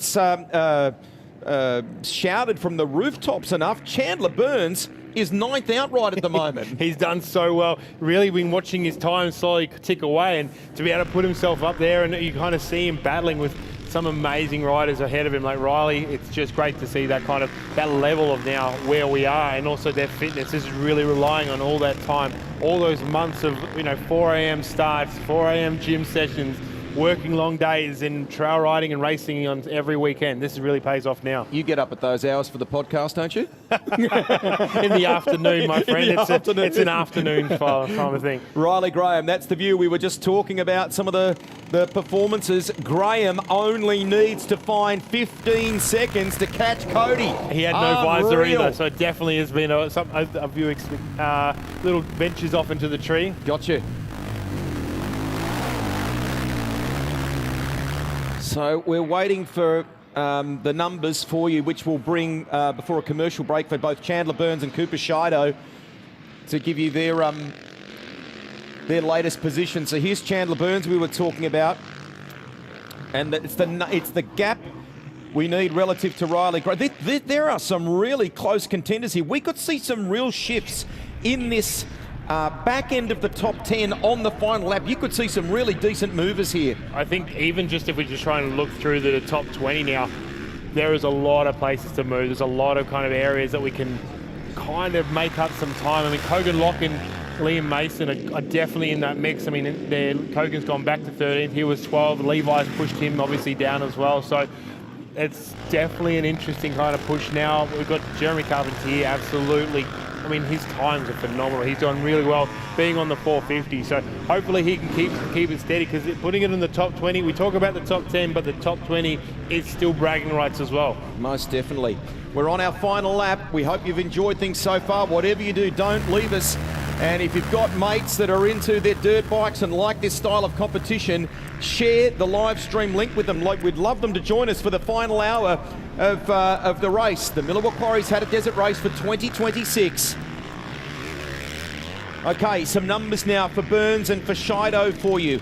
So Chandler Burns' lap was a 35-minute, 0.6 seconds, 0.553.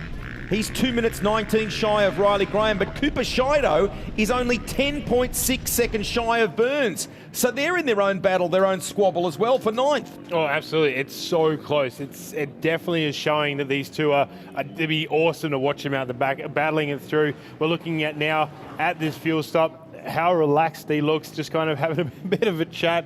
I guess that's the great thing now. He knows what he's got to do. Keeping relaxed is the most important thing to really push through that last lap.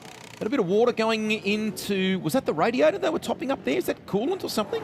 We did see a fraction of steam there.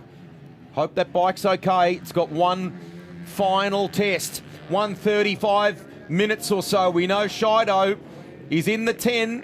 He was targeting that. He rejoins now. He's back underway. Hopefully everything's okay there. We have got an exciting final segment of this race to come. We're going to we'll sneak a quick commercial break, come back with more in the live stream in just a few moments.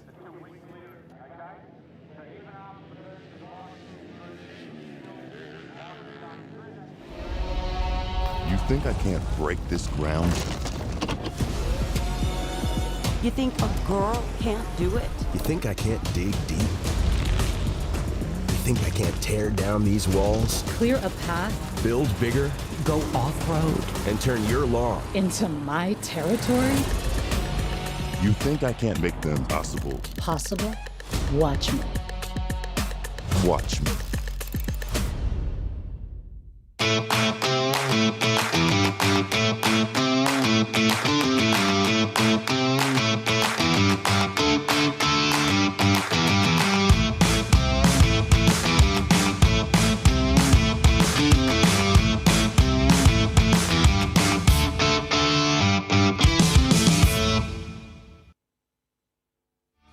The new Segway Powersport ATV and UTV side-by-sides have arrived. The Snarler ATV range is engineered for rough conditions on Aussie farms and built tough to work alongside you with exceptional towing and hauling capabilities. Need more grunt? Our 1000cc side-by-sides lead the pack in safety, technology and come in a 3 or 6-seat option.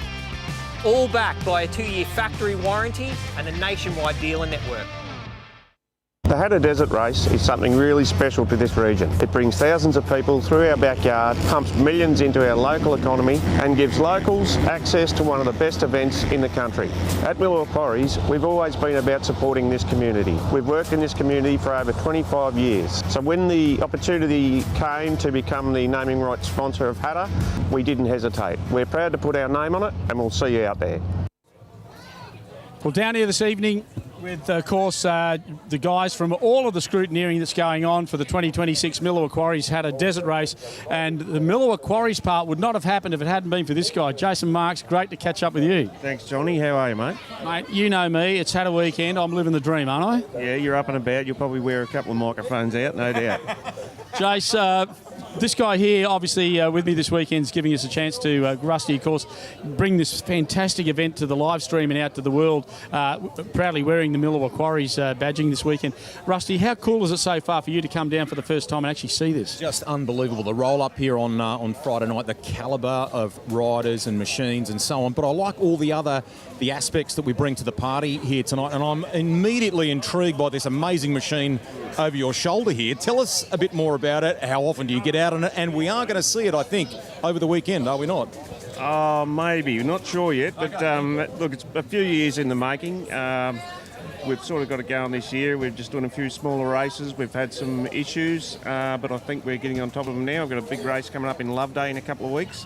Yeah, it's what we do when we get off two wheels.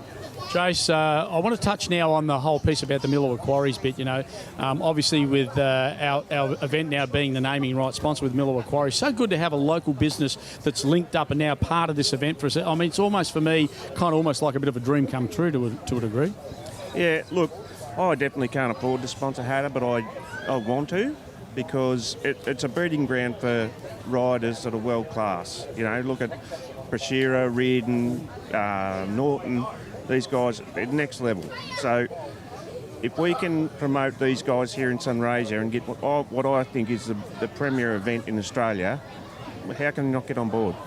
Races, I mean, you must have an immense sense of pride knowing the kind of roll-up we've got here this weekend and to be a part of that, to be driving or supporting that.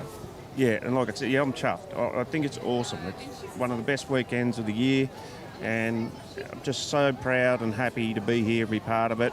And our guys that we sponsor as well on their bikes, just to be part of the whole event is unreal. And Jason, just to put it into perspective, there is no event, and I kid you not, Greg, there is no event in the region here in Mildura that brings anything like the volume in the middle of winter. I mean, we're well known for all of our summer activities and all of the ski racing and all the bits that happen over those warmer months.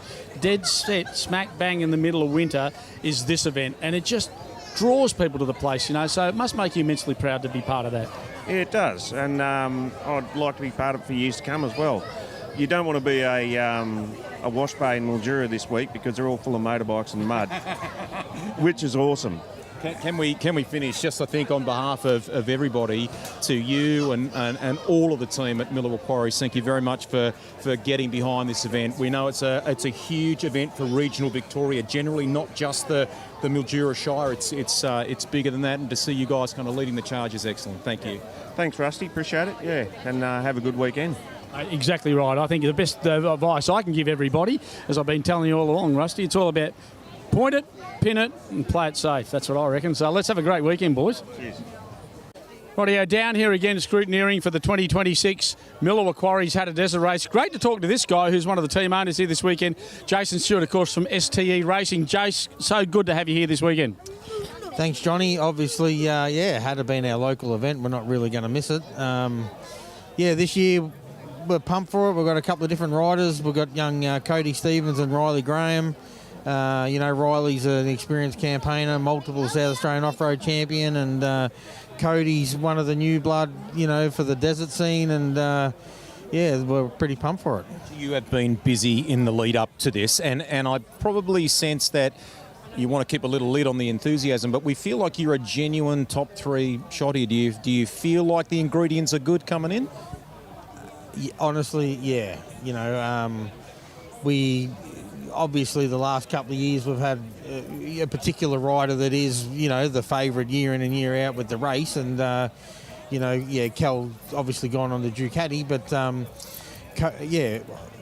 Cody in particular, Cody's sort of like a bit of a hidden gem, I think. He's only young, goes hard, he sort of puts everything on the line. And if he's got the 4 hours in him, I'd be pretty surprised if he wasn't on the box. And just for both of us to talk to this one too, Cody's very hungry to try and make a real name for himself. And what he's doing and the way he's chiselling into this sport right now, he's on the cusp of probably some real notoriety, I feel, as well. So I think you're right, Stewie. I think this guy just needs the opportunity to get out there and go for it. And you guys are giving him everything that's required this weekend, right? Yeah, definitely. And at Think this year, Cody come on late with us, jumped on our bike, our product. It's probably been developed, leading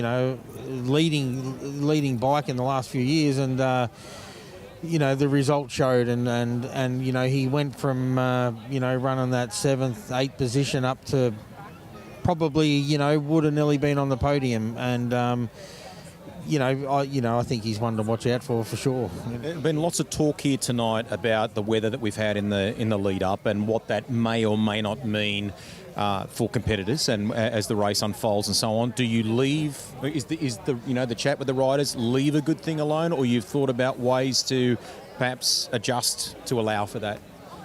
Well, it never rains in Mildura, does it? But this week, crikeys. I guess suspension-wise, it's, I can give away plenty because everyone's in the same boat, but suspension probably a little bit harder, a little bit, firmer. Gearing, it's probably the same as we ran last year. Mud's mud, I guess. The crappy salt pan areas, they're going to be slime, but the deep wet sand, but our 500s, they've got plenty of horsepower, and they're not going to be labouring, that's for sure. Well, Jace, we do wish you all the very best, and for Cody and the team as well. Great to have you here this weekend under the STE Racing KTM banner, and looking forward to talking with you all at the other end of it, hey? Thanks, Johnny. Yeah, well, let's do it. Let's make it happen. Thanks, guys. Down here with Stewie from STE, of course. Hopefully that's a great campaign from this year. It was a delight. Down here again, scrutineering for the 2026. It was a delight to catch up with him last night, on the eve of the race, and the kind of calm but very thorough prep, the final checks, if you will, from the team. And the great thing about Stewie and that crew is that they're broadly so passionate about the game. Motor racing can be a thing of rivalries at times, but he's the sort of guy who is always willing to kind of help the opposition in some respects too, isn't he? So, open doors. I mean, you got to really see that last night. I think there was some gas riders in there. There's a whole bunch of riders. I mean, there was guys from Northern Territory that have been coming in to kind of take parts off him.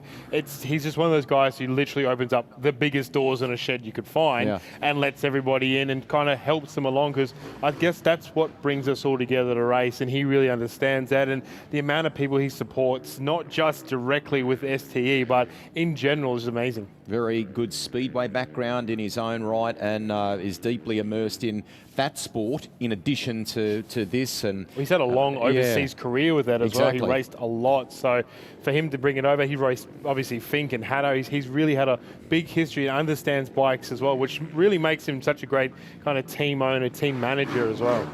Okay, we've got time while we're waiting for McMahon to pick him up on our live stream coverage here. Why don't we quickly just smash through some class updates for you on this final lap for the ladies 8-lap class. Now you talked about Maddie Healy before. Last time by, she had an advantage over Mia of 10 minutes and 39 seconds. Her last lap was a 41 minute, 0.34 seconds. That is, I mean, we're not done yet, but what she's executed so far in this race is just superb. Nellie Fox, we heard from earlier, winner of the ladies 4-lap, and we can talk to you about the other podium finishes in that class if you like. Well done to Jade Chellis and Madison Bird. What are we talking there? Over 250cc two-stroke, I think that is, isn't it? So Liam Dinage from Tom DeVries and Reese Mickelson. Very, very close though. Yeah. Look at the times. I mean, second to third, very, very good kind of constant lap, so it's great to see. That's actually a great point you make. 12 seconds is all that Mickelson needs to challenge DeVries for second in class there. Let's go a little further up the order. I'm jumping all over the place. I'm sorry, I'm not doing too flash with the mouse here. Sorry, just hang on for 1 second, everybody. Apologies. So we may be seeing, while you're looking through that, we can potentially see the white helmet of Corey McMahon now on the live feed. Slowly picking his way again through the pack. What a ride it's been today from a point of consistency. We saw he lost the peak at one point. That was very calmly changed by Daniel Milner and the crew. But it's the lap after lap, by and large, very consistent times that he's been able to bang out here. It's been a real a joy to watch. Look, he's done an amazing job, but losing peak seems to be quite common. We saw Riley come in as well. He didn't have the peak on his helmet. So you want to ride this track to the most it can. Sometimes that means little ventures into the trees and hitting branches, and unfortunately, that peak is the first thing to come off.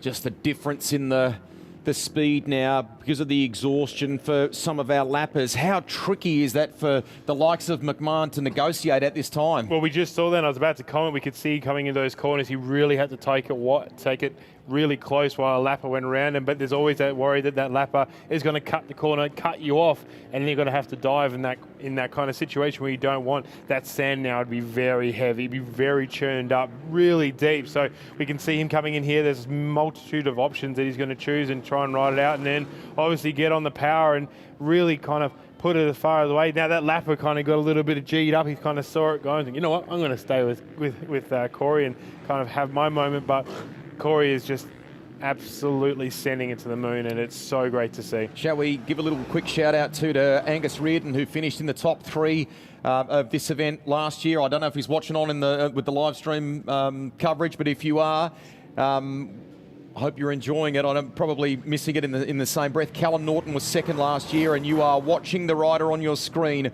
who won the 2025 race. We're reluctant to get too excited yet because he's not over the line, but he is on course to go back-to-back in the Millewa Quarries Hattah Desert Race. past all the campers. They've been here for days, found their favourite spot in the middle of the bush. They're everywhere. They've transformed this whole space, haven't they? We talked about it this morning, how great it was to come in first light, to see little campfires along the track. And that's the great thing about Hattah, is that you kind of get to be a part of it. You get amongst it. You see people absolutely everywhere. This morning, when all the bikes are lined up, it's such a spectacle to watch everyone on both sides. All the fans who are here just to enjoy the race, but then also all the support for the riders. There just seems to be people everywhere, and that's what keeps Hattah exciting. That's what gives that environment and that kind of amazing atmosphere. Whenever you and I have walked out of the commentary box here to venture around and maybe see some of the teams or whatever we've been doing around the whole precinct, the atmosphere, the volume of people that are here today, young and old, so good to see some youngsters here and spectating and watching this. And I mean, from your own perspective, we have some aspiring racers in the commentary box here watching the last lap with us. Good luck with that, my friend. Absolutely, yes.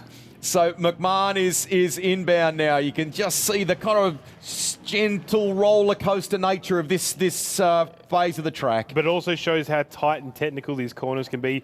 These are great views. It really does show that it's not just all wide open straight. These corners, it does twist a lot of turns, and those corners get deeper and deeper. He's been able to just keep that speed, that pace, all the way through, that aggression. I mean, I'd love to see what he's going to look like as soon as he takes that helmet off, because he's such a calm and relaxed dude all the other times. So hopefully he's going to carry this all the way through. A lot of people wondered what sort of total race time we would have today, and compared to last year, we thought it would blow out significantly given the track conditions, given the challenge of the weather and so on.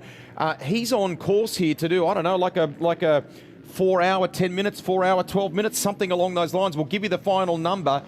With that in mind, that actually makes this ride even more impressive, doesn't it? Absolutely. He's managed to not only take a track that we all were expecting to be a lot worse than it is and turn it into something special for his second.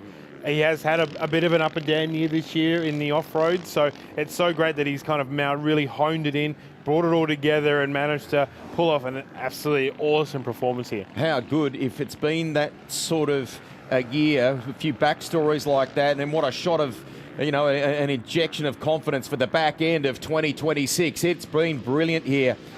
Waiting for him to come towards us now, looks over the shoulder. You know what? You've got 3 minutes, 24 seconds plus. Absolutely. Safely. He's looking, he's scanning the horizon. He wants to know if he's going to enjoy it. He did a very iconic thing last year. He came in, jumped off the bike. Ladies and gentlemen, listen to the cheers. Oh, let's get up. Let's listen get up to the for cheers. him. For those of you in the stadium section here, make some noise. He's inbound. He can sit over the back of the bike. It is a little tricky section to contend with. You know what? It has been a masterclass in 2026. Corey McMahon goes back-to-back in the middle of Macquarie's Hattah Desert Race. He has done it. What a ride. Daniel Milner and the KTM squad, they're there. Bikes pinned. Just sending those valves to the moon. Absolutely phenomenal. He deserves every moment of this. This is awesome. That is how you do it. In sport, they talk about how tricky it is to go back-to-back. You win a grueling race like this one for the first time, then you got to kind of show your you got to back it up. Your rivals that you can back it up. He has done that today. Yeah. He's done it. Him there with the team, with his mechanic, the whole amazing crew behind him is phenomenal, and he deserves every part of love for this, because he had just shown his dominance here. There seems to be no question that it was his race. Obviously, it's such a long one, but he has done a phenomenal job. What a ride. And here's the final part of the story for those of you that are cheering and are watching on. His last lap, 34 minutes, 17 seconds, .003. He has kept banging out laps in that sort of 30. Look at that. There's your right of screen there, which gives you an idea of how it built for him. Yes, that first lap when the track is green and clean and so on was a sprint, but look at it from there. Just beautiful. I mean, and you can see it's in those 2 lap kind of groupings that we're looking at. We're in the 20s for lap 1, 2, 31s for lap 3, 4, 32s, 5, 6, and then to 33 to 34, lap 7, 8. He did slow it down in lap 8. Obviously, we probably got to look back and got to enjoy it a bit more, but this is just an absolutely amazing run for him. This is what motorcycle racing, dirt bike racing is all about. It's the family, it's the friends who've been there over the years.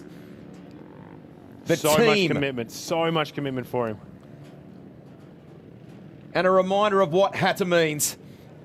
The emotion, it's exhausting, and he looks like he's, I mean, I know it's taken its toll, but he looks like he's in pretty good shape, doesn't he? That's a ride. He's very ready for another one, mate. We'll line him up. I'll let you put that to him. I'll go straight out there and tell him he's still got 2 laps to go. Some lucky person, maybe someone on the team's got those goggles, some gloves coming their way as well. Hope the fans enjoy that. Waiting for Sammy Prashira. Can he seal that second place? All of our crew in that stadium area waiting for him to come in. Our cameras, our Live It Live drone shots, picking it up. A lot of riders now coming in. Kind of, they've seen that Corey's finished. They may have been hanging out there a little bit just to see him come through, but now they get to have the race and they've all finished. So an absolutely amazing effort for all those who finished the event. I admire I've used it a couple of times today, the tenacity of this bloke. Had a setback at the end of the first lap. Understandably, the Honda team just wanted to focus on the fight back and didn't necessarily want to let us get too close to the diagnosis of it, but we would believe it was a header issue at the end of the opening lap. It put him on the back foot a little bit. He has not given up. That's the ultimate way of getting back in the zone when it comes to the Hattah Desert Race. Sammy Prashira, the local, gets the checkered flag and will finish second in 2026. Sammy P does it. Win might have escaped him. That's a great fight back. And once again, we want to look at times. Look how he's grouped it. Absolutely perfect. Absolutely key to how these races are run. There you go. Congratulations from the rivals. Cool. Will third go the way of Callum Norton, or has Lyndon Snodgrass found a little something on that final lap? Both will be asking a lot of themselves in that fight for third place. I mean, this here is just a great image as well. Watching Milner obviously hold up the Honda bike, it really does show that community spirit. Everybody's here to help. It is so great to see, but it's also great to see that young one come through. He's got the Hattah beard happening, doesn't he? Covered in mud there. He too looks in pretty good shape. Good on him. Well done. It's not the top spot of the podium, but it's a ride he can absolutely be proud of. On the back foot a little bit and fought back to grab second place. Yeah, absolutely. And once again, now we're watching all the finishes come through. Goggles off. Everyone just kind of just happy to be a part of it, happy to survive. It is absolutely awesome to see. Now, the margin was 2 minutes. Just over, in fact, 2 minutes and 8 seconds, I think, or thereabouts, or 2 minutes 0.8, perhaps between Prashira and Callum Norton. Sorry, I beg your pardon, Norton to Snodgrass. We're waiting for Norton to come across the line, so let's just keep a little eye on that. Has Snodgrass been able to sneak it, or has Norton been able to keep that spot for that Joe Rascal squad for Ducati? And to talk about a top 3 result, back we go.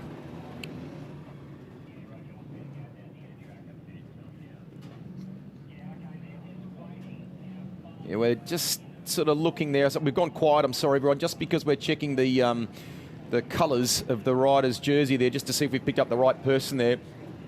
As you can imagine, it's a massive job for our team, not only just to bring you the pictures, but then to sort of play live spotter in that regard as well. It's the final spot for the outrights that we are about to determine here for you. Norton v Snodgrass. Who is going to get that third place in 2026? It's such a hard thing now, that weight, that kind of knowing that they're out there somewhere, and we know that they're all going to be battling each other. And we all know that this is the lap that they're all going to put as fast as they can to try and make our spots. So it's always we wait in bated breath to see exactly what's going to come around the corner and who's going to come into vision first. If you're out there on the track and you can see them, the number you're looking for, and you'll recognise them, I have no doubt. 2 for Callum Norton, 4:10 for Lyndon Snodgrass.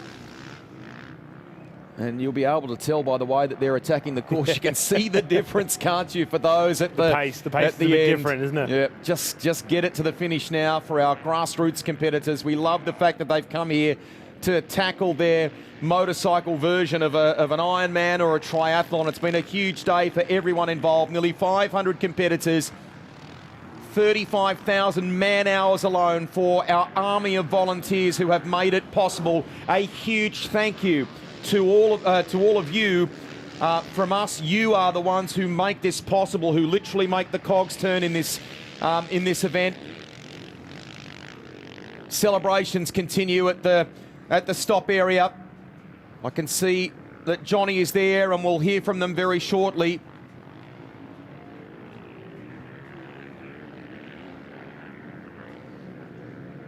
There's still so many battles just amongst these little packs. You know, you would know at some point these 3-4 riders coming on the vision now, they would definitely have had some cool little battles going over dunes and down the main straights. That's the great thing about Hattah, is that you're not always going to win it, but it's always great to have hit with your mates, and even just those bragging rights for this complete strangers you've just met on the track. We want them to cross the line to confirm. We went through a couple of the little class scenarios there before. Corey McMahon on top of the over 454 stroke. Veterans still being led by, coming into this lap, by Riley Graham on the 604, who was still inside the top 10 in 8th outright. But there is some competitors in very close company within that group from an outright perspective. I mean, this is a big gap, though. We're talking a big gap between... It feels like, I'm trying to remember the margin, Brashear to Norton last time by. I'm hoping that hasn't blown out for some reason.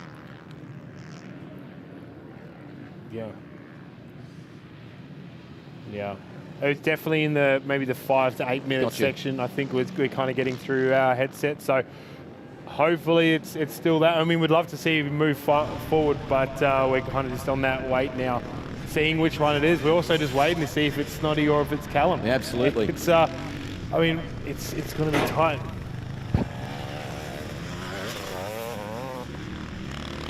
What a day.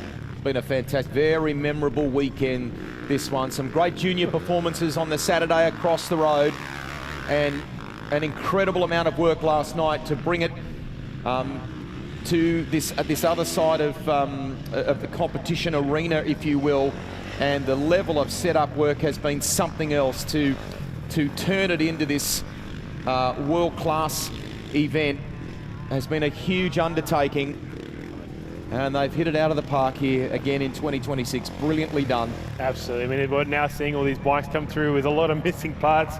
We have a missing front plate. I've seen some missing facial expressions. Like, thank goodness. I was about to say missing front plates, missing shrouds, and missing soles. Because I mean, I tell you what, there's some very blank expressions on these 4 warriors' faces. It's just they definitely know they went through some form of battle out there. Great summary. And in a battle that we won't ever see or talk about again. And warrior is a great word for it. You need to sort of channel that on an event like the Hattah Desert Race.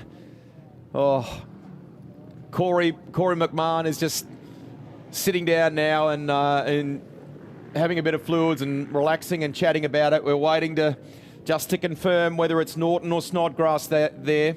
Corey, there he is. There's Corey. Well, he looks very relaxed. I don't know if Corey actually did any work by the looks of it. He looks pretty calm there, mate. Back we go to... So you can see that bike going at decent pace. Is that Norton? I'm trying to... It could be just somebody who wants to really get home. He's heard the final flags out. He's like, that's it, I'm getting there. And I'm going to do it under full steam. But he is looking quite smooth.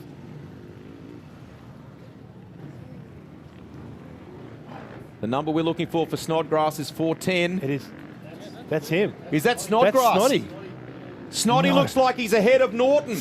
We'll confirm that for you just in case we've somehow missed Norton coming. No, it is. Coming into a Snoddy looks like he's ahead Snodgrass of Callum Norton. This is a change of position for the final spot on the podium. Absolutely. We'll confirm it when he gets to the That's checkered it, Lyndon flag. Snodgrass. What a ride. What a ride by Snotty. Final part of lap time to a mono to celebrate already. What a push. It what was an 2 minutes. absolute push. 2 minutes shy of Norton going into that final Callum, lap. My soul breaks for you, brother. Snotty's going to do it. Checkered flags will wave here. He'll grab third. And Hattah. Lyndon Snodgrass, ladies and gentlemen. Corey's. We're just confirming that is Norton inbound there. Something happened. That's Corey Hammond, is it? Something's Corey happened Hammond to just Norton. came through too. Something has happened to Norton. Hammond is going to get fourth, is he? Unreal. This is the twist in the tail of the Hattah Desert Race in 2026. I mean, that's just amazing for Hamo too. Massive, massive love for that guy. He's come so far with his Hattah riding and his kind of desert experience. Hamo, that is fantastic, mate. Well done. What do we got? Is this Jai Dixon now? Something's happened to Norton. My heart, I mean, to use your words, your heart breaks. What's gone wrong there? Absolutely. That's so disappointing for the big fella.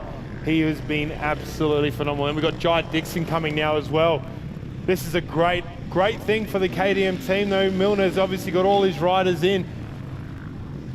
And another good example of digging deep in 2026. Jai Dixon is going to finish in the top 5. Top 5 result in this year's race.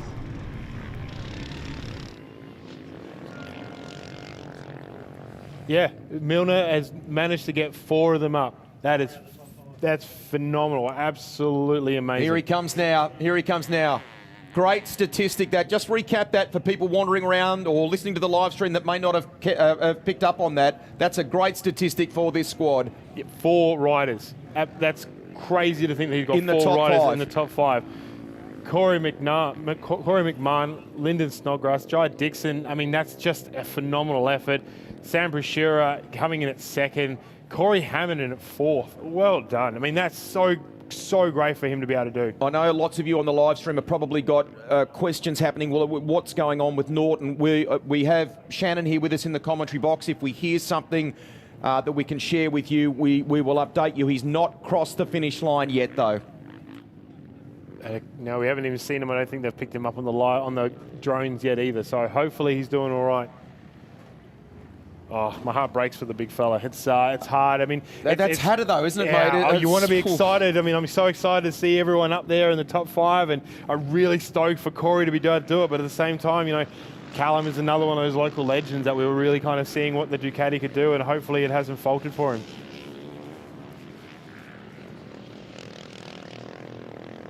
'20 is Cody Stevens, so we're going to get another one coming through, are we? Cody Stevens. Cody, good work, mate. That should be 6th place, unless somehow we have not picked up Norton on the cameras there. Stevens about to grab 6th place.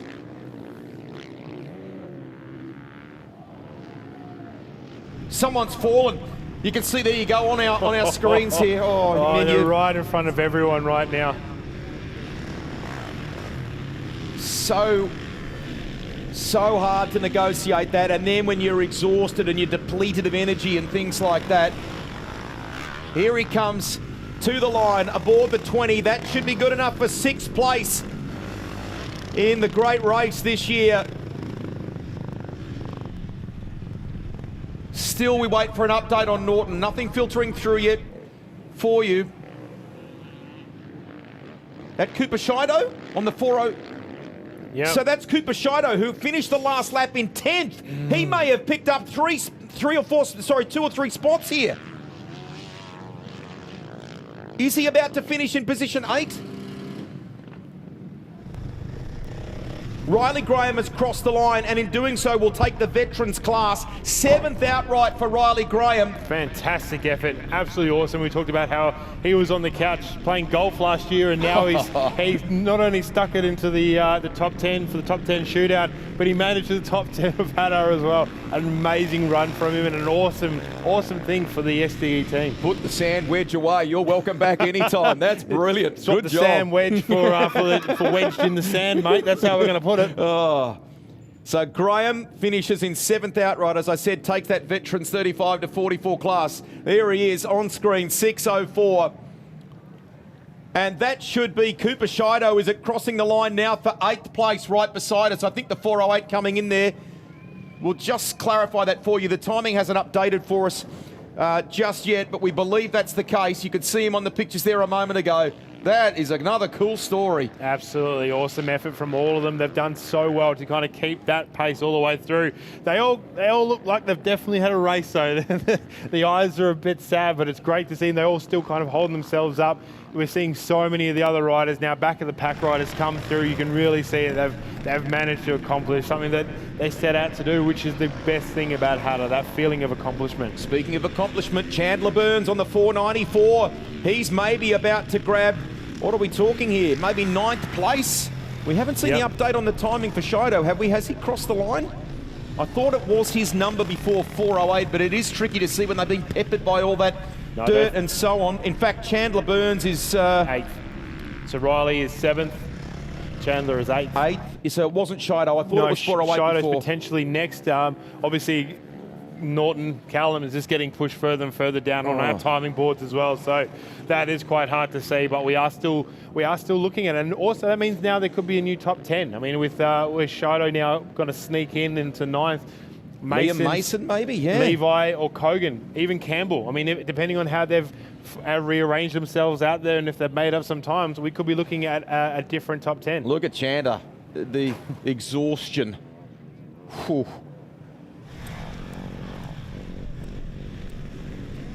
It was 4:06 before. We couldn't quite make out the number. There is Shido now. So there you go, 9th place. That's still something he targeted. He said in that interview a little earlier, he targeted a top 10. You have done it. Cooper Shido, congratulations. That's an amazing effort. With that steam coming out. Remember we question marked in the stop before if there was something maybe with the cooling system or the radiator. He's clearly fought that the whole way to the line. Nice performance. Well, apparently there was a hole in the radiator and they were filling it up every lap, which obviously just shows the level of what a Yamaha can go through and also just how strong those bikes are. So for him to do that, I guess also taking the cap off and doing those kind of things is not a fun job. So an amazing effort from the team to be able to keep him riding and also keep him in the top 10. Having those issues can sometimes push you back. Most definitely. Who will get the last spot in the top 10?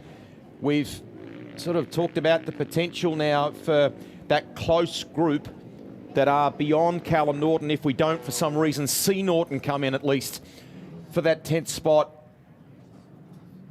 He's had an up and down love affair here at Hattah. He's had years where it just has worked, and then unfortunately there's years that haven't. It's You're breaking talking my Callum heart. now? Callum runner-up last year. Runner-up last year. Breaking my absolute heart to know where he is right now.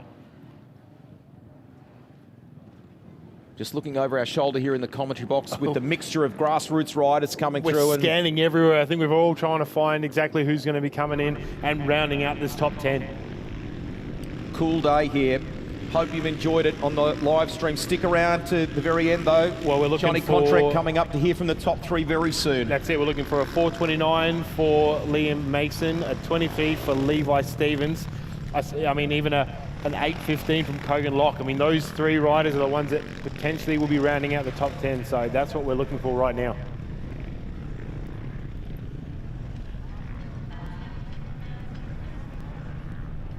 Seeing the competitors kind of trickle their way through and what they're doing, they look absolutely knackered as they ride past us, but they've all got a little look over at who's made it into that prestigious podium finishing position in outright terms. Some real admiration and respect as they take that in. What a great shot, though. We can see now on the live stream just an amazing kind of overview of the Hattah racetrack, the finish line, where we're all based, but also just get to see how great and how kind of wet it was as well. We were talking before with Jenny about how the track changed this morning. We look in the center of that image, you can really see where all the water is. So the committee did an amazing job to really move that track, but still make it as exciting and as long as it needs to be able to push these times out. I won't mention all of them by name because there is a team of them, but can we just say thank you to the track, to the team that worked on the track, because it's been a bit of a movable feast with the weather that you've talked about. They've adapted on the run. Local landowners have been super supportive of us to ensure that we could run it not just to regulation, not just to the kind of requirements from Motorcycling Australia, but what this event is renowned for, right? The style of racing and riding that we love so much about Hattah. Absolutely, it's all about making sure that the track stays as close as it can originally. I mean, obviously, we're very lucky to have this property for so long. I mean, we don't know what the future always holds for this event. You don't know, and every time the year comes around, Hattah just keep proving that all the kind of doubt is wrong and wrong. This event is here to stay and here to stay for a long time. I'll be talking about this one for a while. The performance of McMahon. He wins it in the end by 3 minutes and 33 seconds. Within 11 minutes with third place. I mean, that's crazy. I mean, Snoddy did an absolute awesome run, but... Mason's got 10th. Oh, we just said, oh, we talked too much. Mason's got 10th. Mason came in. Good job, mate. That's awesome. Absolutely phenomenal. Is that Levi Stevens there? Is that 23? No, that's Levi coming in now. Yeah. So we still don't know what's happened to Callum Norton. If we hear, we'll pass that on.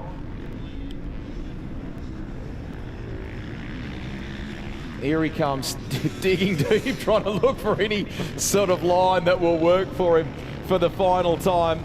Levi Jet Stevens set to finish 11th in the race. Might miss out on the 10, but that's still one that you know, knowing the quality of the lineup here this year. When we talked yesterday at the end of Prologue, just how stacked the top 20 was. I mean, he's finished 11th. Well done.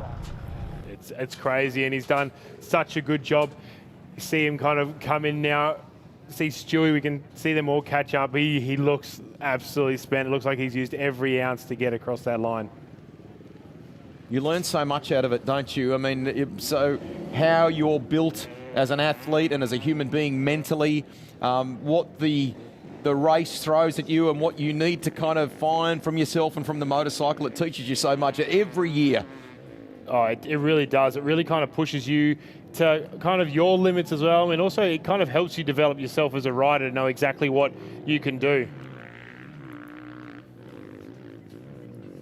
I'm going to run through some class results for you. Is that... Maddie's done it, the smile, and the last time by she had led by 10 minutes over Mia. What's the final in the ladies 8-lap division?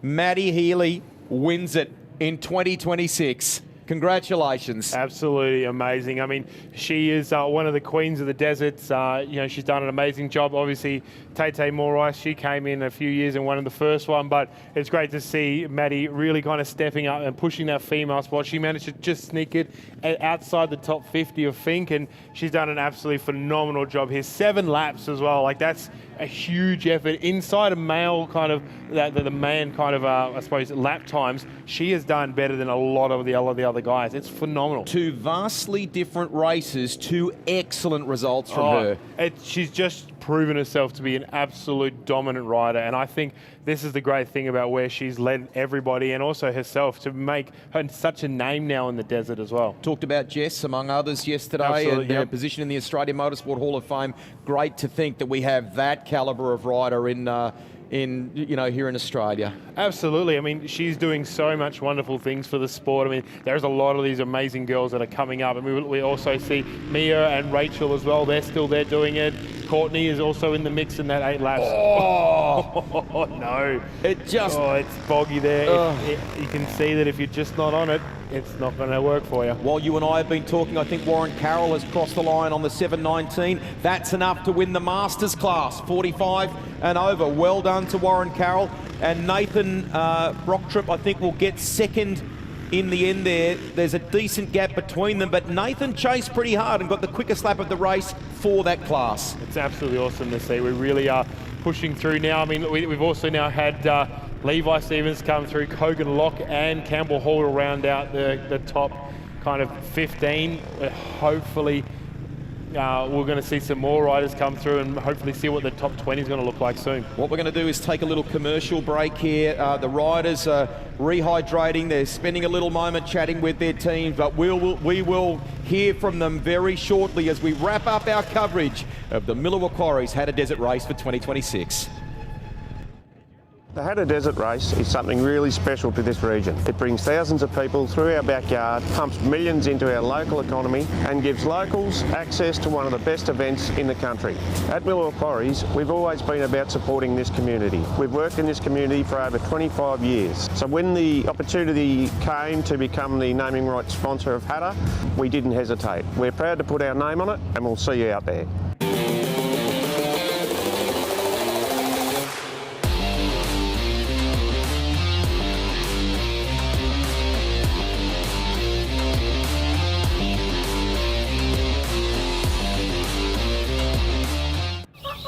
You feel most alive where you feel most at home. And this is living.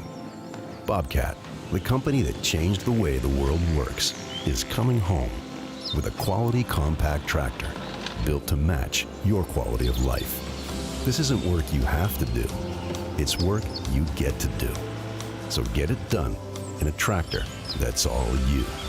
See your dealer or visit bobcat.com. The new Segway Powersport ATV and UTV side-by-sides have arrived. The Snarler ATV range is engineered for rough conditions on Aussie farms and built tough to work alongside you with exceptional towing and hauling capabilities. Need more grunt? Our 1000cc side-by-sides lead the pack in safety, technology and come in a 3 or 6-seat option. All backed by a 2-year factory warranty and a nationwide dealer network.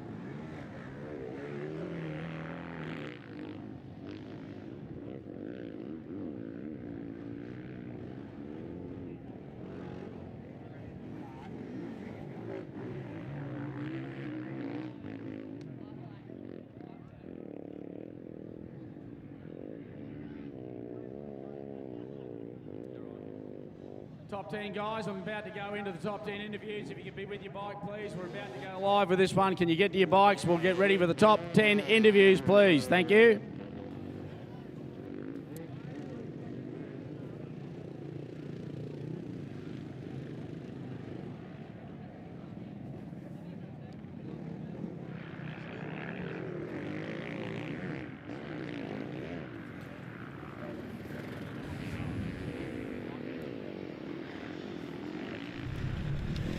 Ladies and gentlemen, we're about to go to Johnny Contract for the top 10 interviews. Before we do, the heartbreak of Hattah for 2026. Callum Norton is pushing his motorcycle. Heartbreaking, trying to make it back to the finish.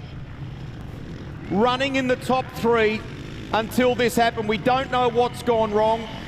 We've got unbelievable camaraderie in this sport. Riders are asking here at the finish line if they can go and help him, and we don't want to do that because we don't want to breach any regulations here necessarily, but such is the respect in this sport. They're asking if they can do that. Spare a thought for this competitor for a moment. Determined, absolutely determined to make it to the finish. That's the grit of Hattah. Oh, I cannot believe this. We'll update you on that in a moment. In the meantime, I think what we're doing, I can see Johnny Contract is standing by. The top 10 riders are standing by. They are acutely aware of what is happening here. For Callum Norton, he's exhausted, absolutely exhausted, but is not willing to give up. He wants to finish this race. We'll come back to this story. In the meantime, why don't we go to Johnny with those top 10 riders and celebrate the winners and place getters for the Miller Quarries Hattah Desert Race in 2026.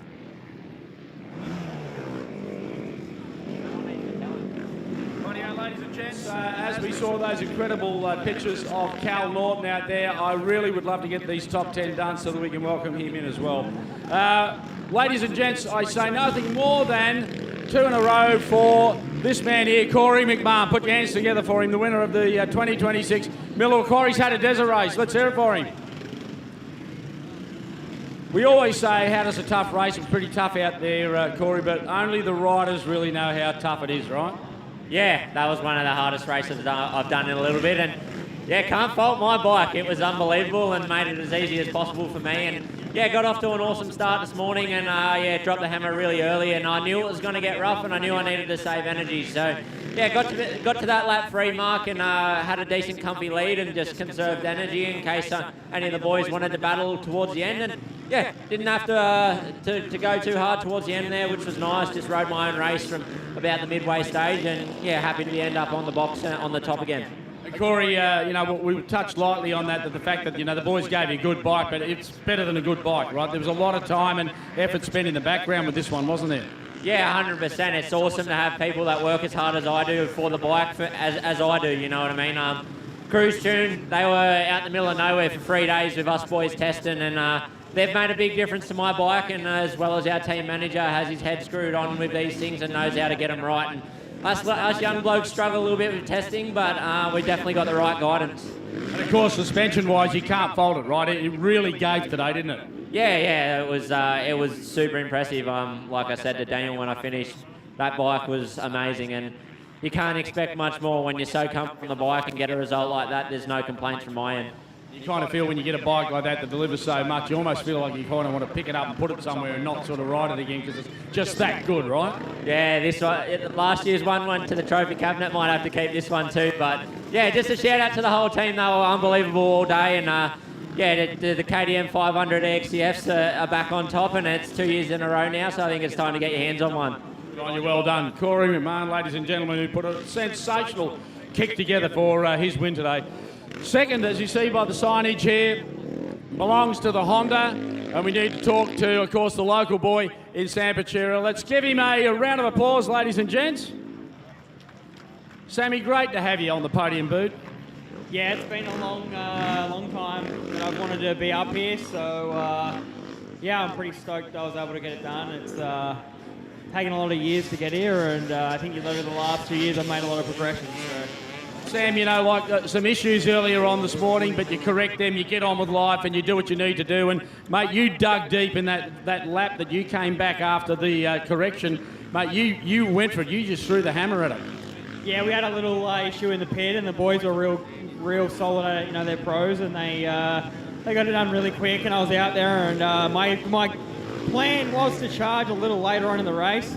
But as soon as that happened, I'm like, if I don't do it now, it's not going to happen. And I was just like, I hung it out, and I was, looking at the pit board every lap, and I'm like, oh, that was a heater. And I'd look at the pit board, and no damage. I'm like, So Corey was ripping, and hats off to him. He rode really well and put a flawless race together. So, yeah.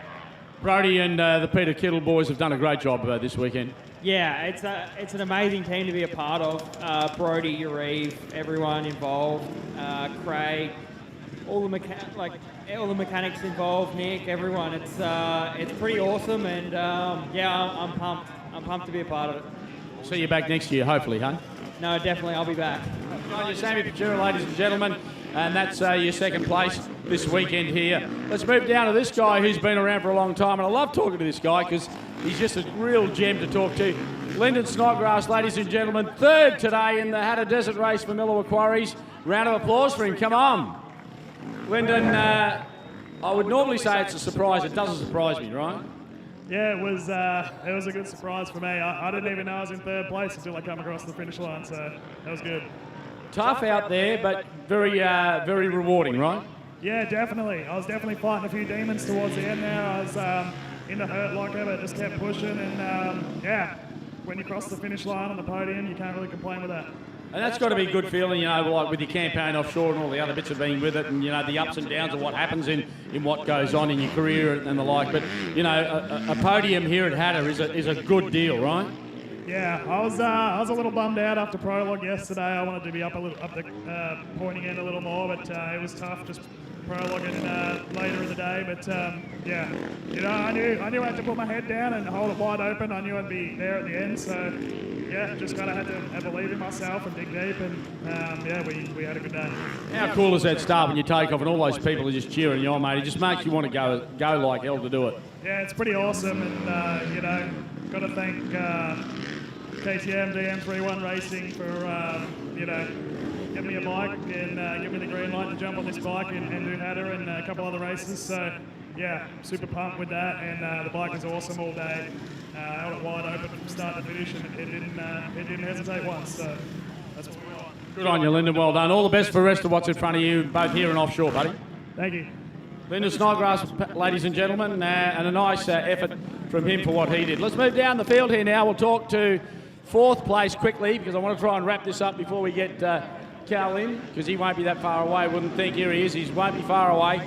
10th, number 10. This is the bike, of course, of Corey Hammond. Corey, good to have you here in fourth and finish the event. Yeah, that was brutal. I know every year we say it, but by far that was the roughest and toughest Hattah I've done. 100%. And mate, for you, you know, it would be nice further up the field, but I think finish this one this year is just a big deal, right? Yeah, I never seem to make it easy on myself the opening laps. I crashed and then I crashed again, and I just really struggled to get a flow early on. Probably wasn't until about lap 4 or 5 that I started finding some good lines and loosening up and picking them off. And I put in a really solid last 2 laps. I think I was pretty close to third at the end there, so body held up good. I mean, it's pretty hard to come from Fink 4 weeks ago. We put so much effort into Fink, and then to come here and do well at both. So this is by far my best outright result at Hattah, and yeah, for a bloke that still works full time, I'm pretty content with that. I've got a feeling there's a little bit of unfinished business for you at this joint. Yeah, you always want to do better, so we'll back to the drawing board. And Honda have been really good to me, the whole Peter Kittle Honda Racing Australia team. Been nothing but amazing, giving us anything we need to succeed. So we'll sit down and work out what we can do better next year, and hopefully some more bike time. And a big congratulations to my teammate, Sam. That's his first outright podium, so he's riding really good. And Corey McMahon as well, we're going back to back. That's impressive. Good work. Well done. Corey Hammond, ladies and gents, on the number 10 Honda. And we can see Cal Norton heading down there very shortly. And I believe we'll bump into this one, Rusty. What I want to try and do, if you don't mind, Johnny, is that Callum Norton, while you've been doing an excellent job there, has basically walked the motorcycle to the finish, and we should try and capture that if we can. Are you aware that he'll be finishing the top 40? Well, the main thing, I mean, he's nearly out of breath. We can see him there. I don't know if we've got time here in the coverage, but if we can, let's try and go and have a word with him, hey? 100%, and I think he'll be out of breath, that's for sure. But my understanding is he'll be finishing in that top 40 because I think it was Corey that got him past him, and I reckon they were in that 40 group that went through. So if that's the case with a 3K push, that's pretty impressive. Very, very impressive. Why don't we wander here if we can? Thank you, Johnny, for doing that, and see if we can't get up. What's been pretty amazing here is that the riders in this area have all wanted to do the right thing. Okay, we don't want to breach the regulation, so he's had to walk at that 3Ks himself. But the want from his rivals has been to try and assist Callum. We believe that he's finished in the top 40 there. He's made it to the finish. of Hattah in 2026, albeit in heartbreaking circumstances. So if he's up for it, we'll try and grab a word with him here and understand what's gone wrong. If we get our cameraman to pan around, you can see Lyndon Snodgrass there, among others. That is the kind of true mark of dirt bike racing in this country, when your rivals come and see you. Man, I really feel for you. What happened, and kind of, if you can, step us through those last few Ks. Yeah, I just made it to the last sand dune, and obviously you nearly feel like you're home, but you're never home at this race. So honestly, I think it nipped up or something happened over there, unfortunately. The bike ran beautiful all race. I struggled a little bit today, but felt like I was hanging in there at the podium. Obviously, the two out front were just killing me. I just couldn't get up on them, and was struggling. Had a crash with a lapper about halfway through. Not his fault, just it happened. So I was bloody sore, and just kept charging. And unfortunately, shit happens. But not the team's fault, not my fault, just motorsport, I guess. So I mean, it is a reminder of how tough, how taxing Hattah can be, mate, and that bittersweet nature of this race sometimes. Just how have you felt, and what have you thought about over those final few Ks? Yeah, honestly, I was looking. Definitely was further than I thought. I thought that I'm on the hard pack now to be fine, but obviously these conditions, it was a tricky push. But found a bit of a line through the crop, but it was all right. But Hamo had to do it at Fink, and I thought I better pull my finger out and at least try and get it home and not give up. So it was good. Respect from within the motorcycle community here. Your rivals that you were fighting with for that podium spot, coming up to have a chat with you. Yeah, I can't appreciate them enough, coming all the way down there and supporting me. And everyone, we're all mates. Stoked to see Sammy on the box. Obviously, Corey going back-to-back, super impressive. And I think Lindo there got a third, and Hamo fourth, which is massive for him. He's great result this weekend. So spewing, we couldn't be up there with him, but I'm sure we'll be back. I love this event and can't wait. I know that there'll be lots of people wishing you well on the live stream, and for those fans that have gathered here, how about a big round of applause? Hey, that is the true grit of this race. Hard luck, mate. Thank you. Thank you. Callum Norton, there you go. We'll wander back over to where the celebrations have been happening here. Thank you for allowing us to break away from some of those interviews to do that, because that kind of captures the human spirit of this race, doesn't it? He did not want to give it up. Walk the bike to the finish, and there's still, I think, in the heartbreak of all of that, there are still some things he can take away from today's race, and for that crew as well. So we'll take you back to Johnny. Here's the race winner, in fact, even coming to do, I think, exactly what we were talking about. So that's what the camaraderie is like in this sport, and indeed for the Hattah Desert Race. I'm going to come back to Johnny here because I've interrupted the interview process. But thank you, mate. I think we wanted to capture that. You're aware you finished top 30. Fantastic. I mean, it's not what ultimately he wanted, but it just shows you the spirit of this race. This is not the first time we've actually had something like this here, Rusty. I can remember going back a number of years ago where we actually had one of the riders who was struggling to get home. He needed to push his bike back. And I was doing interviews, this is dead set, I was doing interviews in this area here with a guy by the name of Toby Price. You aware of this story? Yeah. Right? What happened? Toby saw what had happened. He did his interview with us here, and all of a sudden he sort of spun around and he headed off out the back somewhere. And it's like, where the hell is he going? And he literally ran across, after riding this event and how grueling it was, he ran across the paddock here, grabbed that bike, and literally walked it with that guy all the way through to that corner and helped him across that line and then came back.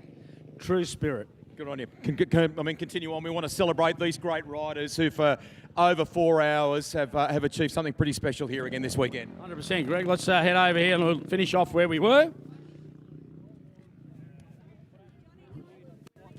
In a minute. Rightio, we'll quickly move on with where we were. We were with Corey Hammond. I'll move on to Jai Dixon. Where are you, Jai? Jai's here somewhere. Here he is. Quick walk through, Jai. I don't want to keep you too long, mate. Another Hattah done for you.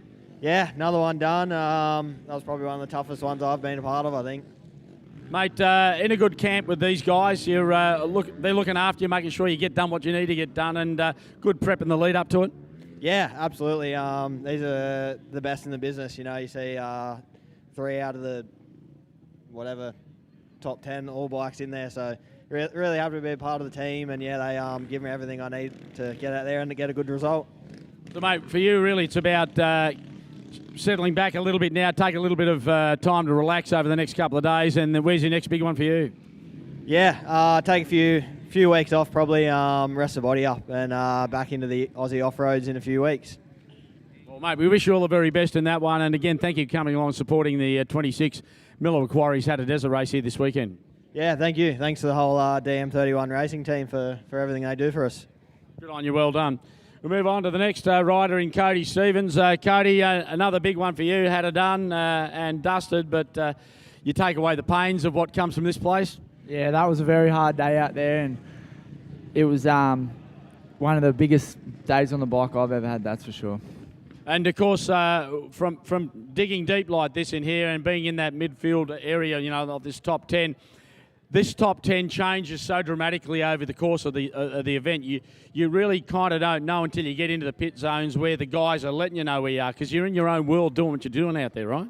Yeah, I think I was back in 10th there for a bit, and I worked my way up to like 5th or 6th, and then I was back in 8th, and then I ended up in 6th. So. Yeah, and it is a tough game, right? 4 hours is a tough gig. Yeah, it is hard. Same for you, bit of time off, relax, and get ready to go on to something bigger and better? Yeah, we've got a few more desert races to do this year, so we'll go home and keep riding and get back out there. Good on you. Cody Stevens, ladies and gentlemen, who grabbed the number 7 place today. Move on to Chandler Burns now in 8th. Where are you, Chandler? Here we go. Sorry, Riley Graham, 6:04. Vetty, check this out. Veteran in the top 10, mate. I was only talking to you yesterday about that, Riley. Yeah, we had a chat. I probably surprised some people, and I don't know. Yeah, it's good to be back up here, and it's always a good feeling to finish the race and have to get stopped and held up for the top 10. So yeah. And Riley, you're even though you're kind of in the Vetty class, that's kind of not sort of as much as what it would be. You've done very well here over the couple of years that you've been riding here too, right? Yeah, I've had a couple of top 10s in the past, and I've had probably 3 years of not doing much motorbike riding and a fair bit of golf. So my older brother just pushed me to get back out here, and I called up Stu with STE, and he was, amazing support, and stoked to get a good result for him and everyone that's put in effort for it. 100%. Well, mate, again, thank you for coming back and riding Hattah, and more importantly, thank you for putting the effort you put on today for the people and the teams here for the top 10, mate. It's great to have you here and great chatting to you, Riley. No worries, thank you. Yeah, great event, awesome setup, and thanks to SCE and Belly for doing a lot of work on the bike. So thanks. Rightio, see you back next year, huh? Yeah, I think so. Yeah. Good work. Rightio, we'll move down the field a little further. We work now to the 494 of Chandler Burns. Chandler, come forward, buddy. Hot day for you out there too. Yeah, struggled a little bit at the start. Just took a little bit to get going, learn the track, but just sort of kept moving through towards the end. So yeah, happy to be up here. Honda's done the job for you today to get you home. Obviously, it's no mean feat. No, it's been solid. My dad and Sladek put a solid engine together, and made it through, no worries. We just snapped the steg peg off on the last or second last lap, but was able to bring it home.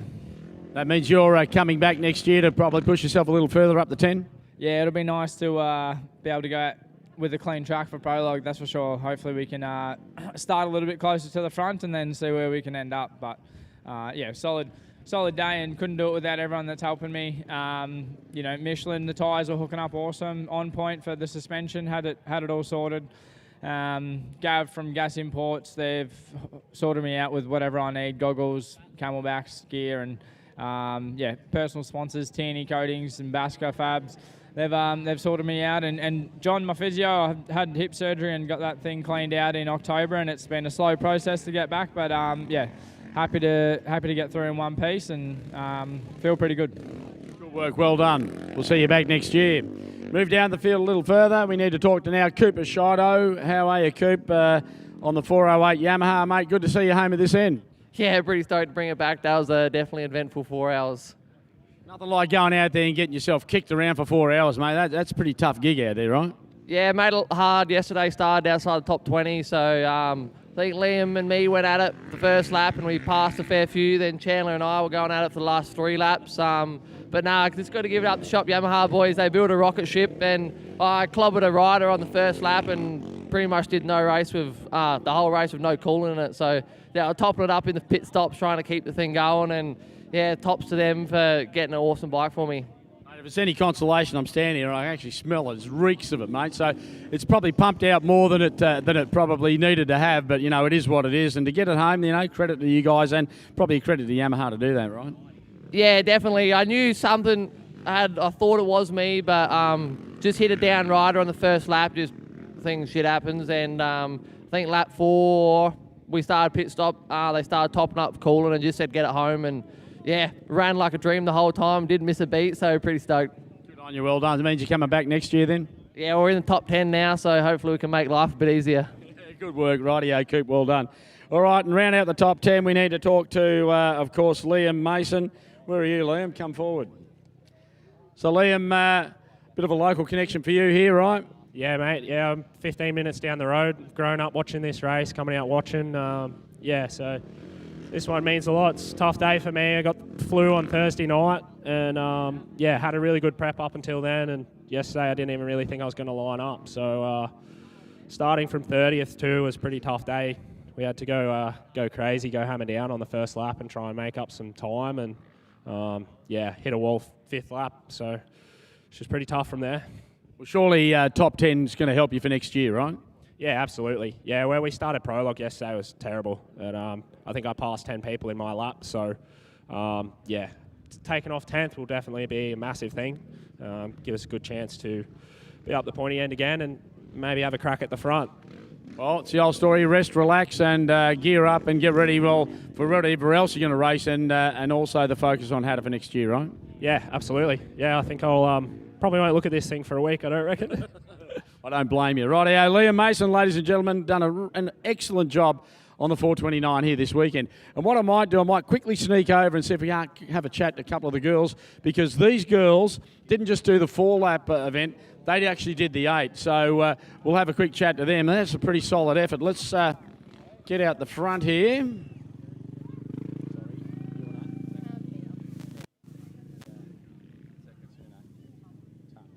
Rightio, Mia Tung here with me first of all. Hey, Mia, good finish for you for the day. 8 laps, mate. That's pretty solid work. Yeah, it was definitely hard out there. Mia, you've ridden here before, obviously, at Hattah. This one would have been tougher than the last one, at least, that you've ridden? Yeah, this is my 3rd year as a senior, and yeah, this one was definitely the toughest. Obviously, there's a group of people you'd like to thank for your efforts here this weekend. Yeah, I'd like to thank Mum and Dad, Coastal Motorcycle Centre, Boyd's Racing, Honda Australia, We're Lusty, and everyone else behind the scenes. Good work, well done. We'll move on to Maddie Healy. Hey, Maddie, how are you?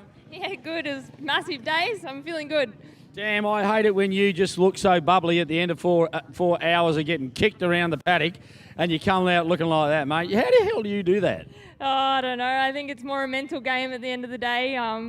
Yeah, I knew I was fit and, yeah, just to keep going and pushing through it. I think when you're out front, that's what keeps you going, and, yeah. Matty, some people could say mental, yeah, kind of mental in other aspects, but, mate, you know, I mean, that's a pretty solid effort. You know, there's a good team of people behind you. Yeah, like, you know, none of this would have happened without all my family. Like, this wins as much as theirs is mine. To get the Fink win and then to come back and get the Hattah win, like, it's just, that's the goal for this year, and we bloody did it. Tick in the box. Well done. Good on you. You look at you go, girl, right? Yeah, awesome. Thank you. Good work. Well done. And now we'll move on, of course, to Rach. Rach, great day for you today too. Yeah, not bad. Had a baby 3 months ago, so I'm pretty tired.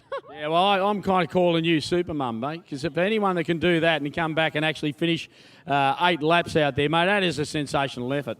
See it? Yeah, it was bloody hard work out there. Those last 2 laps were brutal.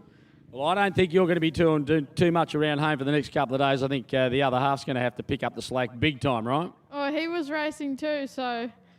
Well, it'll be a toss of the coin as to who does what, right? Or just put it on hold for a week, I reckon. Good on you. Who would you like to thank? Massive thanks to the JGR Yamaha Off-Road team, Yamaha Australia, Ballards Off-Road, Renthal, Works Connection, FMF, Achirbies, Liat, all my family for coming over, my partner Jack, and yeah, just everyone that helps us out. Good on you, well done. We'll pad back and we'll grab a picture of these three. These girls have done a stupendous effort, and all I can say, Rusty, is that anybody that can do that from a girl and or guy's point of view today, that was a tough gig today, dead set. I mean, it's arguably up there, isn't it? You know, and you draw parallels immediately, Johnny, with the most extreme of sport, whether it's sort of Ironman or triathlon competition. They're exhausted, but the elation to be in that top 10, to win this thing today, some pretty amazing stories in this race, and I think we'll chat about that for quite some time beyond today. But just from my point of view, to the people who have volunteered and worked through the night to make all of this happen, and for 12 months to bring it together, what you've staged is incredible. And to our partners as well that have made the whole event go around. And a little shout out, he's in the background here somewhere, but my co-commentator in Jeremy Cowley, some really nice insights from him across the course of the race. Thank you for having me, mate. No, absolutely. Well, that pretty much concludes what's going on track-wise down here for the 2026 Miller Quarries Hattah Desert Race. We really hope you've enjoyed the telecast, not just today, but over the last couple of days, bringing you all the action and all of the heat that's been going on. You know, as much as you can watch it on television and be part of it, I'd love you to come down, Rusty. They've got to come and experience it, right? Got to come and experience it. Come and see it for yourself. It is something else. To all of our TV team behind the scenes that have brought you the live stream, and to those that have commented and been a part of the coverage, thank you for diving in and doing that. And well done to you too, Johnny. Top effort once again, part of the fabric of this game. Thank you for joining us again in 2026. Good on you. And that's pretty much us covered here. I'm not going to drop the mic because I'll probably get in trouble for that one. But either way, that's us done with the wrap. Hope you've had a great time for 26, and we'd love to see you down here for next year.